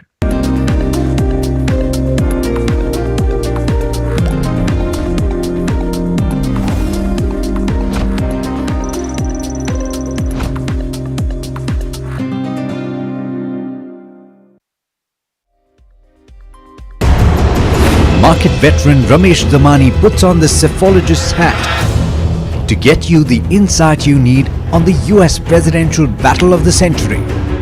Will Kamala Harris claim a historic victory, or will Donald Trump march back into the White House?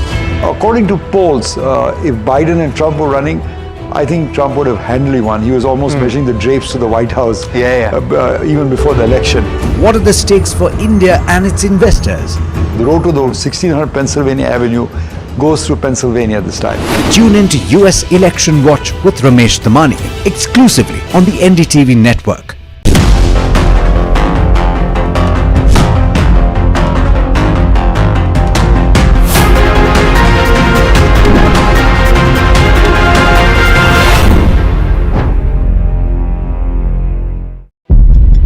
When the whole day passes like a blur, the news just whizzes past, and you're trying to stay informed.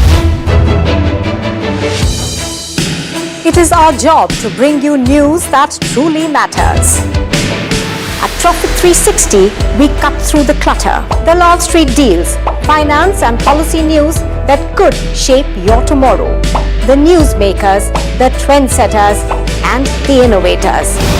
In 30 minutes, we've got you covered. So stay ahead, stay informed, and stay profitable with Profit 360.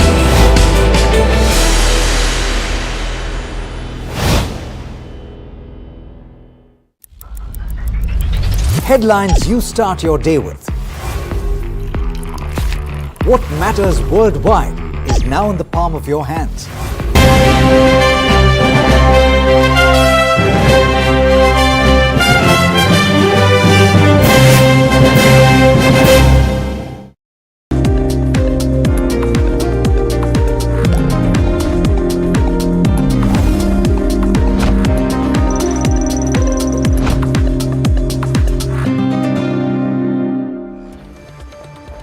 Welcome back. Just a couple of minutes left for the pre-open session. Sunny Agarwal with us this morning. Sunny, great to have you on.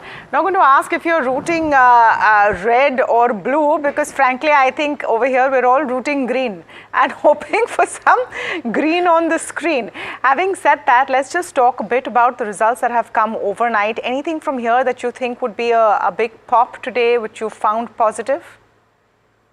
Yeah, good morning and thanks for having me on the show. I think one result where, although the numbers on the headline seems to be weaker, is Titan, where we have seen impact of one-time inventory loss of close to 290 crore on account of reduction in import duty.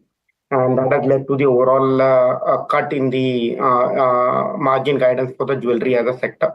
But again, that is the one sector where I find that demand environment continue to remain pretty robust on the gold side as well as on the studded side. Although there has been a growth, but as a percentage of overall share, the share has come down for the studded. I think Titan is the one stock where, in case today there is an adverse reaction to the stock post result, one should accumulate with a price target of 3,600 to 3,700 rupees. And in addition to that, Blue Jet Healthcare is one mid-cap name as far as the pharma sector is concerned, where I feel that the growth outlook is pretty robust for FY 26 and 27. So Blue Jet is the one stock which I would like to add in my portfolio with a price target of 650 post results. Kush, we all agree, and I think there's a consensus that Bank Nifty is on a short-term reversal. 51,000 critical support has to be held. Now, amongst Bank Nifty, while you're initiating a fresh long on Bank Nifty, any specific counters in Bank Nifty that you're constructive on for a long trade today? HDFC Bank is showing 5% up. I'm not going to get carried away. But any banks that you'd buy, or beyond that, anything that you're advising on this morning? Quick trades for intraday. So, Samin, I think you'll recall yesterday in the FNO show we discussed SBI. Absolutely. And SBI cards was a sell, SBI was a long trade. I remember that. Perfect. And that's how it played out. So SBI for a target of 860 and 885 still remains a buy for us. Now the 810 stop loss, maybe perhaps that can be bumped up to about 825 odd levels, but still very constructive from a near-term perspective also on SBI. And from a Diwali to Diwali perspective, we've already discussed a long trade on HDFC Bank for targets of 2000 and higher. And in fact, I think to some degree my confidence on Bank Nifty also stems from the fact that the biggest weight on Bank Nifty from the private banks and the PSU banks both are actually showing some signs of consolidation with a positive bias. SBI in fact is showing a breakout as well.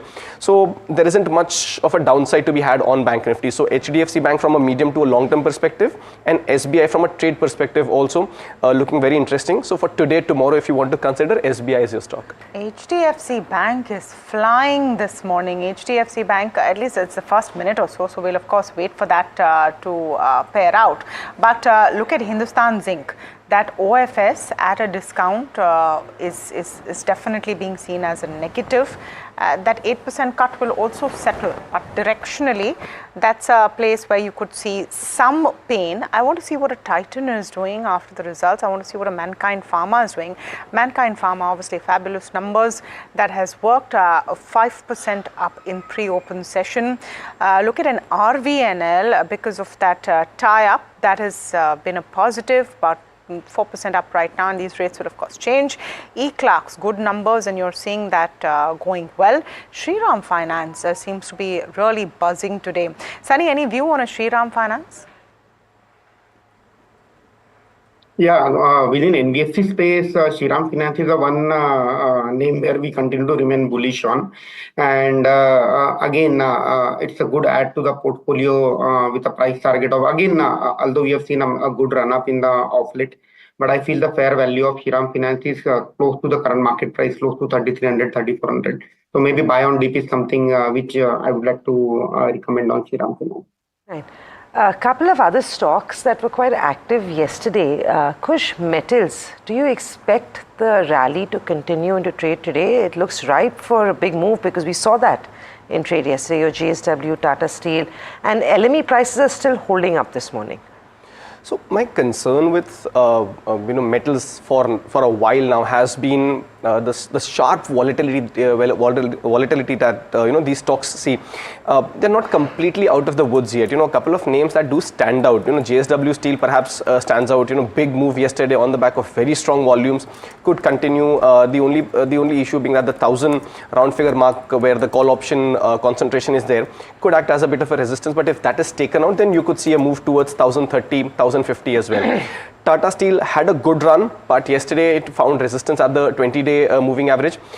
My point is that when there's so much volatility, both global, domestic factors, the price action also not being as steady or consistent, you might want to be very selective if you want to be in metals. Otherwise, a couple of other names, let's say from the likes of pharma or the BFSI space, they give a more clear sort of an uptrend or an up move. So that's the one that you want to consider for a trade. I'm going to ask you a contra question. Consumption has been on the sell side for all of October. Down, I think, 10%. The index is down 10%, one of its worst months in history. Would you play for a short covering, a bounce back, an ITC, an HUL, Godrej Consumers? I'm beginning to feel like there should be some recovery now. I mean, bus, बहुत down हो चुका है October. ये bus, I'm not going to use that. No, this is Samina's mantra. I'm just tired of seeing a red screen. well, the pre-open is looking good. I'm already saying it. I told you so, guys. Okay, well, I think that's going to be your takia kalam. Can I win something on Friday? Can I get an award? Yes, I think the markets will be the true winners, as will all of us. Yes. By Friday, if things work out from what is expected. Yeah. You just want to quickly tell us, because I feel like if this short covering is happening, then ITC also becomes a good trick. 540 to 480, matlab so much opportunity to run. So just a quick question. Did you feel that way when the markets were going up as well? Ki ab bus ho gaya? No. Kabhi nahi. Actually, I was. I was one of those people always scared abhi girega. Yeah. No, but if there is no, if there is no what you call that feeling on the way up, it shouldn't be on the way down. And as as I've maintained, hope is a very bad strategy. Look at it this way. Yesterday also, when the markets were in that short covering zone, none of the big names from the FMCG space have actually sort of shown any signs of an up move. Yes, there are signs of consolidation, but the bias still remains negative. But if I were to take a pick, ITC is something that you buy from a medium term perspective. Let's say a 6-month out kind of a view, where it can again retrace to 510, 540 kind of levels. So that's from a medium term perspective. From a near term perspective, is the downturn over? There isn't anything suggesting that there could be a short covering rally at play. If it does come, then it will perhaps be a short lived one, and you could see a sell off again. The only saving grace is that some of these stocks are starting to see a base formation, but it still has to hold. So I'll give it perhaps another couple of days, maybe even a week. Right, Sunny, you want to come in on a few earnings? Mankind numbers were phenomenal, and we've not even yet began talking about what Bharat Serum will do to it in the medium term. But a quick take on Mankind Pharma, a quick one on JK Tyres, because I know that was disappointing, and Titan as well. Commentary is very concerning in our opinion, but you want to tell us which one you liked, if you liked any of the three that I mentioned. Yeah, definitely, no doubt, a very good set of results from Mankind. So among the three names which you mentioned, Mankind is something which everyone would like to latch on in the opening trade. So again, we continue to remain bullish on Mankind Pharma. Coming to Titan, yes, definitely results were on a weaker side, but one has to keep in mind that that was predominantly because of the one-time loss on account of cut in import duty. So there is a inventory loss to the tune of close to 290 crore as far as the Titan is concerned, and that led to the pressure in overall margins of the business. But again, management has went on record to say that October and November were pretty strong for the jewelry as a segment. So I think I would like to remain buy on deep camp as far as Titan is concerned, with a fair value of 3,600, 3,700. And tire, anyway, all the companies are under pressure, margin pressure, because of the very steep rise in the natural rubber prices, and that is leading to the pressure as for the entire tire industry, and the same was witnessed in a JK Tire. But one thing which augurs well for JK Tire is the valuation. So trading close to 10 to 12 times price to earning multiple. So again, JK Tire, in case there is an very adverse reaction today, if somebody is a long-term investor, one can gradually accumulate JK Tire, and I believe the fair value of the business is close to 450, 480 with an investment horizon of 12 to 18 months. Okay, big brokerage call of the day. Harsh is standing by. We're seeing some excitement in BFSI. Harsh, which are the stocks from the space that Jefferies likes? Well, yes. So first off, Tamanna, Jefferies believes stars aligning for banks. Why? They believe retail delinquency is not as hard as expected or feared. Pressure, of course, on the tighter liquidity seems to be easing as well, and that should basically help cost of funds, especially in the medium term. They believe that impact of liquidity coverage ratio norms will also be limited likely, and they believe that the rate cut impact in the short term will also be limited. Most importantly, they believe Nifty Bank is trading at a 35% discount to the Nifty versus the 5-year average of 12%. So they believe the divergence just in terms of valuations is too large. That's what they believe. Citi, though, believes that asset quality has taken center stage. ICICI, HDFC and Federal, according to them, surprised positively, and they are preferring 3 of those names, ICICI, HDFC and Federal, within the banking pack. It's borrowed. Right, thanks for that, Harsh. That's the word coming on banks and why Citi likes what it does. We've got a few minutes to go as we gear up for market open. It's going to be a very exciting morning. The benchmark is looking positive. Along with that, most of the markets are showing early signs of gains. 24,300, it seems like 24,400 is what the Nifty will attempt if the sentiment remains positive for most part of today's session. Well, amongst counters, tire counters are taking it rough. And I know, I don't know if you agree, Kush, but short calls are always tough. But I think if it's a tire company, the job becomes very easy. JK Tire, MRF, Apollo, we've seen numbers from JK and rubber prices is a big worry for the sector. Do you feel on back of what JK has reported, could you take a take a cue from that and short any of the tire stocks? Because it's about making money, right, at the end of the day? Oh, absolutely. And, if you look at the structure for JK, Apollo, the moves haven't really sustained, as has been the case with some of these names. A rise towards, the medium term or the short term averages has been taken as an opportunity to sell. While both of them are, on the downturn for sure, Apollo has a support zone close to the current levels, 475. So not a very big trade on this one to be had. So you might just want to be watchful. But on the downside, you can still consider, JK Tires, where 375, and if that is taken out, perhaps a 360 is also a target on the downside. So JK Tires is the preferred stock because the risk reward ratio is quite favorable on this one. A stop loss here comes in at close to 405 kind of levels. Just very quickly, Kush, because we have Jake standing by, your calls for this morning. Sure. One is Deepak Fertilizer from the FNO space. This stock's actually risen quite well, still continues to do well on the back of good volumes. 1360, 1400 are your targets, and 1280 is the stop loss.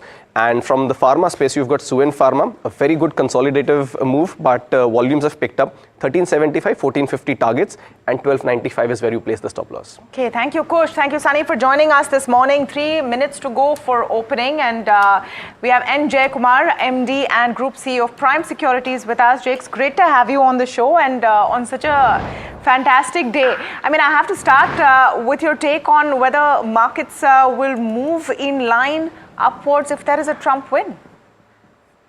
Well, I think for starters, thanks for having me over. I think the markets have, even as of yesterday, started factoring in a Trump win, and that's only got accentuated over a period of the US trading hours and this morning US futures and the way the markets are expected to open. So I think a Trump win along with the House plus Senate coming through in his favor kind of indicates that you could have very decisive policies going into the new presidency. And from the way the Indian markets are positioned, we needed a correction. October gave us exactly the opportunity for one reason or the other, because reasons typically follow. And whether it is something as simple as the markets being overvalued, everyone being complacent and bullish, to the fact that a lot of tinkering around where, changes in securities that are eligible for margins, etc., came in. Essentially, the headwinds were just too strong and the markets had to correct, which they've done, 7-8% from the top. And I think over the last 2-3 sessions, they've been giving indications of a bottoming out kind of formation. And my own assessment is that come the 48 hours from today, assuming there isn't a shock, outcome in terms of the U.S. presidency not being decided, and think people go to court, etc. Barring that outcome, I think we're back to our own fundamentals, our own bottoms-up stock picking, as it were. Of course, the big issue really that, as I see, is that Trump will come down much harder on China, and which in some parts could benefit India, in several parts could actually benefit individual sectors like metals, etc. So I think the world will move more and more towards being insular, rather than view this as a global village, because manufacturing is going to be the big theme in the US going forward, as it in fact has been the theme in India for the last several years. Absolutely. We're just going to wrap up this opening and then come back to you, Jakes. But the fact is that the gap is narrowing between Harris and Trump right now. Nevertheless, 2-3 things to look at. Dollar is on a tear. Rupee has consequently opened on a new low. You have Dow futures completely on a tear, over 500 points up. Question is, how are Indian markets opening? All right, a few seconds to go. Let's just quickly look at what we are expecting, because the pre-open session has been positive. Indian markets will also follow global cues, where a Trump victory is being seen as positive for equity. So whatever else you're thinking politically, keep that aside. Factors for markets, a Trump win is good. And I mean, you saw a bit of a spurt on the Nifty. It's not holding up. Frankly, that seems to be the problem. The Nifty IT is the big winner of the day. I'm just going to pull up the sectoral map before I get to the heat map, because you saw the Nifty open up and then immediate pressure coming in. So that's where the problem could possibly lie. It's all about Nifty IT.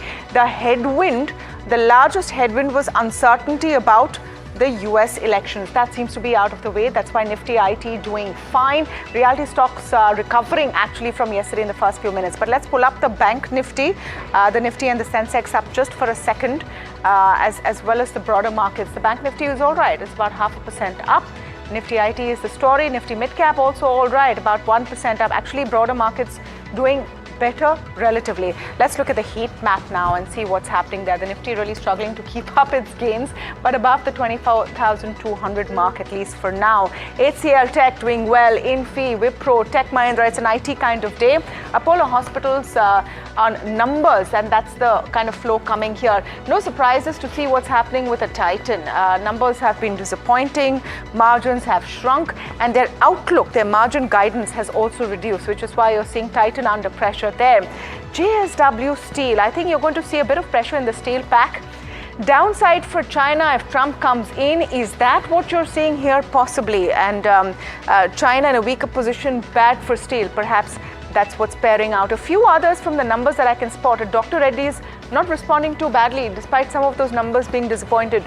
Remember, we told you it's a bit of a mixed kind of a view, because their hit has come because of a one-time hit. Though they have warned that price erosion now will not be seen in the quarters to come, and that perhaps is why Dr. Reddy is also in the green. So, Samina, the setup is looking all right. The first few minutes are looking all right, but Nifty not managing to hold on to its gains is what I would say. I think it's still looking okay, actually. 0.2% on the index, adding to yesterday's flavor. Broader markets are looking good, but I think you've captured the large cap. I don't think we have too much time to spend on mid-cap stocks that are moving the markets, and we've got Jakes with us. Jakes, hi, it's also Samina joining in.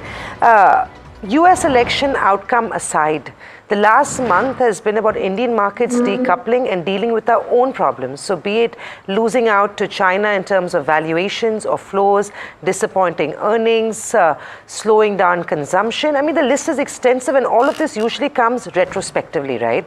From where we stand right now, we've had a small correction, about 7-8% from the record highs recently. Do you feel like the concerns of overvaluation are just about slightly behind us? Because while the benchmark might not have corrected, stocks have declined quite sharply and portfolios are in trouble. Well, I wouldn't go to the extent portfolios are in trouble, but I think portfolios have fallen obviously substantially more than the indices have. And a correction in a bull market typically would be where people look at headline indices to figure out market bottoms, whether interim bottoms or otherwise, and try and see if they can bottom fish. Whereas portfolios have already, fallen between 20 and 25%. In some cases, the falls have been as much as 35 to 40%. So the way I see this is all the correction that we can expect on a more sustained basis. I personally believe that indices wise, why the bottom will happen or has happened is that many stocks and many sort of dominant stocks in certain sectors, I think, have decisively bottomed for now. And therefore, from that perspective, you may have new leaders going into the next run, if you will. And from that perspective, I see a combination of pharma, banks, especially private sector banks, maybe small private sector banks as well, but led by a couple of large private sector banks, pharma, possibly metals could be the leaders into the next run.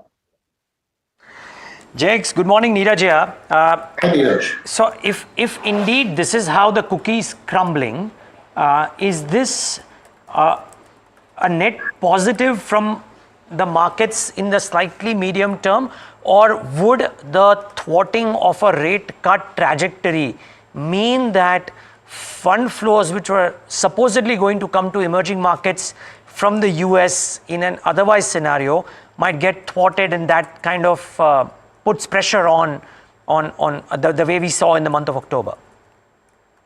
Well, when you talk about overseas flows, I don't think we can be worse positioned than what we've been over the last several years.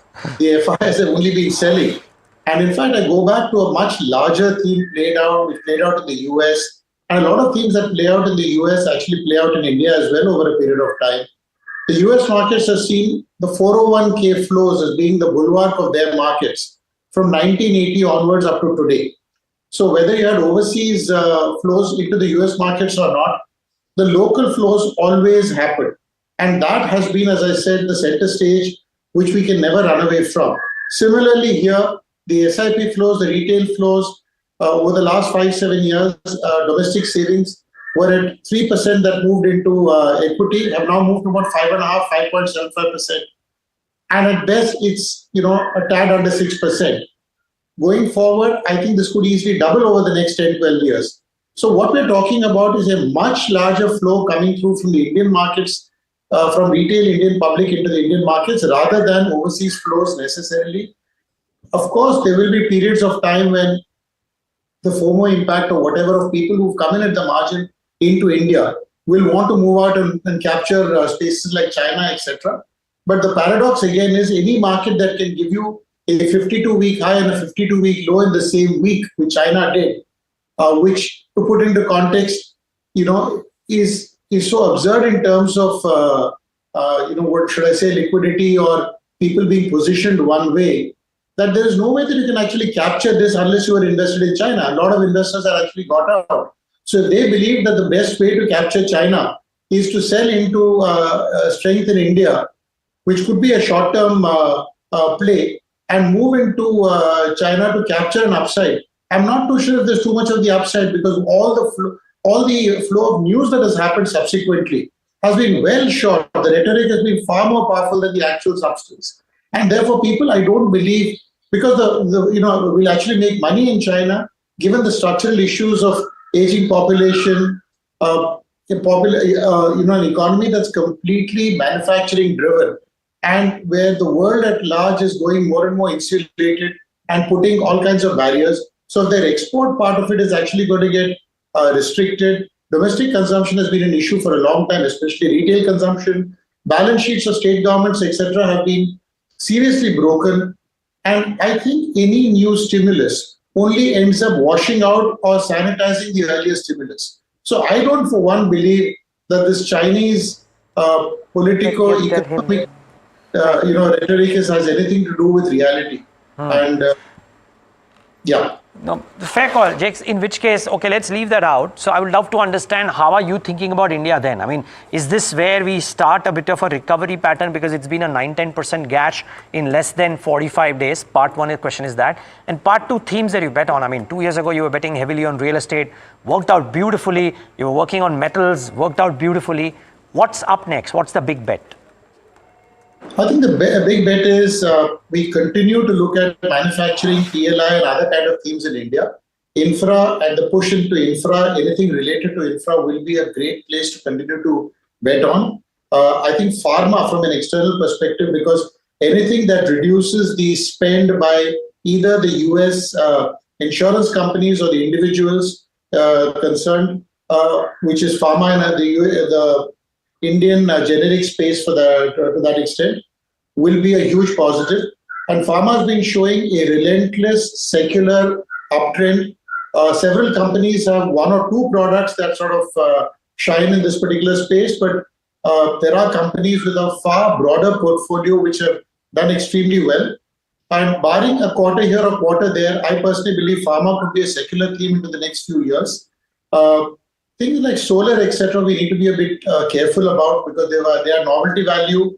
There are massive duties. US will go all out to foster manufacturing within the US. So duties will be levied, whether they come from India or they come from China. China may be a lot more than India. So there's protection that's going to play out. So I personally think that a combination of, and from a domestic standpoint, we continue to think the way we did think 4 days ago, which is financials have bottomed out. Domestic financials are at historic lows in terms of multiples. And if you look at whether it's private sector banks leading the way, they are at lower price to book multiples than ever before. Some smaller private sector banks are at even lower multiples. Of course, there are one or two sectors that have been of some worry, MFI, etc., which I think are transitory and will play out. But other than that, with deposits now, the growth in deposits now leading the way compared to growth in advances, I think a lot of the banking problems could also be behind them. So I think banks are well capitalized, well governed, maybe over-regulated. And if that kind of eases off a bit, I think financials could give you a great opportunity, at least from a domestic economy facing point of view. Other than that, as I said, nothing changes from 4 days ago. We continue to look at local markets the way they ought to be looked at, not necessarily in a global context. What do you feel about consumption? Jakes, you talked about how you think banks may be in a good place right now, but do you feel like the worst is probably behind the consumption space? The reason I ask is because while earnings were not so strong, commentary from most of them sounds pretty promising. Well, I think the consumption has been an area of concern, linked to which has been, the proliferation of cards and whether people have been, having consumption through borrowed means, if you will. I think we are still under-leveraged as an economy, so that's not such a worry. There will be periods when the noise around this will reach a crescendo, which has been the case. Maybe 1 quarter more, and consumption should slowly inch back. I'm not a great believer in the fact that that Indian consumption is going to be sort of challenged. At the same time, I don't believe it's going to be the way forward. So consumption-oriented stories are not going to be necessarily leading the next rally. Though I do believe that consumption will pick up maybe a quarter or 2 quarters down the road. Okay, Jakes, what is the concern now? I mean, is it the earnings growth, or do you believe even that is passing if indeed the government spend comes back in the second half, which a lot of people say it will? Well, it's been back-ended. Usually it's been front-loaded. In this particular year, it's been back-ended. And the second half, whether we like it or not, will be significantly higher than the first half. So if there's one engine that needs to fire right now, it is the government spending, which has been significant in the way it's been lacking in the first half. So there's no doubt from that perspective. I do believe that some amount of private sector capex needs to get constructed and created, which has also been lacking. But I've not seen the same zeal to create capex in the private sector space, as has been envisaged. Mr. Jayakumar, just wondering what, as per you, would be the next big triggers for the Indian markets? I mean, right now, I know we're in the middle of a US election and all our focus is on that. But towards the end of this month, we come to a very, very key state election, which is of Maharashtra. Do domestic politics then come to the fore? Would that be a bit of a, huge factor and possible headwind that markets would watch? My own assessment is politics will come and go. They don't last beyond a couple of days unless the outcome is so dramatically different from what was envisaged. Maharashtra is seen as a challenging state. If the ruling sort of dispensation does better than expected, we'll take it in our stride and move on. Unless the performance is disastrous, which I don't think will be the case. Therefore, if you take politics apart, keep it aside. I think there is no really next big trigger, as it were. I think the real trigger, if you will be in terms of, let's say, some easing off in certain pockets of the economy which have seen strife and stress. Maybe in the last elections, there was general talk that there'd be loan waivers, etc. So the MFI space was delinquent to a larger extent than was envisaged. I think that could ease off. Private sector capex could be a surprise plus. Government sector, infrastructure spend needs to happen, and it's largely been factored in. How much that will actually impact, because we've never had a year where the government spending has been so back-ended as it has been in this particular year. So keeping that in mind, I think we will meet with some tailwinds, or we will experience tailwinds into the next half. And to that extent, the markets, to my mind, have already bottomed out 3 to 6 months ahead of the actual tailwinds emerging. So you go back to stock picking, go back to boring reading of balance sheets, if that in fact is a trade that anybody still follows. But to the extent that some people still do, I think we go back to that. Low-hanging fruits probably aren't there. Thematic upsurges could happen. A worry could end up being a situation where it was raising money at a 15,000 crore market cap a year and a half ago and lists and trades at a 1 lakh crore market cap. Those kind of things could happen. But that's also a function of novelty as much as it's a function of a new trend that the market's latched onto. But I don't see anything so substantially big that the next big trigger is waiting to happen. No, I don't think so. Got it. Okay. Jakes, lovely talking to you as always, more so on such an important day. Thanks for taking the time out and being with us. Thank you so much. Thanks for having me. The pleasure was ours. Now let's get across to Titan. After the numbers, the management spoke to us. Here are the slice of that conversation. I think we were pretty satisfied with the growth number. And we all know that Indians love for gold, but in this quarter, it was far more pronounced. After custom duty cut, we saw, a lot of customers and consumers coming back, and the wedding customers, etc. But preference has been more towards gold, jewelry, and gold coins also have gone up into the mix. While studded has been selling, but if you look at like to like, the percentage mix has come down by kind of 3%, and that has impacted margin. The gold high price reduces diamond jewelry margin to some extent because of the gold content there.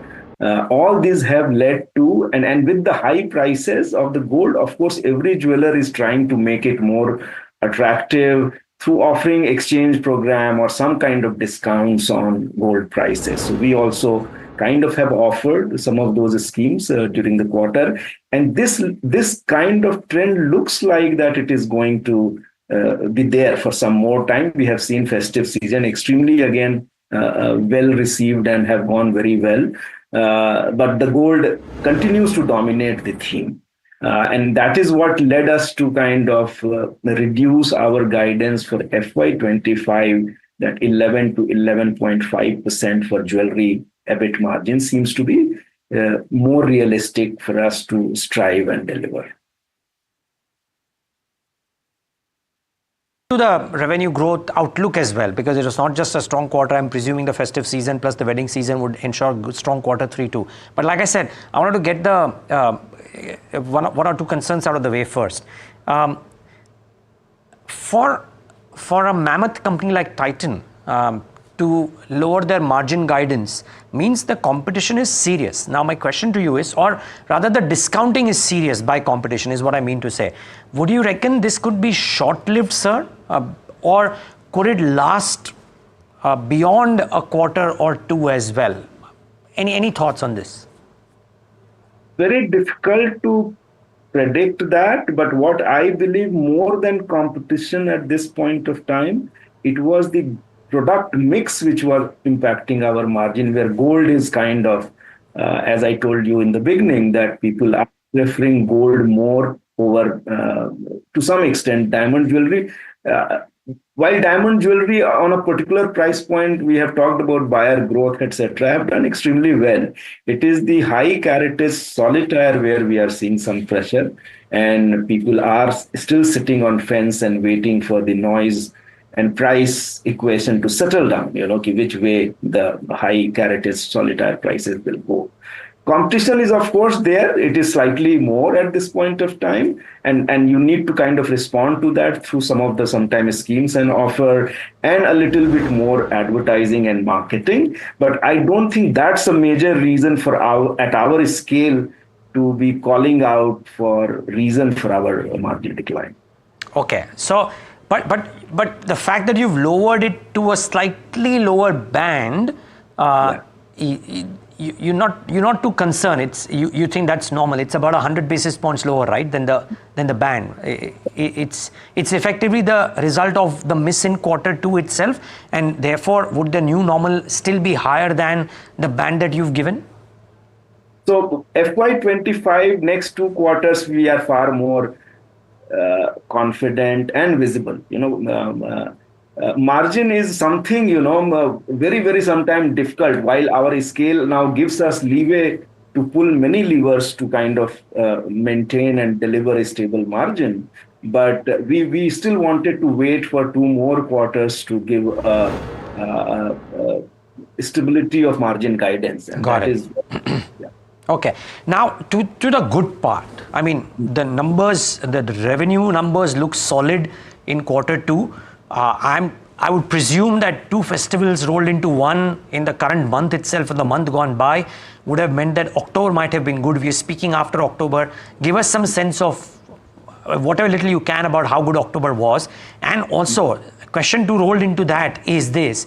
I was told by many garment manufacturers, Mr. Sonthalia, that this upcoming or ensuing wedding season is the longest that we've seen in Indian history. It will last till May, possibly even July. Would love to know how bullish are you on the upcoming next 2 or 3 quarters? So, I think you are right that wedding season is much more stronger compared to earlier years this time. One is also that some of the wedding muhurts have also shifted towards this, like quarter one was very muted. And we also saw that once the gold prices cooled off because of custom duty reduction for some time, after that again they have gone up. But a lot of wedding buyers also came that point of time, rather waiting for 3-4 months closer to wedding. They kind of made their purchases in August, September before Shraddh period. And that was also reason for a good growth, which we have witnessed, or the industry has witnessed more than us. Going forward, festive has gone extremely satisfying. We are very happy, not only for the jewelry, but across consumer categories. We are a lifestyle company, deal with many more categories. I think we are very, very happy with the way festive of 31 days, which we count like to like, compared to last year 31 days, have gone very well. Momentum looks like continuing now on the back of wedding season have started, which would go up to 15 December to my mind. So we are very, very positive for quarter 3 growth. Okay. For sure. We believe quarter 4 also will not be disappointing to industry or anyone else. Noted. And that kind of maybe came out in the con call as well. Just one last question. This something has perplexed a lot of people. You, of course, stated that lab-grown diamonds are not having a material impact on the business.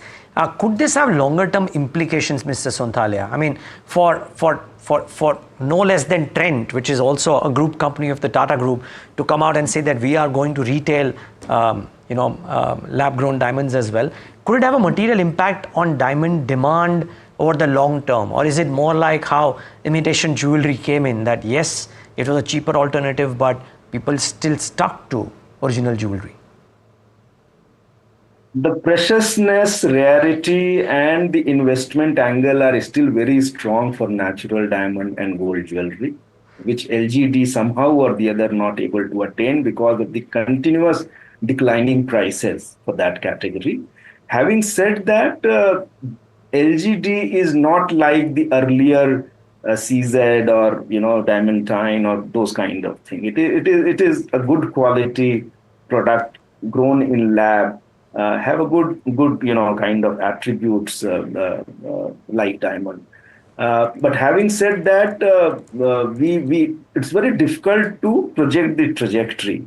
While we spoke about Trent getting into POM, and we also explained for a big box retailer, it is right for them to keep experimenting what the consumers who are walking in would like to do. And like we also do perfume, they do perfume, we do women's bag, they do women's bag, we do ethnic wear, tanera, salwar kameez, they do also that.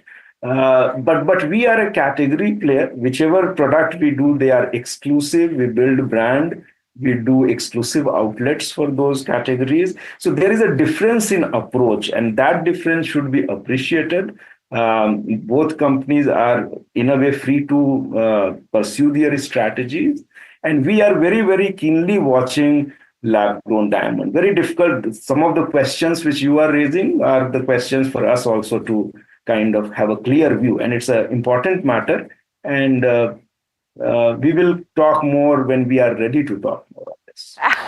That was a very telling statement, Neeraj, at the end of your interview. We are keenly watching lab-grown diamonds, and we will talk when we're ready to talk. I just want to pull up a dual chart of Titan and Trent, if we can, because that point that Mr. Sondhalia made, that we do bags, they do bags, we do luxury women's wear, they do women's wear. They are now doing lab-grown diamonds. Titan does diamonds. A bit of that might be a problem. So you can see Titan there. I just want to pull up what's happening to Trent as well for a second, if we can. So Titan, of course, 3% plus down. Trent about 2%. But off today. 20% from all-time highs, Tamanna. Yeah, I mean, of Trent course. has had a massive pullback as well recently. As of today, as of now. All right. Something very interesting happening with the US elections. See the number on the top of your screen. Till a few minutes ago, I think 3-4 minutes ago, you had Harris at about 112. Now jumped to 179. The gap between Harris and Trump has narrowed. 2 states have come in, and that's one of the reasons. So their counting has come in fairly quickly. California and Washington have dropped together, which is why you are seeing a bit of the picture change. Trump is still leading, there's no doubt about it. I just want to pull up the Dow for a second, because frankly, the biggest indicator right now, what's happening is the Dow futures. Keep a very, very sharp eye on the Dow futures. Dow futures still about 529 points up. So he's in the lead. Trump is still in the lead. Now, there are 2 scenarios here that we need to look at. One is that Trump wins the White House and his party, the Republicans, win Congress as well. That makes the path easier for Trump. And remember the Goldman Sachs outlook, that in that case, where they win the White House and Congress, a 3% rise in S&P 500. Trump wins the White House, but not the Congress. Republicans don't win the Congress. That's 1.5% up. That's a bit of a negative there. Anyway, हमें क्या फर्क पड़ता है? That's really the question, and Harsh is joining us with more on that. Harsh, what's the impact for specific stocks and sectors here in India of the US elections? Well, very interesting question there. Now, just in terms of if Harris wins, a renewed focus on renewables and policy stability. So both of those likely to get, or rather to aid stability overall. On the renewables front, renewed focus there would mean Premier Energies and Vari Energy could actually benefit as a result of this. But the real change will be if Trump wins, because plenty will change. One, it's good for the dollar, and which means a stronger dollar means better for exporters and therefore will likely benefit exporters going forward. Further, corporate tax rates could likely come off.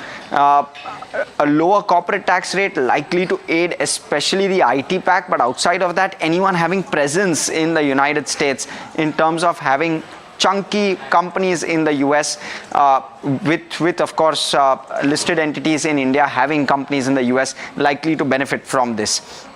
The other one is higher tariffs. A higher tariff is bad for apparel, bad for chemical companies, something like a Welspun, Gokaldas, Deepak Nitrite, Aarti Industries. Some of those will definitely see an impact if tariff hikes were to come under a new Trump regime. Insurance coverage. Now, this plenty spoken about this, even though non-committal. If Trump were to have his way completely, likely an adverse impact on pharma companies as a result of insurance coverage getting diluted for US citizens, and that could impact a whole host of pharma companies, from the likes of a Sun to the likes of a Lotus, all of which will see an impact. The economy otherwise, consumption as a basket, if at all policy were to change, more consumption friendly policies would continue, then you could well see auto and specialty chemicals come back to the fore, something like a Motherson, Tata Motors, JLR, to benefit from a consumption spree in the US. So we'll have to wait and watch as to how policy evolves. Okay, thanks for that, Harsh. So those are a set of names to watch out for. You know, this is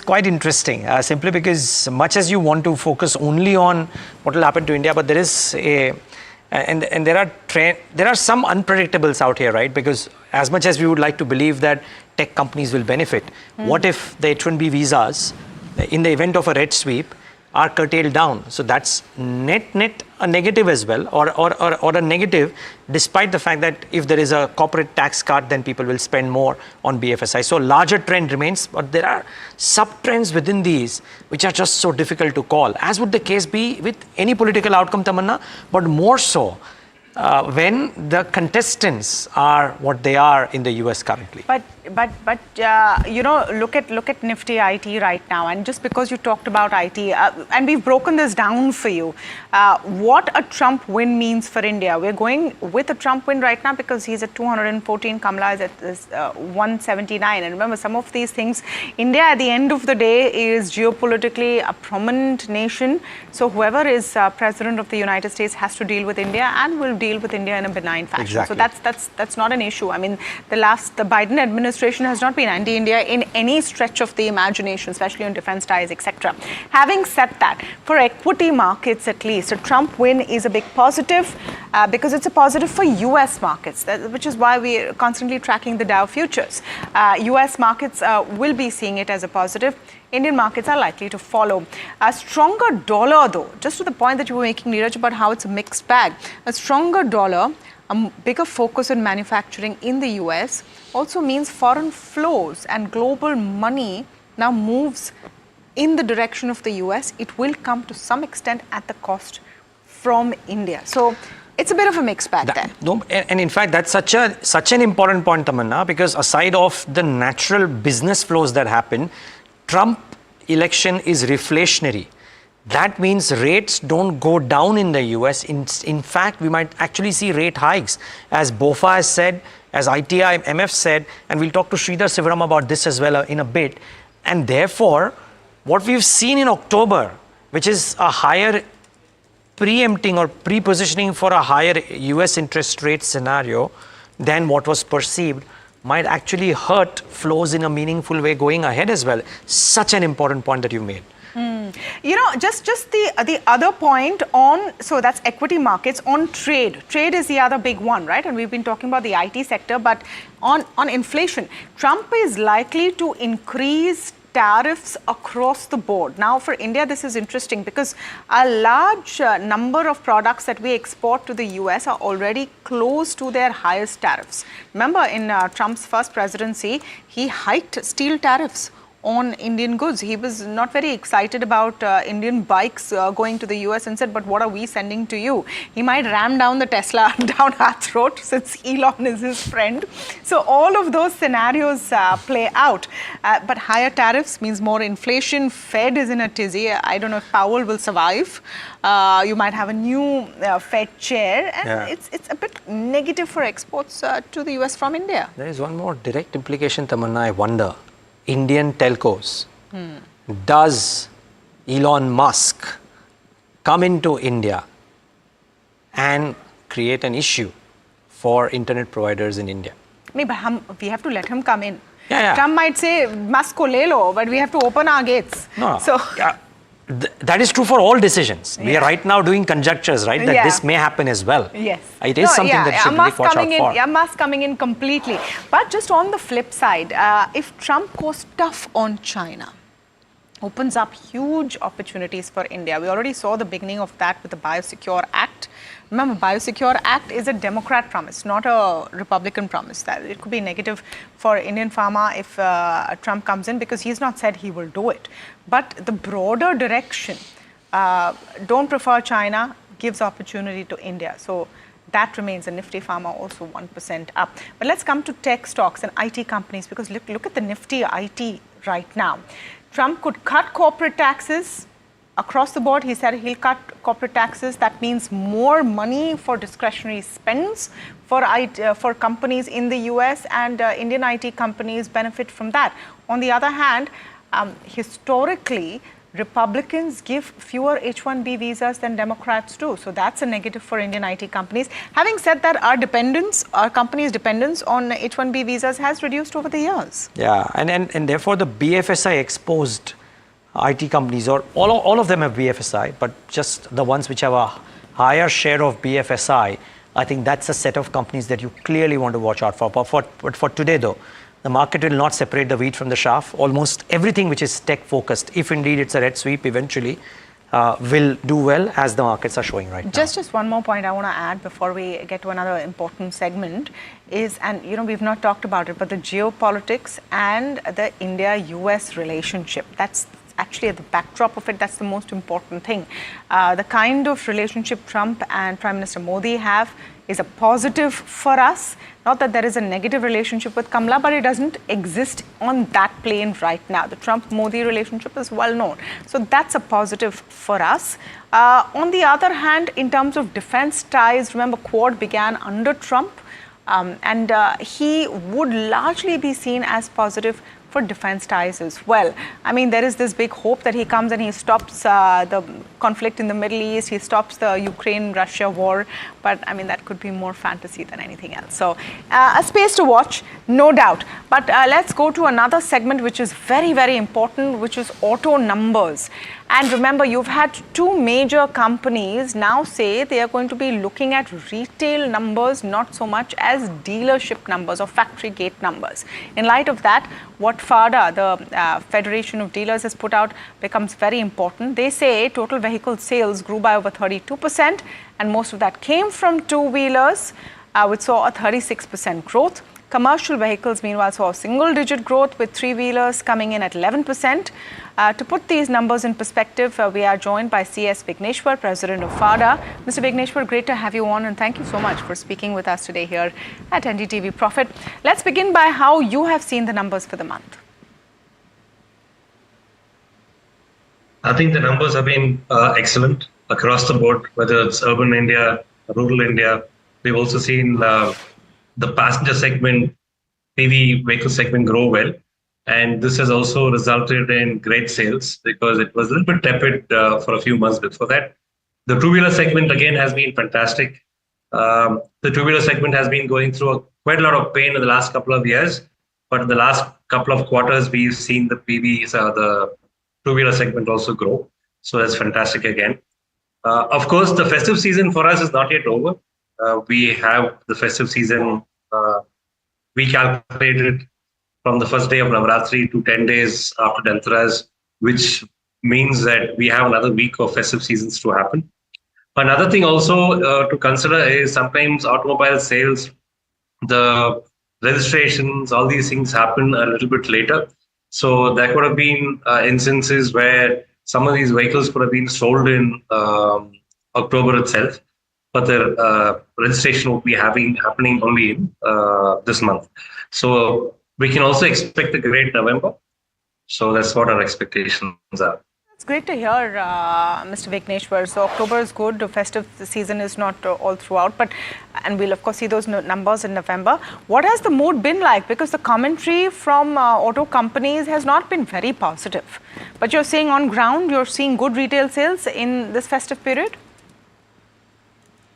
The reason why the OEMs tend to differ in this viewpoint is the fact that they've been loading stock for the last 4-5 months on our channels. So I guess their figures have actually come down a bit, but it hasn't come down a lot more because the stock position hasn't changed much.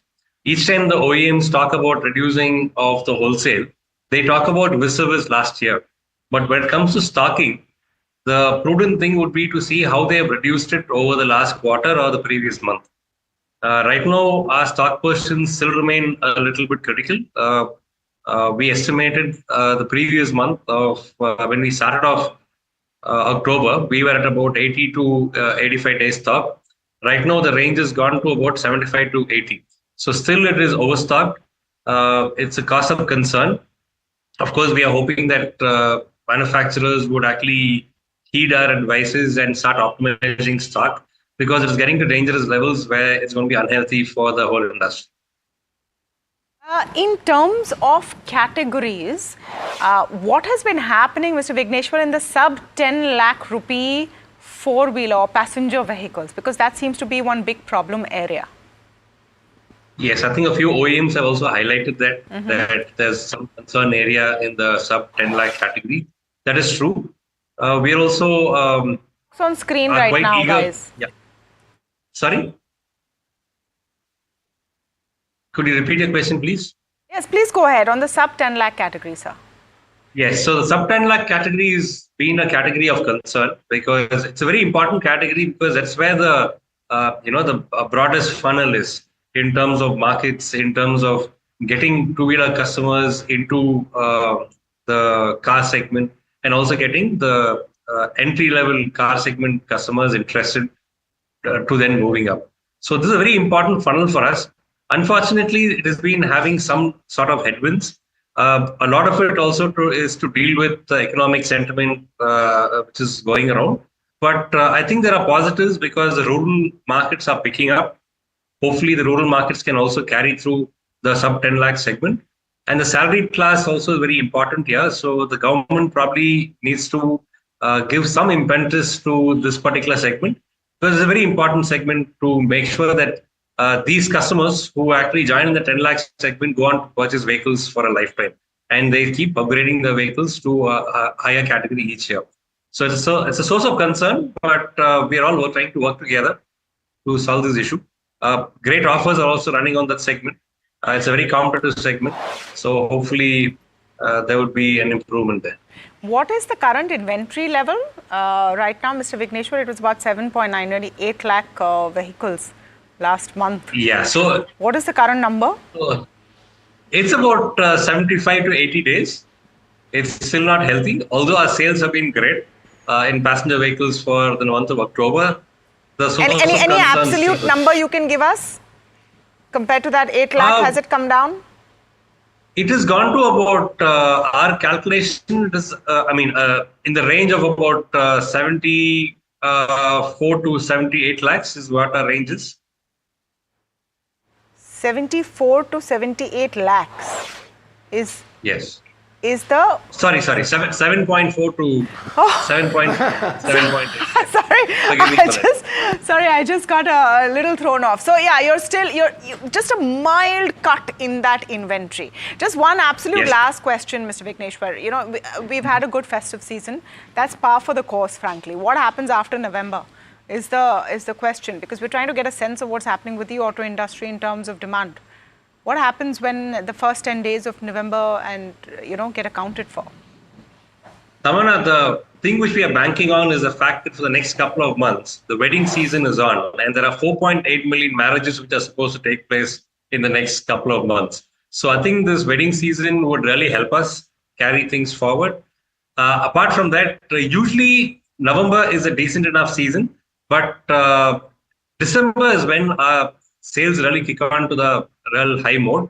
It's probably one of the highest months for the auto industry because there are great offers running, and also the marriage season also makes people buy the vehicles. So we are counting on these two. And also the great monsoons have also helped the rural market to go to the next level. So with these things in mind, probably we're going to have a good next couple of months too. Fair enough. Thank you so much, Mr. Vigneshwar, sounding the FADA president there, sounding a positive note as far as auto sales are concerned. With that, it's a wrap on India Market Open, but stay tuned. Talking Point up next.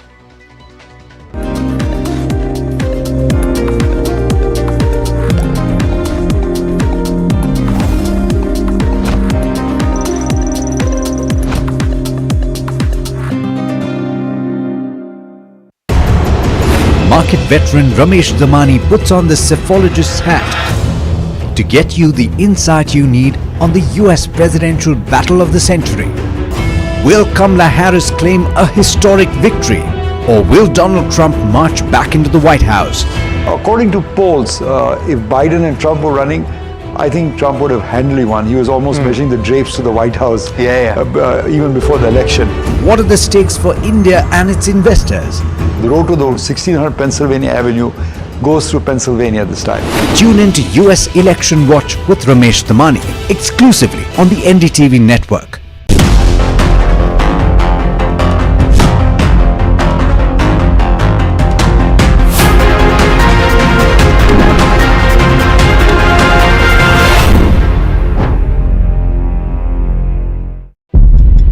When the whole day passes like a blur, the news just whizzes past, and you're trying to stay informed. It is our job to bring you news that truly matters. At Profit 360, we cut through the clutter, the Wall Street deals, finance and policy news that could shape your tomorrow. The newsmakers, the trendsetters, and the innovators. In 30 minutes, we've got you covered. So stay ahead, stay informed, and stay profitable with Profit 360.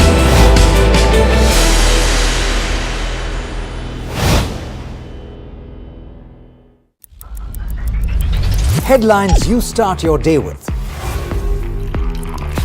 What matters worldwide is now in the palm of your hands. Get ready to seize the day and maximize your financial potential. Stay ahead of the curve with all you need to know on NDTV Profit.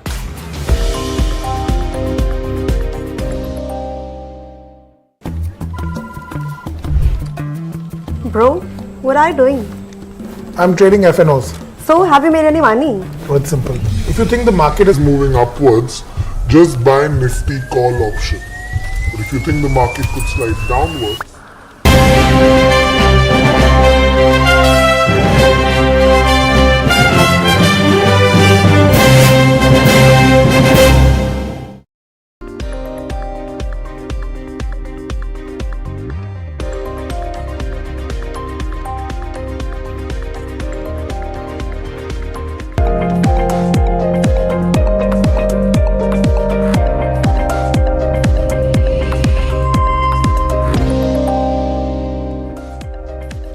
Thanks for tuning into Talking Point. I'm your host Neeraj Shah. It's 10:01 a.m. today, and at this point of time, if you look at the numbers on the US election watch, it's 230 for Donald Trump and 187 for Kamala Harris. So certainly the Reds are winning.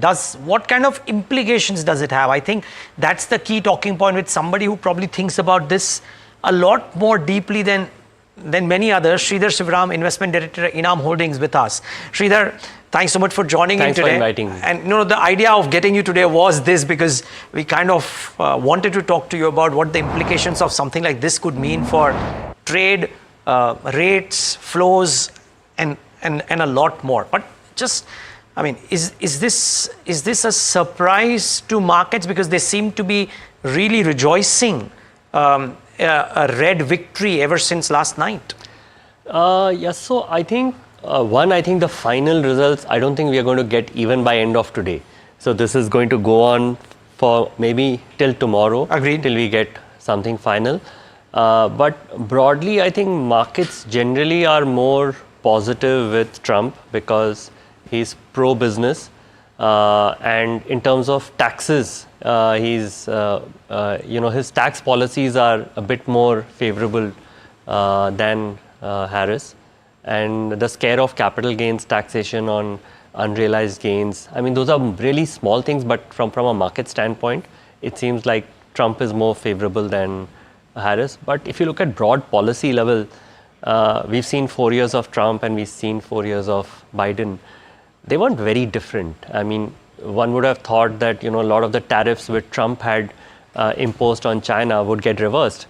Nothing like that happened. In fact, more tariffs came even during the, Biden regime. So I think from a broad policy standpoint, I think they aren't very different, honestly. Yeah. It doesn't make too much of a difference. And from a India-US relationship as well, a few chinks here and there notwithstanding, the last 4 years of the Democrat power in the US also had some fairly strong outreaches to India on multiple factors. So on that too, would you reckon that both coming out, either coming out is not going to be a negative for India? Yeah, so I think it comes from the fact that their stance on China is a bit more, I would say, very firm in terms of the tariffs on either side. So then they cannot be antagonizing both India and China. So even though India, I think all the policies of India are also not exactly that US likes, like our relationship with Russia is not something that US is very happy about. But the fact is that they cannot antagonize both India and China. At least that's a broad feel you get. Right. So India is in the right place at the right time. So I think it's broadly positive from that standpoint. I mean, the other important data that I recently came across is that the largest exporter to US now is no longer China. It's actually Mexico. It's almost close to 500 billion. And that is happening because Chinese firms have put up their capacity in Mexico to bypass the tariffs. Yeah. I think that may get affected if Trump comes. And that's positive for India again. Because they bypass the tariffs and Mexico becomes the hub for manufacturing. It's really not manufacturing, it's assembling. I mean, those are the positives, the second derivative positives that India may get if those tariffs are imposed. So it's complicated, but I think there are a lot of wheels within the wheels. So a lot of, and I'll come to the easy wheels in a bit, but since you've brought this, I'm just trying to understand, maybe it's early days, but are there thoughts around, and all of this is hypothesis, right? One, it is a hypothesis that it is the Republicans who come back to power. As of now, it is a hypothesis, even though the numbers look in their favor, but this will change as Sridhar Sivaram said. But working with that hypothesis that if indeed it is the Republican Party coming to power, have you done some work about potential investing implications of this sectorally? I'll come to the micro first, then I want your view on rates and flows as well. But I'll start with the micro first since you brought this up as well. Have you done some work, or is it not really worth the time to spend about what could happen and therefore try and take investment bets accordingly? So I think one sector, if Republicans come, which will get affected, in my view, very badly, is Big Pharma. And this is thanks to all the documents and speeches that RFK Jr. has made, because he's been a big proponent of transparency in Big Pharma, and we haven't had that for many years, and we've seen that during COVID times also. If that happens and a lot of the easy approvals that Big Pharma has been getting without getting proper safety data, I think that looks, I mean, I don't even have to say, I think if Republicans come, you'll see what happens to Big Pharma because it's very well documented in the US. So I think that's one, which again may help India because some of the generics will come into play because some of these drugs are new drugs which seem to be giving better efficacy than some of the older drugs, but may not have the same safety data. But we'll have to wait how this plays out. But I think that's a sector which gets impacted, but it doesn't affect India that much. That much. Okay, fair call. The belief, again, just one last micro question. the tech index is rejoicing today, 2.5% up for Indian IT. Now, what gives here? Is it a belief that corporate taxes go down, therefore corporates will spend more, and therefore Indian IT companies do this, or what is it? Yeah, I think it's in thinking in those lines, but I think it's a bit far-fetched. I think AI is affecting Indian tech more than any of all this. So I think if more AI is implemented, and it's far more easier to do the lower end jobs because AI can do data analytics much faster than humans. So I think that affects more, but I think it's thinking in those lines that discretionary spending goes up, and that has been one of the issues, that discretionary spending by corporates has gone down. As a result, it has impacted IT spending. Got it. Okay, now one of the things, and viewers, remember, when you see this show, rather right now on TV it's live, but when you see this show eventually on digital as well, the numbers could have changed materially. So take all of that into account when you're listening into what Sridhar Shivaram is saying and the questions that I'm asking as well. One of the thoughts also, Sridhar, that came out in the last 15-20 days was that a potential Trump victory would be reflationary, would mean that inflation perks up again because all his policies are kind of pointing towards that, and therefore the rate cut trajectory that was perceived to be in place with lower inflation in the US might get reversed.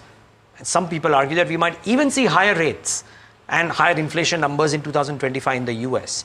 And therefore, would that mean that flows which are perceived to be flowing into emerging markets and India from the US with a lower rate cycle would actually now go back?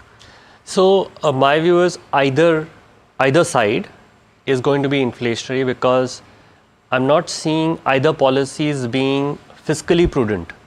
So if you look at the fiscal policies of either side, you can argue that the Harris side fiscal deficit goes up by a lesser amount and the Trump by a larger amount. Either way, if your deficits are going to balloon, it eventually becomes inflationary.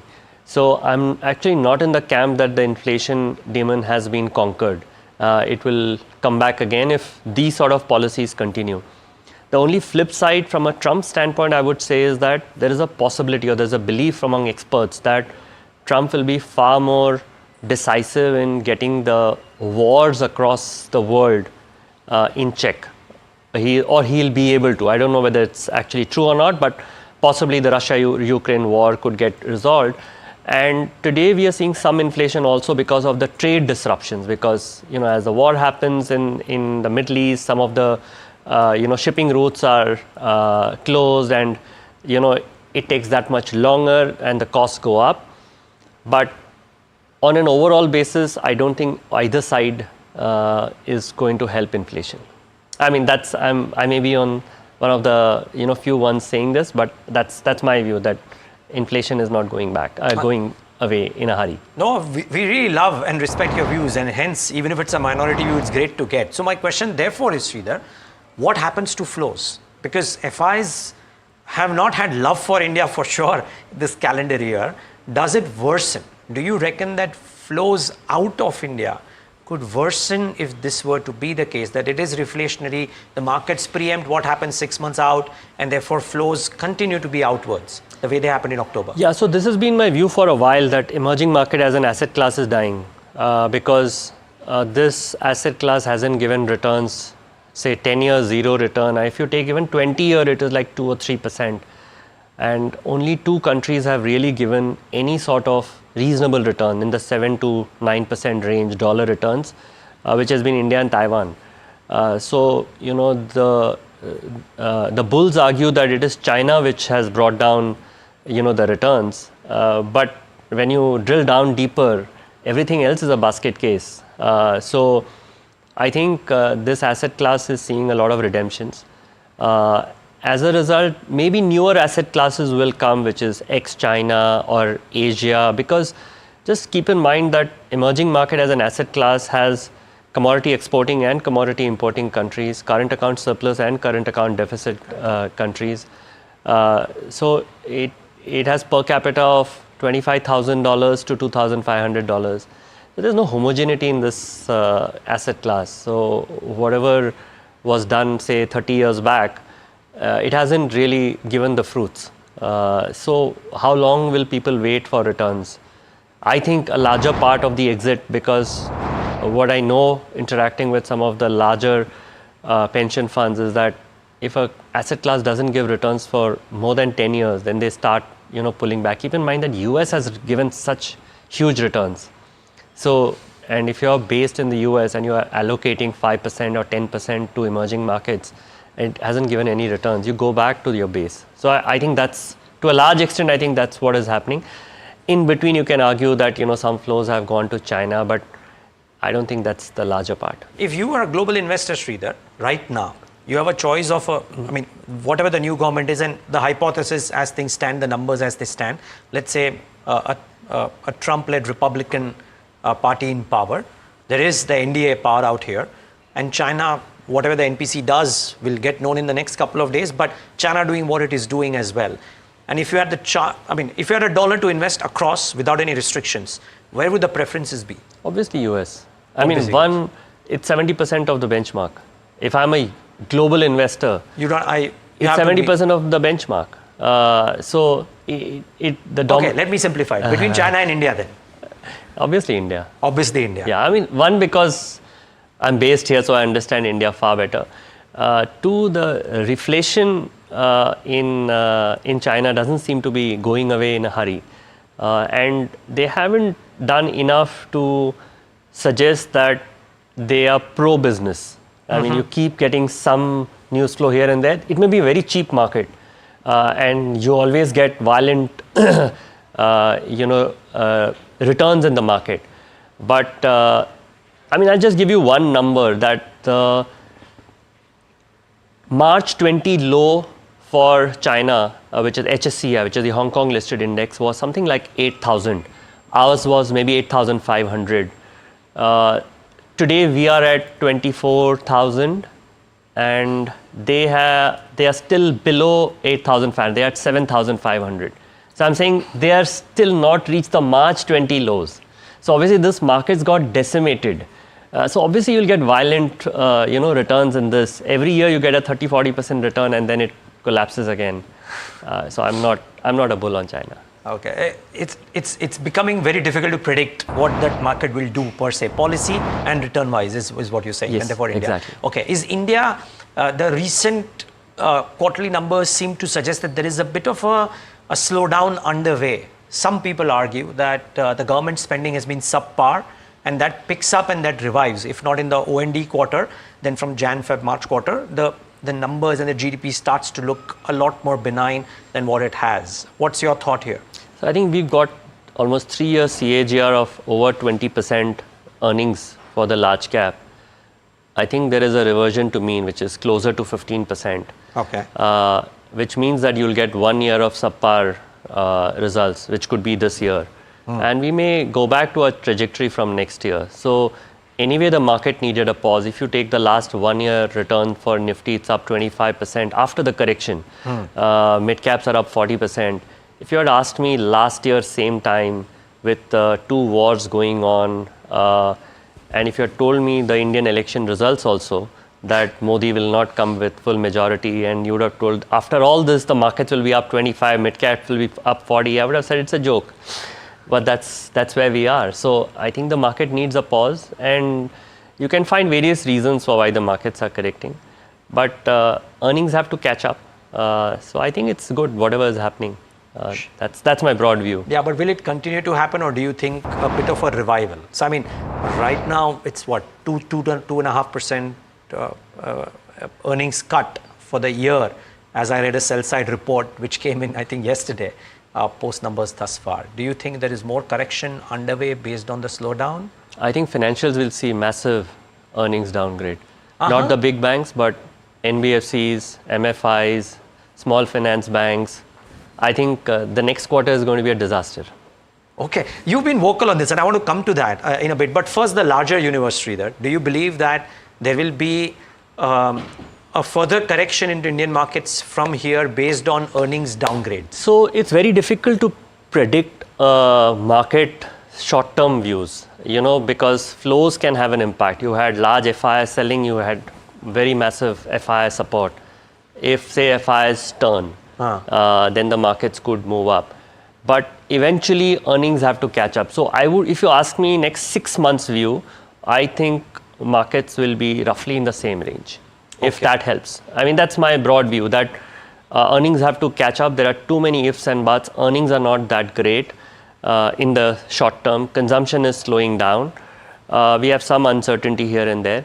So I think broadly, I mean, stock specific, you know, there could be sectors which may do well, some may do badly, but overall as an index, I think we'll muddle around it at this level for the next 6 months till the time earnings catches up and we'll start looking at the year ahead.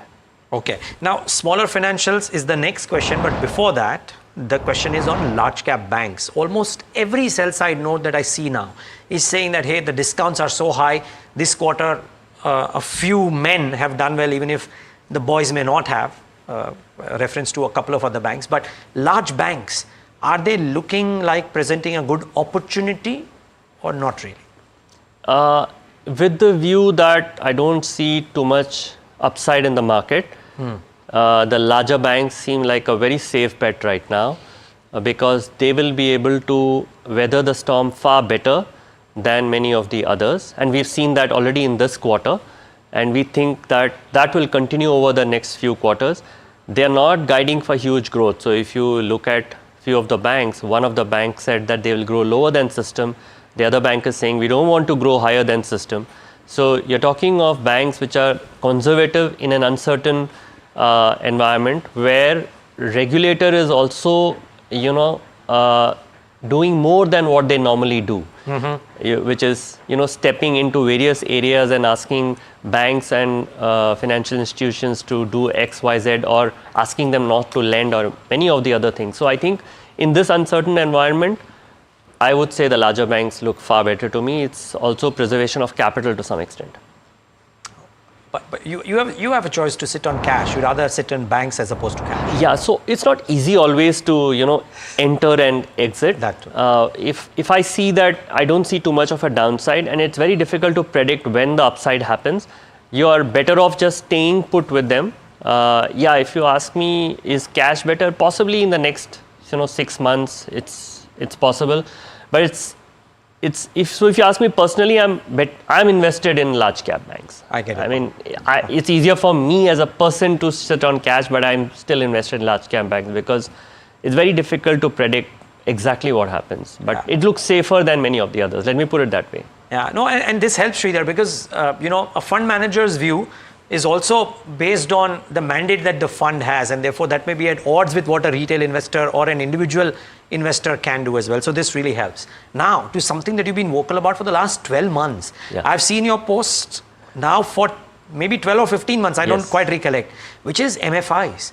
And this quarter, if not the previous ones, but this quarter for sure, in fact, even the previous ones, but this quarter showed that there is an issue out there.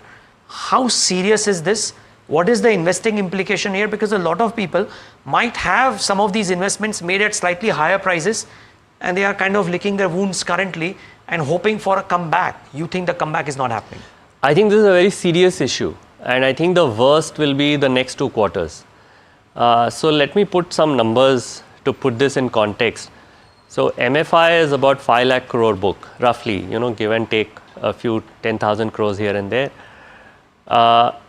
From what I understand, speaking to many industry experts, is that 10% of the book is a problem, which is roughly 50,000 crores. And this is the 10% where you have multiple lenders. So when I say multiple lenders, these are over and above 5 lenders to a single lady.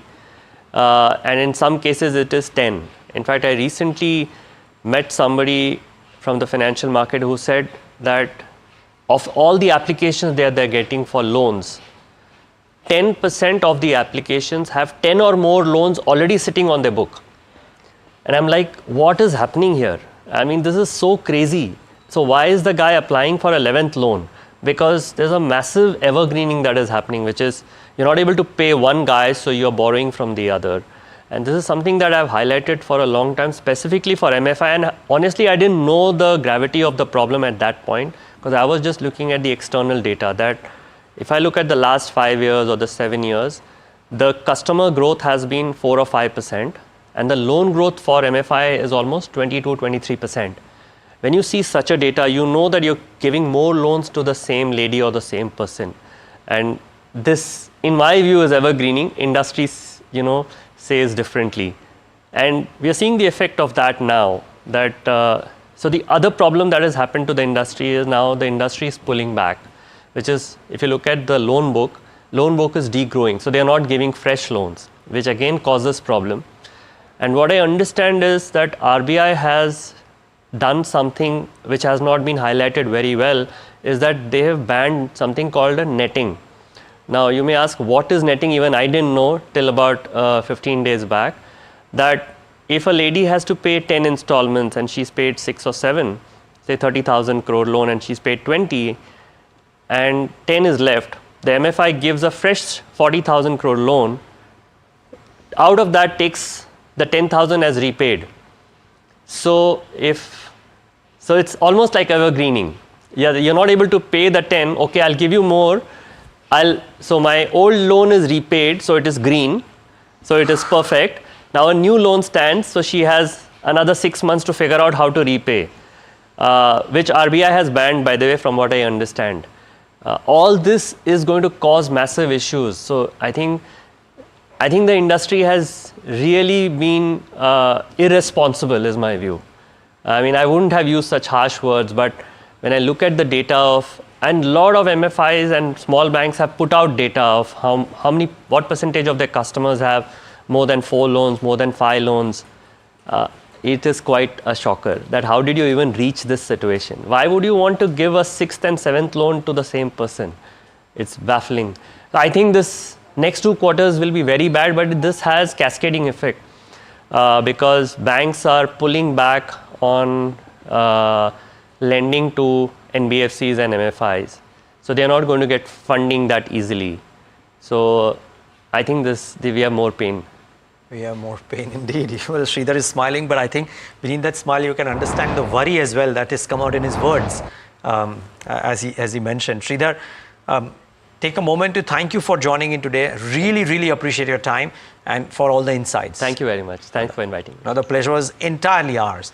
But as we wrap up this show, it's important to highlight very quickly and get in my research team members to try and talk about what the implications of a potential US election victory would be on specific pockets. So I believe Rucha and Harsh both are with us. Rucha, I'll start off with you maybe, and Harsh is there as well. But IT, because IT is really taking it away today.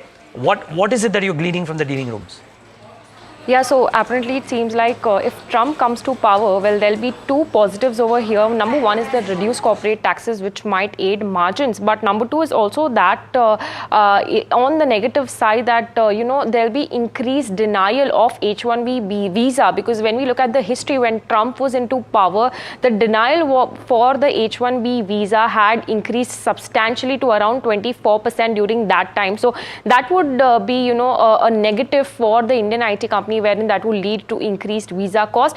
But another positive over here is, as I mentioned, the reduced corporate taxes, and also now IT companies have started building their own workforce in the US. So their reliance on these H-1B employees have reduced. But moving on to the stock specific action, while the company with the highest exposure to US revenue will likely be beneficial, and amongst the top tier, it is Infosys which will likely benefit because of its around 57% exposure to the US. And also another point that supports Infosys over here is that the discretionary demand revival will benefit Infosys the most because it has the highest share of revenue coming from discretionary spends. From the tier 2 space, well, it is Birlasoft that analysts recommend should be the highest beneficiary over here because it has around 87% of its revenue coming from the US. So companies with highest US revenue likely to benefit in terms of the IT space reviving. Got it. Okay. Thanks for that, Rucha. Harsh, 60 seconds. What else? Well, yes, Kamala win will definitely mean renewed vigor, renewed focus on renewables, and therefore you'll have Vari as well as something like a Premier Energies in focus. Also policy stability, right, Neeraj? Also the other piece will be if Trump wins, because that will mean big changes. One is good for the dollar. The dollar will strengthen, good for exports in India as well, and therefore exporters will likely benefit. Something like pretty much all the IT companies, pharma companies will likely benefit from this. Corporate tax rates may go down, which will favor any company having a subsidiary in the US, because US corporate rates will come down.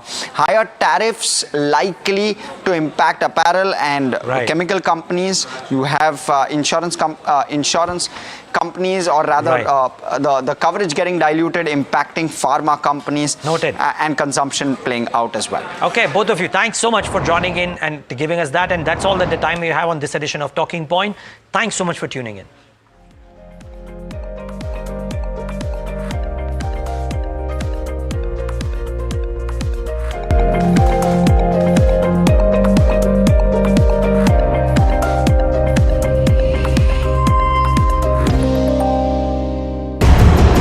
Market veteran Ramesh Damani puts on the cephologist's hat to get you the insight you need on the US presidential battle of the century.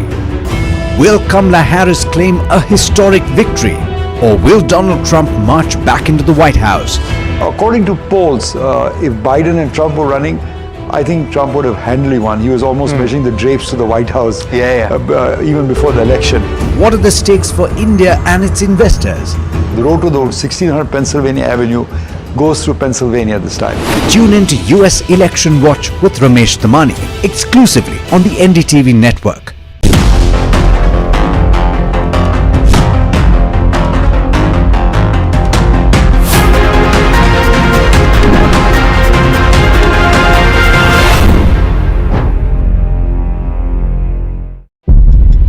When the whole day passes like a blur, the news just whizzes past, and you're trying to stay informed. It is our job to bring you news that truly matters.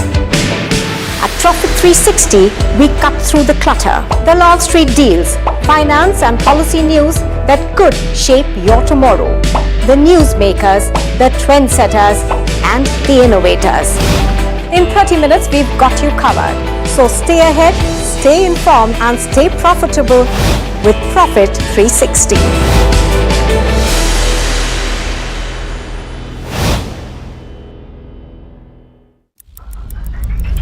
Headlines you start your day with. What matters worldwide is now in the palm of your hands. Get ready to seize the day and maximize your financial potential.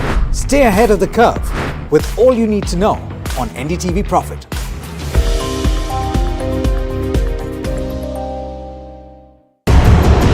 Market veteran Ramesh Damani puts on the cephologist's hat to get you the insight you need on the US presidential battle of the century. Will Kamala Harris claim a historic victory, or will Donald Trump march back into the White House? According to polls, if Biden and Trump were running, I think Trump would have handily won. He was almost measuring the drapes to the White House even before the election. What are the stakes for India and its investors? The road to the 1600 Pennsylvania Avenue goes through Pennsylvania this time. Tune in to US Election Watch with Ramesh Damani exclusively on the NDTV network.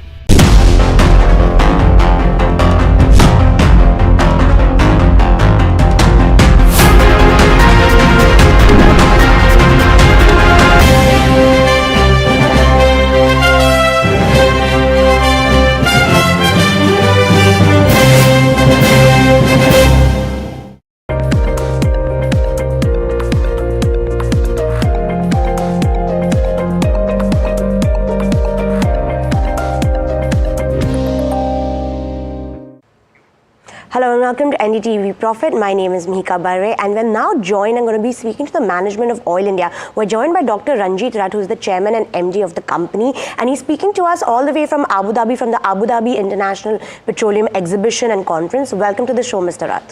Thank you very much, Mihika, for having us. Before I start on talking about the company and India in specific, what kind of conversations have been a standout at the conference today?